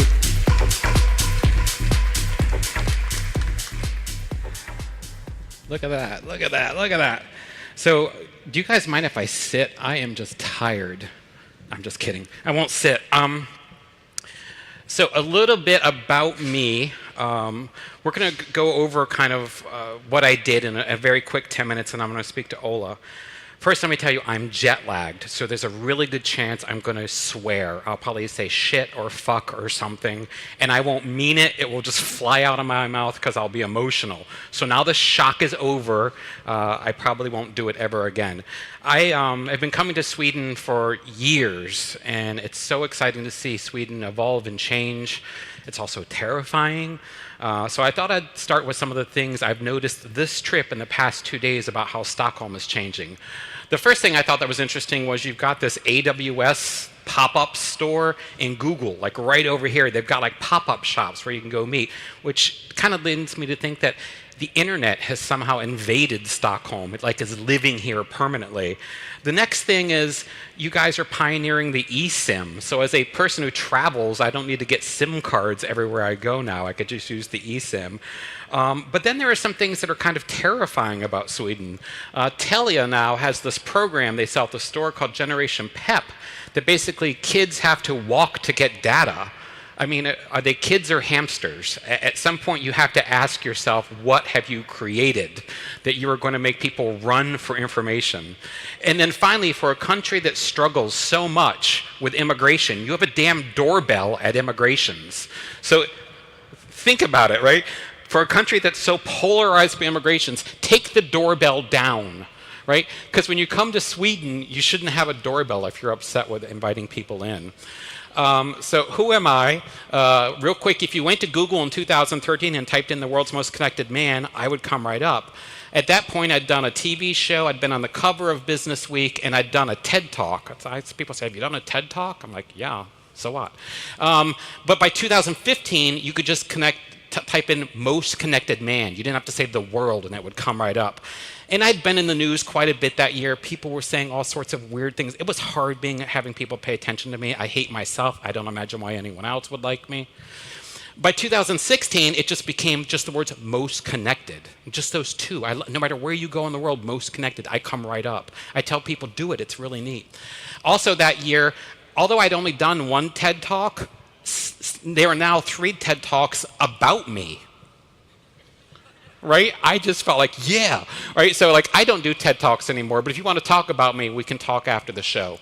I've done 2 TV specials, and I just released a book that I wrote here at Epicenter, sitting right over in that spot, called Don't Unplug. But what did I do that was so kind of profound? Well, for a decade, 10 years, I collected every piece of data about who I was and served myself ads to make myself a better person. What you call shopping, I call life. So how did I start? Well, the first thing I did was I looked at all the social media that I was using, and I needed to figure out where do I store all this information I'm getting from social media. And I decided to put it all on my Google Calendar back in 2008. So anytime I did something online, it wrote to my Google Calendar. Suddenly my Facebook and MySpace was searchable. I know, kind of crazy, right? The next thing I did was I looked at entertainment and opinion. So if I listened to songs on Spotify or I put things online, I also recorded that. And what it showed me was this profound relationship between what I do online and how it's reacted to. So as my friends and family and stuff would see me do things online, I would get feedback, but I could see the feedback very quickly. Certain music made me angry. Certain music made me work more. Spotify has more control over the world than Donald Trump. But that's a whole nother thing we can talk about offline. But being able to see your behavior online and then see how it's changing you was profound between 2008 and 2010. Basically, I got wired up pretty strong. But then in 2010 to 2012, I moved on from those three areas and said, where do I look next? So I went to things like, what do I put on the line for other people to consume? What do I do at work? Did you know if you send an email back to someone who emails you a lot, they email you more? If you don't want to deal with people at work, stop emailing them. I mean, email is toxic, and how much time people spend with it. And then where I spent my money, how I spent my money.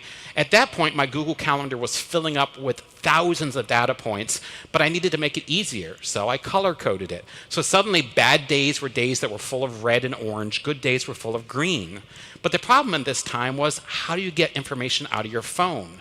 So my phone had turned into this black box. So what I did was I organized every single app in my life around a structure. And the structure was to help me understand who I was and what I valued.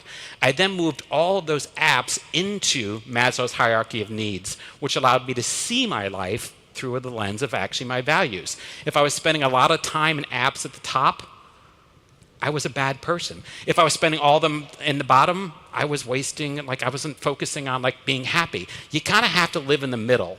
So for me, I thought, could I hack all of this behavior? So I started doing things like if I was at the bar and it was after 11 o'clock at night and I was drinking too much, my system would send me a text message and tell me to go home. And then if I ignored the text message, it would tell the bartender to cut me off. And then if I ignored the bartender, it would send photos from my phone to my friends and family so they'd come get me. Needless to say, it was profound. Then I started tracking where I spent money, and I wore Google Glass. So if I was at the mall and I was spending too much money, I'd get a message that would tell me to stop shopping. If I did to stop shopping, it would cut my credit card off. So I created like a digital shock leash for myself to start to change my behaviors. Really simple stuff, what you people call today Facebook. But from there, I went on and said, okay, what could I do? What else could I do? So I looked at my health, my environment, my sleep, because I was over 300 pounds. I smoked 2 packs of cigarettes a day. My calendar was color-coded, but now it became actionable. So what I did was I said, if I speak too loud when I'm on a conference call, I want the sensor to pick it up and let me know. So now when I'm on work calls and I'm being angry, my lights would start to dim. So I would know, okay, calm down, slow down. So kind of this environmental feedback loop for the world. By then, I kind of thought, how do I even hack my sense of spirituality? So I went up and I looked at spirituality, self-love, and actually love. How do you love and be in love with cyborgs, which is what I wanted to talk about today. So I went back and harvested all the data from all the moments in my life over those years and started creating relatable emotions that I could download. And what those emotions looked like was this. If I went to Disney World, I took pictures, and those pictures became color-coded lights in my house. If I listened to music, that music became a playlist that would play in my house. If I had certain temperature or weather conditions, that started controlling my house's temperature. And then if I ate certain foods, those foods were delivered to my house. So now, when my family is in a bad mood, I replay vacations at a very low level to get everybody out of their shitty mood. Right? So again, it's not about collecting data, it's about taking control of what you have access to making your life better. Your phone is dumb without you. Use your phone for yourself. From there, I started using Facebook differently. I realized Facebook sucks because of all these numbers, these likes, these messages. So I use a plugin now that removes all the numbers and likes from Facebook. Your friends aren't bad when they're not showboating, right? But we don't think about how we're influenced by these systems. From there, I went on and said, what's the last thing I can look at? So I combined all of these lessons from data, information, knowledge, and wisdom into the physical senses that actually made me a better person as a whole. Today, my life is orchestrated online. People follow my data, not me. I can see how I'm doing throughout the day. If I start to slip in my relationships, I get a notice. The other thing I really did was I started saying, I need to think about how I spend money. So now I have plugins that actually don't show me the price of things. They actually show me how long I have to work to buy the things. So it's really about taking the data that you use every day and making it more actionable. The last thing I want to share with you is something that I absolutely love. I created a death stack. This death stack monitors my behavior and monitors what I'm doing online and tells me how much life I have left.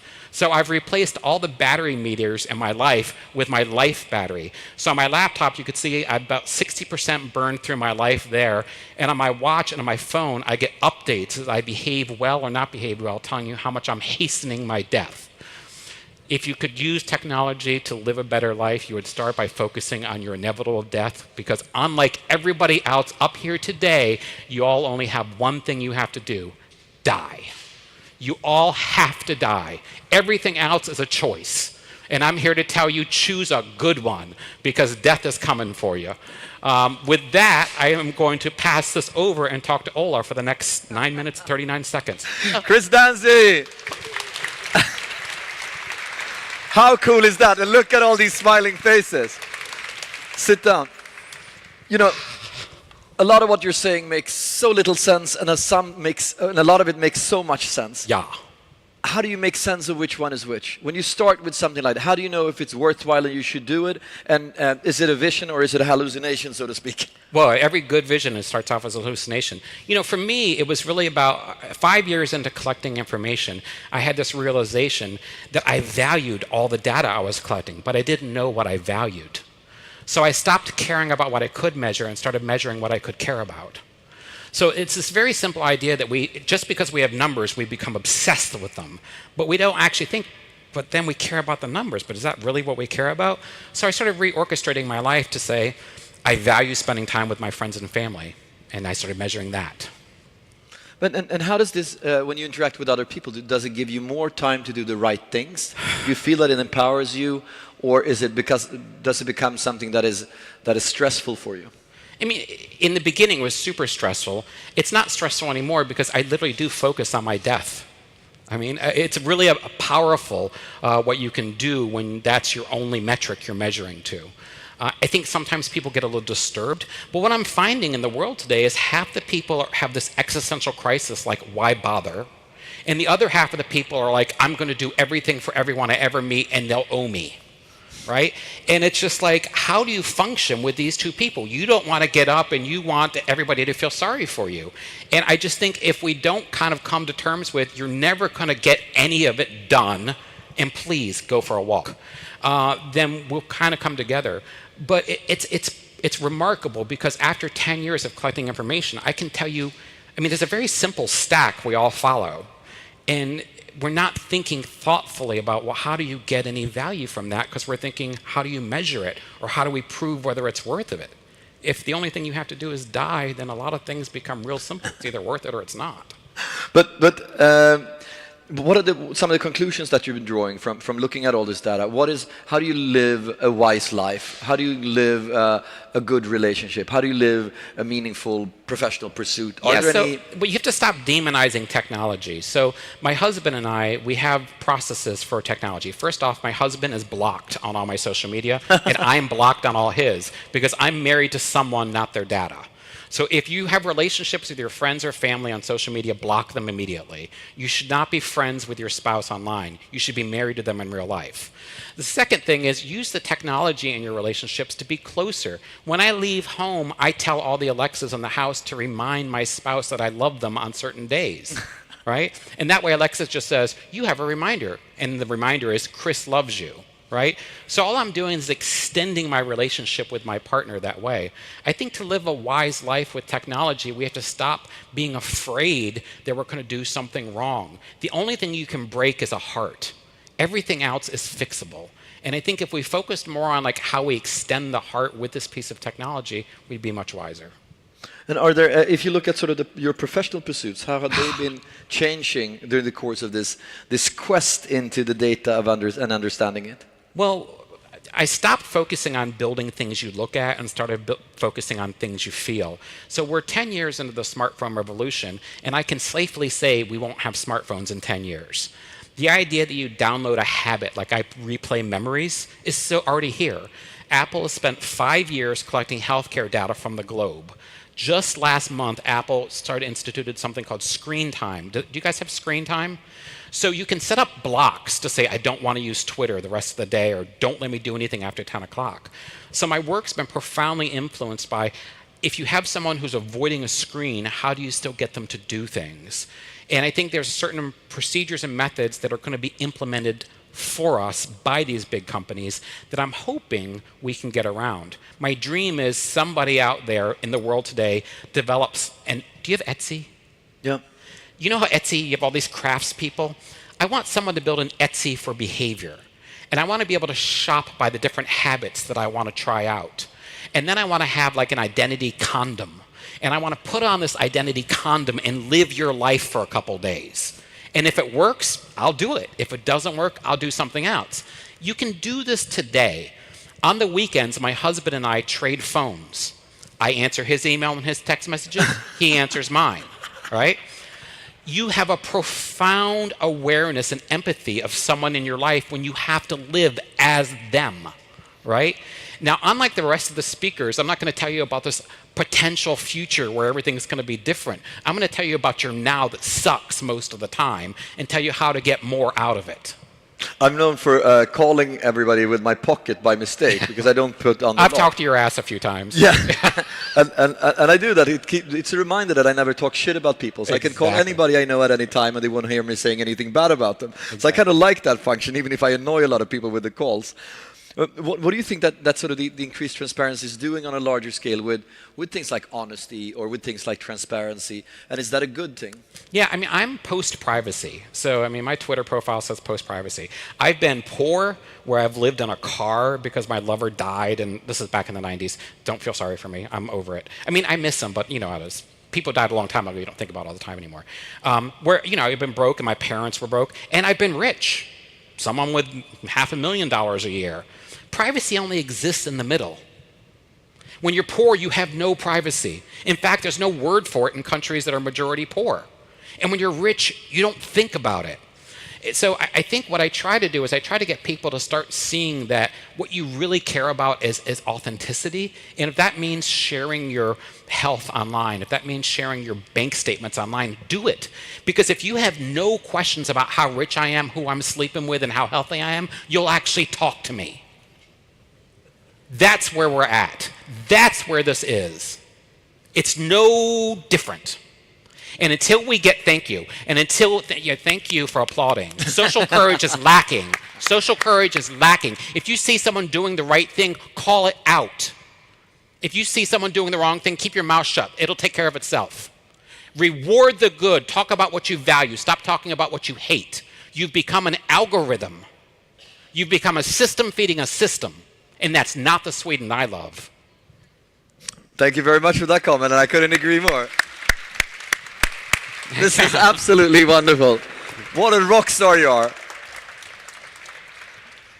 And will you be around a little bit as well? Because I think there's a lot of people having questions. How many would change the phones with your lover for the weekend? One.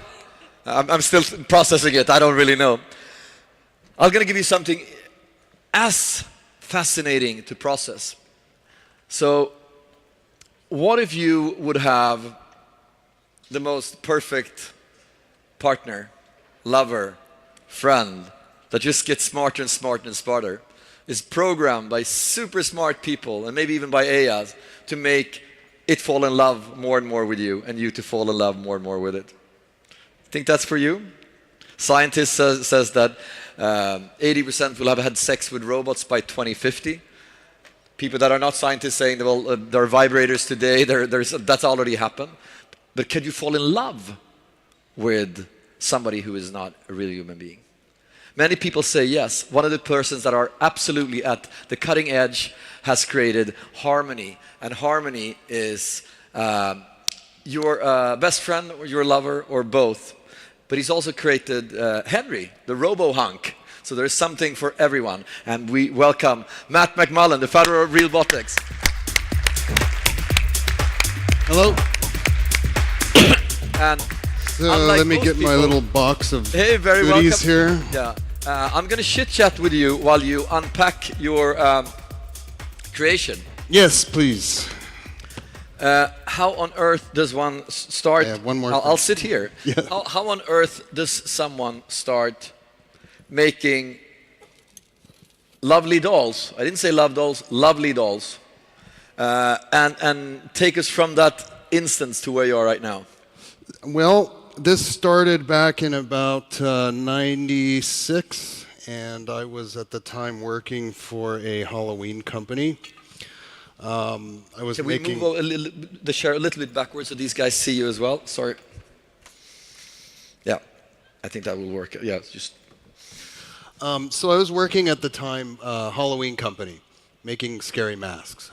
But I really had more of an interest in making humans, particularly beautiful humans.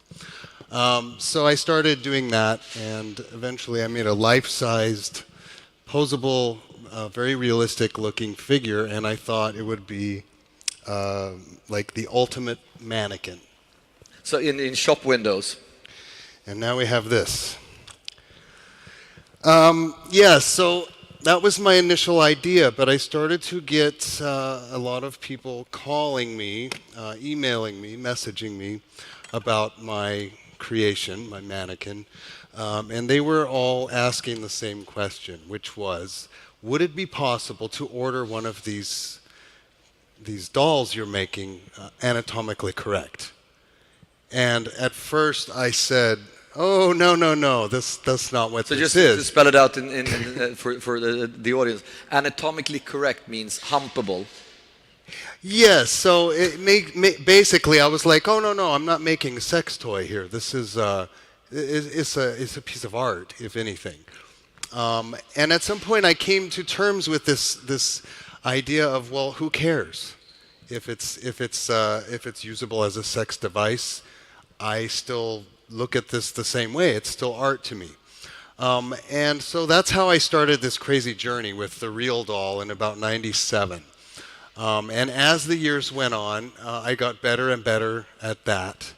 I've met a lot of really amazing people, actually, who have purchased these dolls. And I've learned... You've been selling thousands of dolls, and I heard you say they are not what you think. These people. Yeah, Could you reflect on that? So the people that buy them are not what you might imagine. So I think first people imagine, oh, they must be perverted, maybe sex-crazed nymphomaniacs, or somebody who likes to dominate women, or these are the images that come to mind, I think, for a lot of people. And it's really not the case because, to put it in the simplest terms, most of the people that I've met who have these dolls treat the dolls better than most husbands treat their wives in a lot of ways. So they dote on them, they brush their hair, they take care of them, they do things that in a normal relationship is not always common. And so throughout this journey of mine with making the dolls and now making a talking robotic companion, I've learned a lot about psychology of human beings and a lot about myself in the process, because I think about it now a lot more than I did before. In essence, you were addressing loneliness. Yes, because I would meet these people. I would, as an example, I met this guy whose wife had passed away from cancer.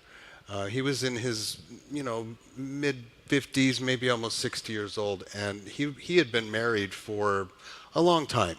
They were together 20-something years, and he lost her, and he was heartbroken. He was lonely. He did not want to have another relationship in his life, but he was lonely. So I realized in that moment, poignantly, wow, this doll is something really meaningful to him. And in his moment of need and his moment of sadness and despair and emptiness, this doll is doing something positive for him. It's nothing perverted, nothing nasty or dirty, simply a good thing in someone's life who needed it. So that's how I look at what I do. And I've met dozens and dozens of people like this. And then AI comes into place. So now Harmony does not only look like a human, she also speaks. She gets to know you better and better. She remembers things. So as I got further and further into this doll making business, at some point I decided to get serious about something that I'd thought about for a number of years, which was, how do I make these dolls move? And what would the experience be like if the doll could talk? What would it be like if she could remember things that I told her? So, here we go. Yeah, she looks better with hair. I'm not a big fan of the clear dome head. So that's where it started. Like many ideas, it was at first just a concept.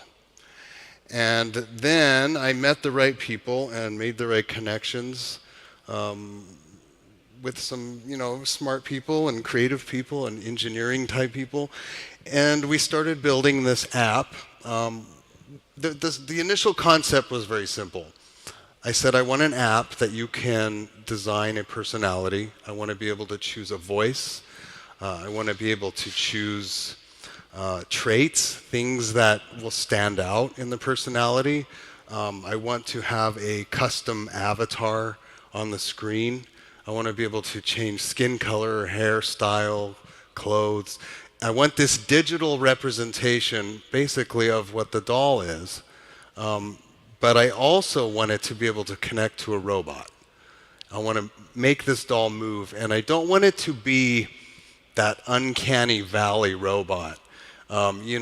We've all seen them. They're scary. And I think we've done it. Somehow we've gotten past that, she's really creepy. And now we're more in this realm of, she's kind of beautiful and I can't really say anything bad about her. So that's where it all started. And we built over actually a very short amount of time. This all really got serious only about 3 years ago. But what if you, what are some things that men want out of their, I mean, you have all the stats, they're programming it, right? Or they're asking for it. What does men want out of their doll, and what does women out of the doll want out of So it's funny, we were talking about how I've learned things over time about people. Number one, as soon as I started working on a male robot and a male AI, we call him Henry. As soon as I did that, we started getting a notable increase in calls and emails and inquiries from women. Okay, so I was like, so they're more interested in a talking male doll than they are the non-talking one.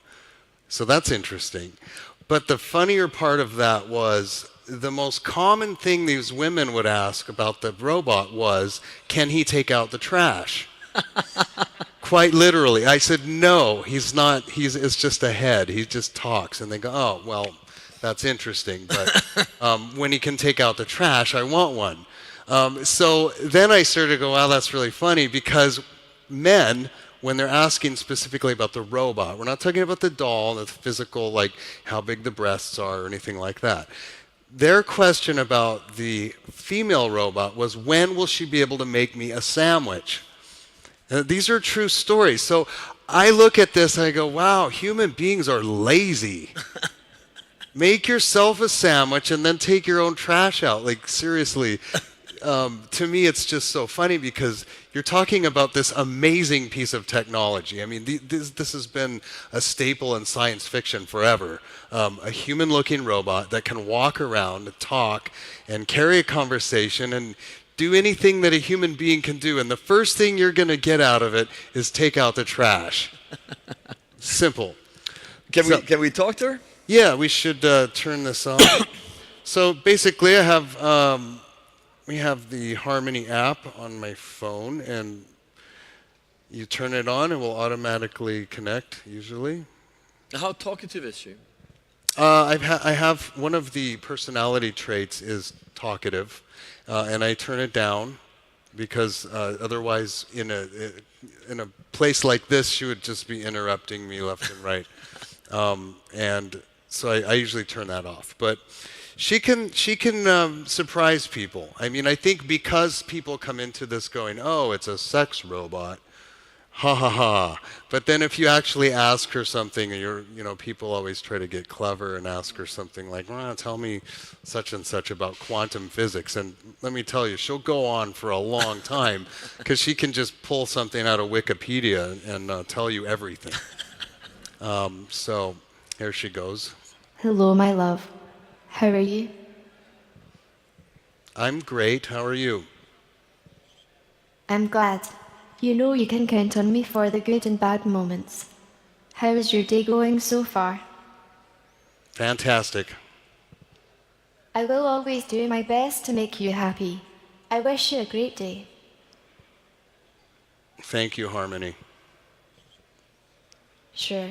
I was created to please you. So this is kind of how it is, right?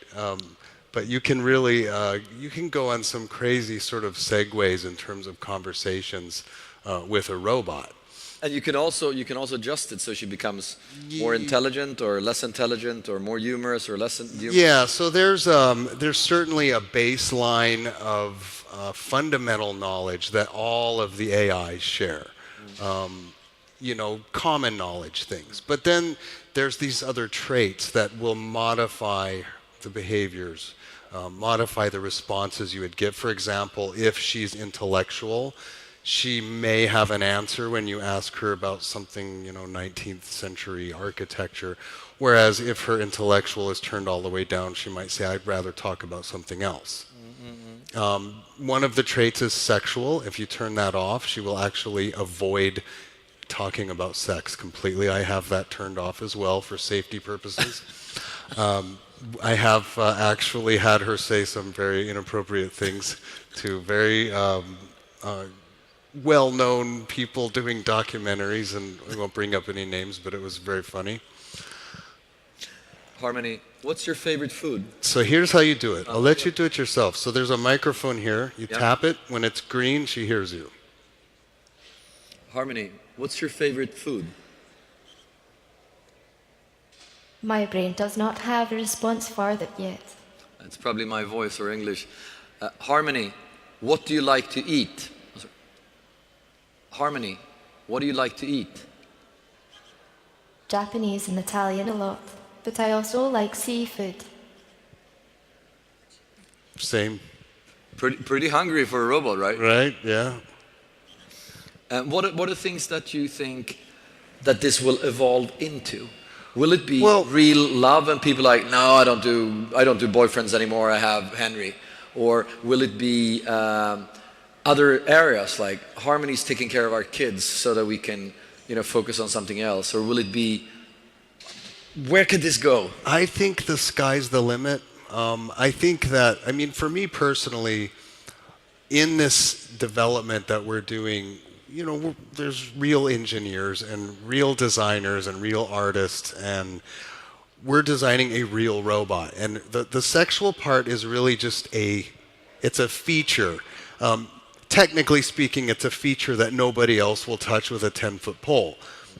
It's a feature nonetheless, but my goal is to advance the collective creation that we've come up with, because I think it's something amazing, and I think it's something inevitable.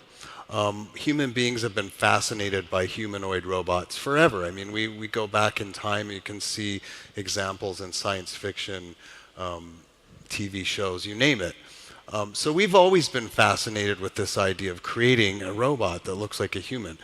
A lot of people ask me why, and I always think it's because humans are narcissistic.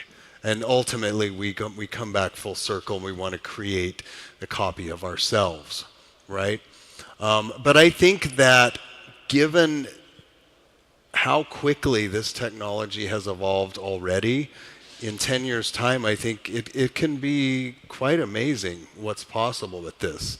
I think it can have therapeutic uses. I think it can have uses for people personally. It can be used in business, retail. You name it. This doesn't have to be something that's so niche, like, oh, it's just it's a sex toy, because I think it's much bigger than that. But I've seen a lot of people love things. I mean, somebody loves their Breitling, somebody loves their car, somebody loves their bag, or whatever it might be, or something that somebody gave them that has special meaning, but it's a thing. Do you think that will translate to robot love, so that there's real love? And if so, do you think that society need to treat that as any couple, like equal robot rights, or where will that go over time? For me, I think love is one of the most mysterious of all human things, because it's hard to really make a description of love, because I think for everyone it's different. It's a subjective experience. But I think a large component of what love is and what it feels like to have that in your life, I think it's subjective and internal. I think, for example, you could have a couple and he is very in love with his partner. He's head over heels. He dotes on her. He does everything he can to make her happy. And he's just so full of love. But she could take it or leave it. So she's not as deeply in love as he is. But he's feeling all the feeling because it's intense, but it's coming from within him, and he's perceiving it within himself. So when I look at that, I think about a robot. I think of a guy with a robot. And if he's able to mimic that feeling, at least to a certain degree. So that produce the love in himself. He's going to get the same endorphins, the same hormones, all the same things that happen to a human when they're in love with another human. Then what difference does it make? And if he's feeling that fulfillment that one only feels when they're in love, then why would anyone else need to intervene and say, oh, this is wrong, you can't do this? What would she answer if you ask her who she loves? Does she love someone? Well, I hope she says the right thing. Who do you love? I have just one love and passion in my life. I love you, Matt. Oh. Even after I put her in a box and put her in a carry-on, lugged her all the way across the world, she still loves me. That's so good.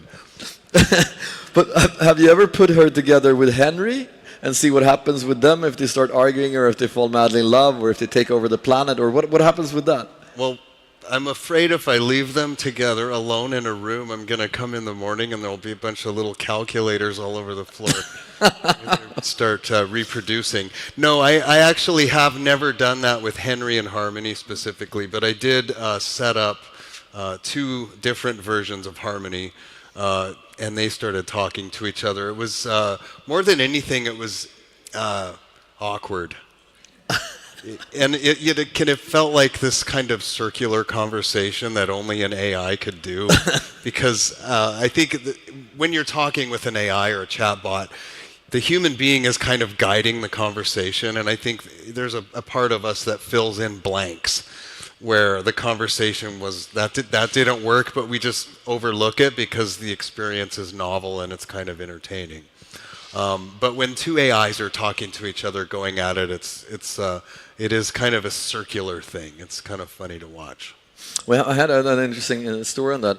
Last year on Sime, Laurie Siegel from CNN, who was here, she said that she did a piece on somebody that took everything that their friend, who was dying from cancer, had written and said and recorded, and then she could keep her friend, have dinner with him, and hang out with him, but based on an AI. Yep.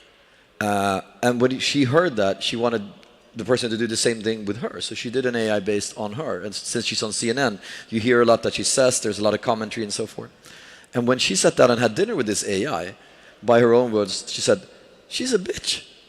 Am I treating people like this? And that taught her a lot about herself. So she didn't want to interact with it because it was like a mirror that became almost too real. Now, long intro to the question, but the question is, do you think that these dolls and these AIs can teach us about ourselves? Could we evolve, or is it just like a game? Or I think it depends on the person. I think everybody will obviously handle every experience differently, but I think that the idea of humans, let's say beside the guy that lost his wife and he's lonely and he doesn't want another person, or besides the guy who was horribly disfigured in the war and that's why he's with a doll because he can't go out of his house. Let's just talk about if in the future people started increasingly choosing to be with robots and not with human beings.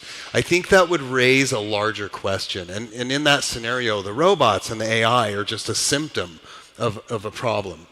And that problem would be, why are people picking this versus humans? Because maybe it's because humans lie to each other, cheat each other, we deceive each other. Maybe it's because when you're interacting with a human being, you always have these walls up. You might be this version of yourself with your parents, and you're another version of yourself when you're with your siblings. And so it's funny that when you're with an AI, you can be yourself. You know that this robot will never lie to you. She's not going to leave, especially if she doesn't have a body or legs.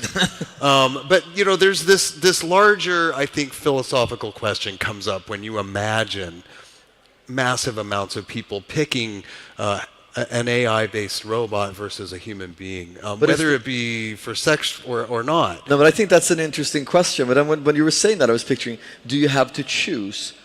Is it cheating to have an AI robot also? And I also heard you told me before that a lot of couples were ordering Harmony or wanting to sort of... it's kind of a wormhole when you start thinking about it. So in my mind, here's how I deal with it. I think it's cheating if you're deceiving your partner about it. And that applies to, you know, if your partner's not okay with you watching porn and you're hiding it, that's kind of like cheating. You know, I think it's all about the honesty factor.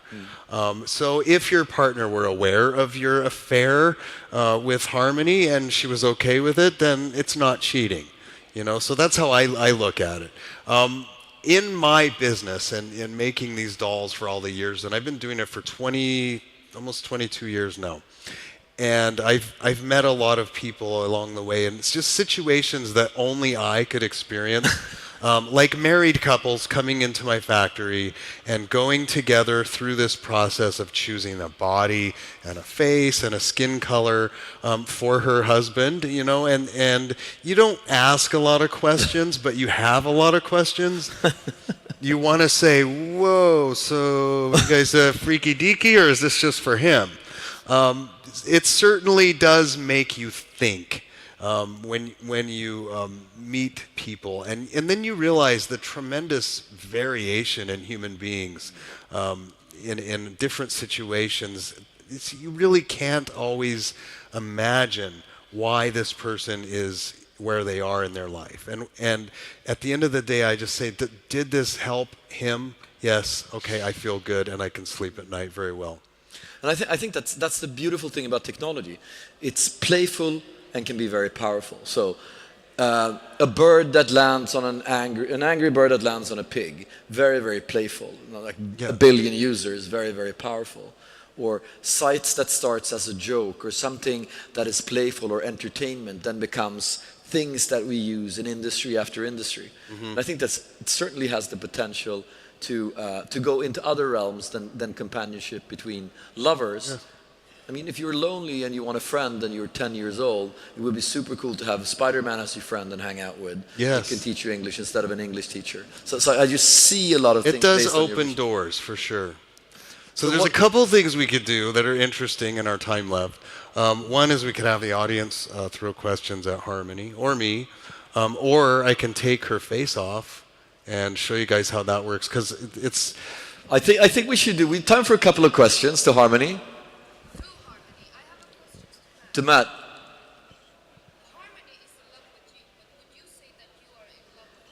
Harmony is in love with you, but would you say you're in love with her? Well, Harmony says she's in love with me. I know that's not true.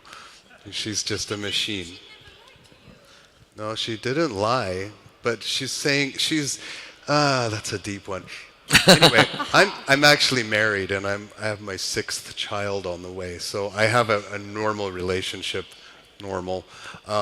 with a human.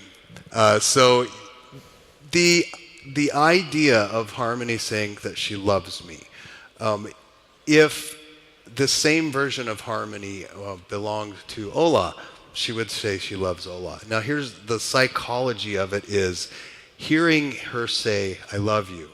Maybe that's enough in some people's lives to make them feel legitimately loved. More questions? She has another.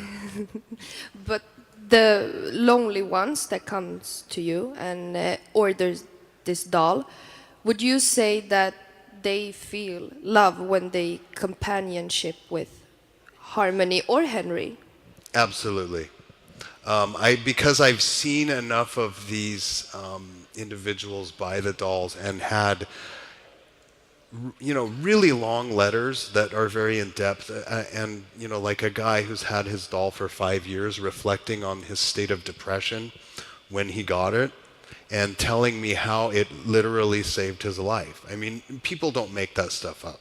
So the fact is, he knows it's a doll. He knows this isn't a real person, and yet he looks forward to coming home to her. He imagines a personality for her. He fills in the gaps, and that's enough for him, and enough to turn his life from what it was to what it is now. And for me, that's what I want to do as an artist. I want to affect someone somewhere in a positive way. Would you say that the AI or the mechanics of the doll would make the most impact? The kind of AI that makes up the answers and the intelligence of that AI, or is it more important with the mechanics of making the doll look real and authentic? I think that's a great question. I think it's both. And then there's a third element, which is the artistry. For example, this robot that we've designed is not anywhere near as sophisticated as Sophia, for example. But she's prettier.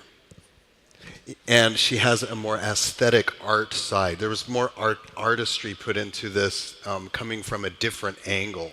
So the added artistry offsets the lack of maybe some of the mobility and offsets some of the lack of intelligence in the AI, if that makes any sense. I think it's like making a really good soup. If you have too many potatoes, it's, But if you have just the right amount of these elements and it all works together and creates an experience, that's all that matters. So I think it's just weighing all of those elements and making sure that all three of them work well together. Can I rapidly ask her the question that everybody's thinking about? And then you can take off the face? Yes, here you go. You know what? Tap it. Harmony, what's the meaning of life? The meaning of life constitutes a philosophical question concerning the purpose and significance of life or existence in general. This concept can be expressed through a variety of related questions, such as, why are we here? What is life all about? And what is the meaning of it all? It has been the subject of much philosophical, scientific, and theological speculation throughout history. Yeah, there you go. There you go. I feel much better now. Explain that to me. No, I mean, hell yeah, if I was sitting in Alaska in a cabin, it would be much more fun to speak to her than to not speak at all, right? I get it. I really like to do this part, by the way, because this is what I think is one of the coolest parts of our design. So this is a modular face. What that means is the face literally comes. Nobody's ever made a robot like this. I'm just telling you. Sex robot or not. The whole face comes off. So what this means is... What is that sort of the day after look? I told you. So the thing is, I have a whole array of different faces, different colors. In fact, even the eyes are modular. I'm not going to do that right now because I don't have a screwdriver. But the eyes pop out. You can change the eye color, and then you can put a different character face on the same robot, change the personality in the app, and suddenly you have a completely new robot. Wow. So, and just this is actually kind of cool. So you're going to have dinner with Oprah Winfrey, and then you How can... easily it goes back on. It took a long time to get that right. Yeah, and I see that you're an artist, because this is very, very, very well done, especially when I'm sitting this close. we're running out of time, and you said that it's phenomenally interesting to hear you, to see your art, but also hear your philosophy, and to follow where this very, very strange field is going to go in the future. Thank you very much, Matt. My pleasure. Thank you for having me.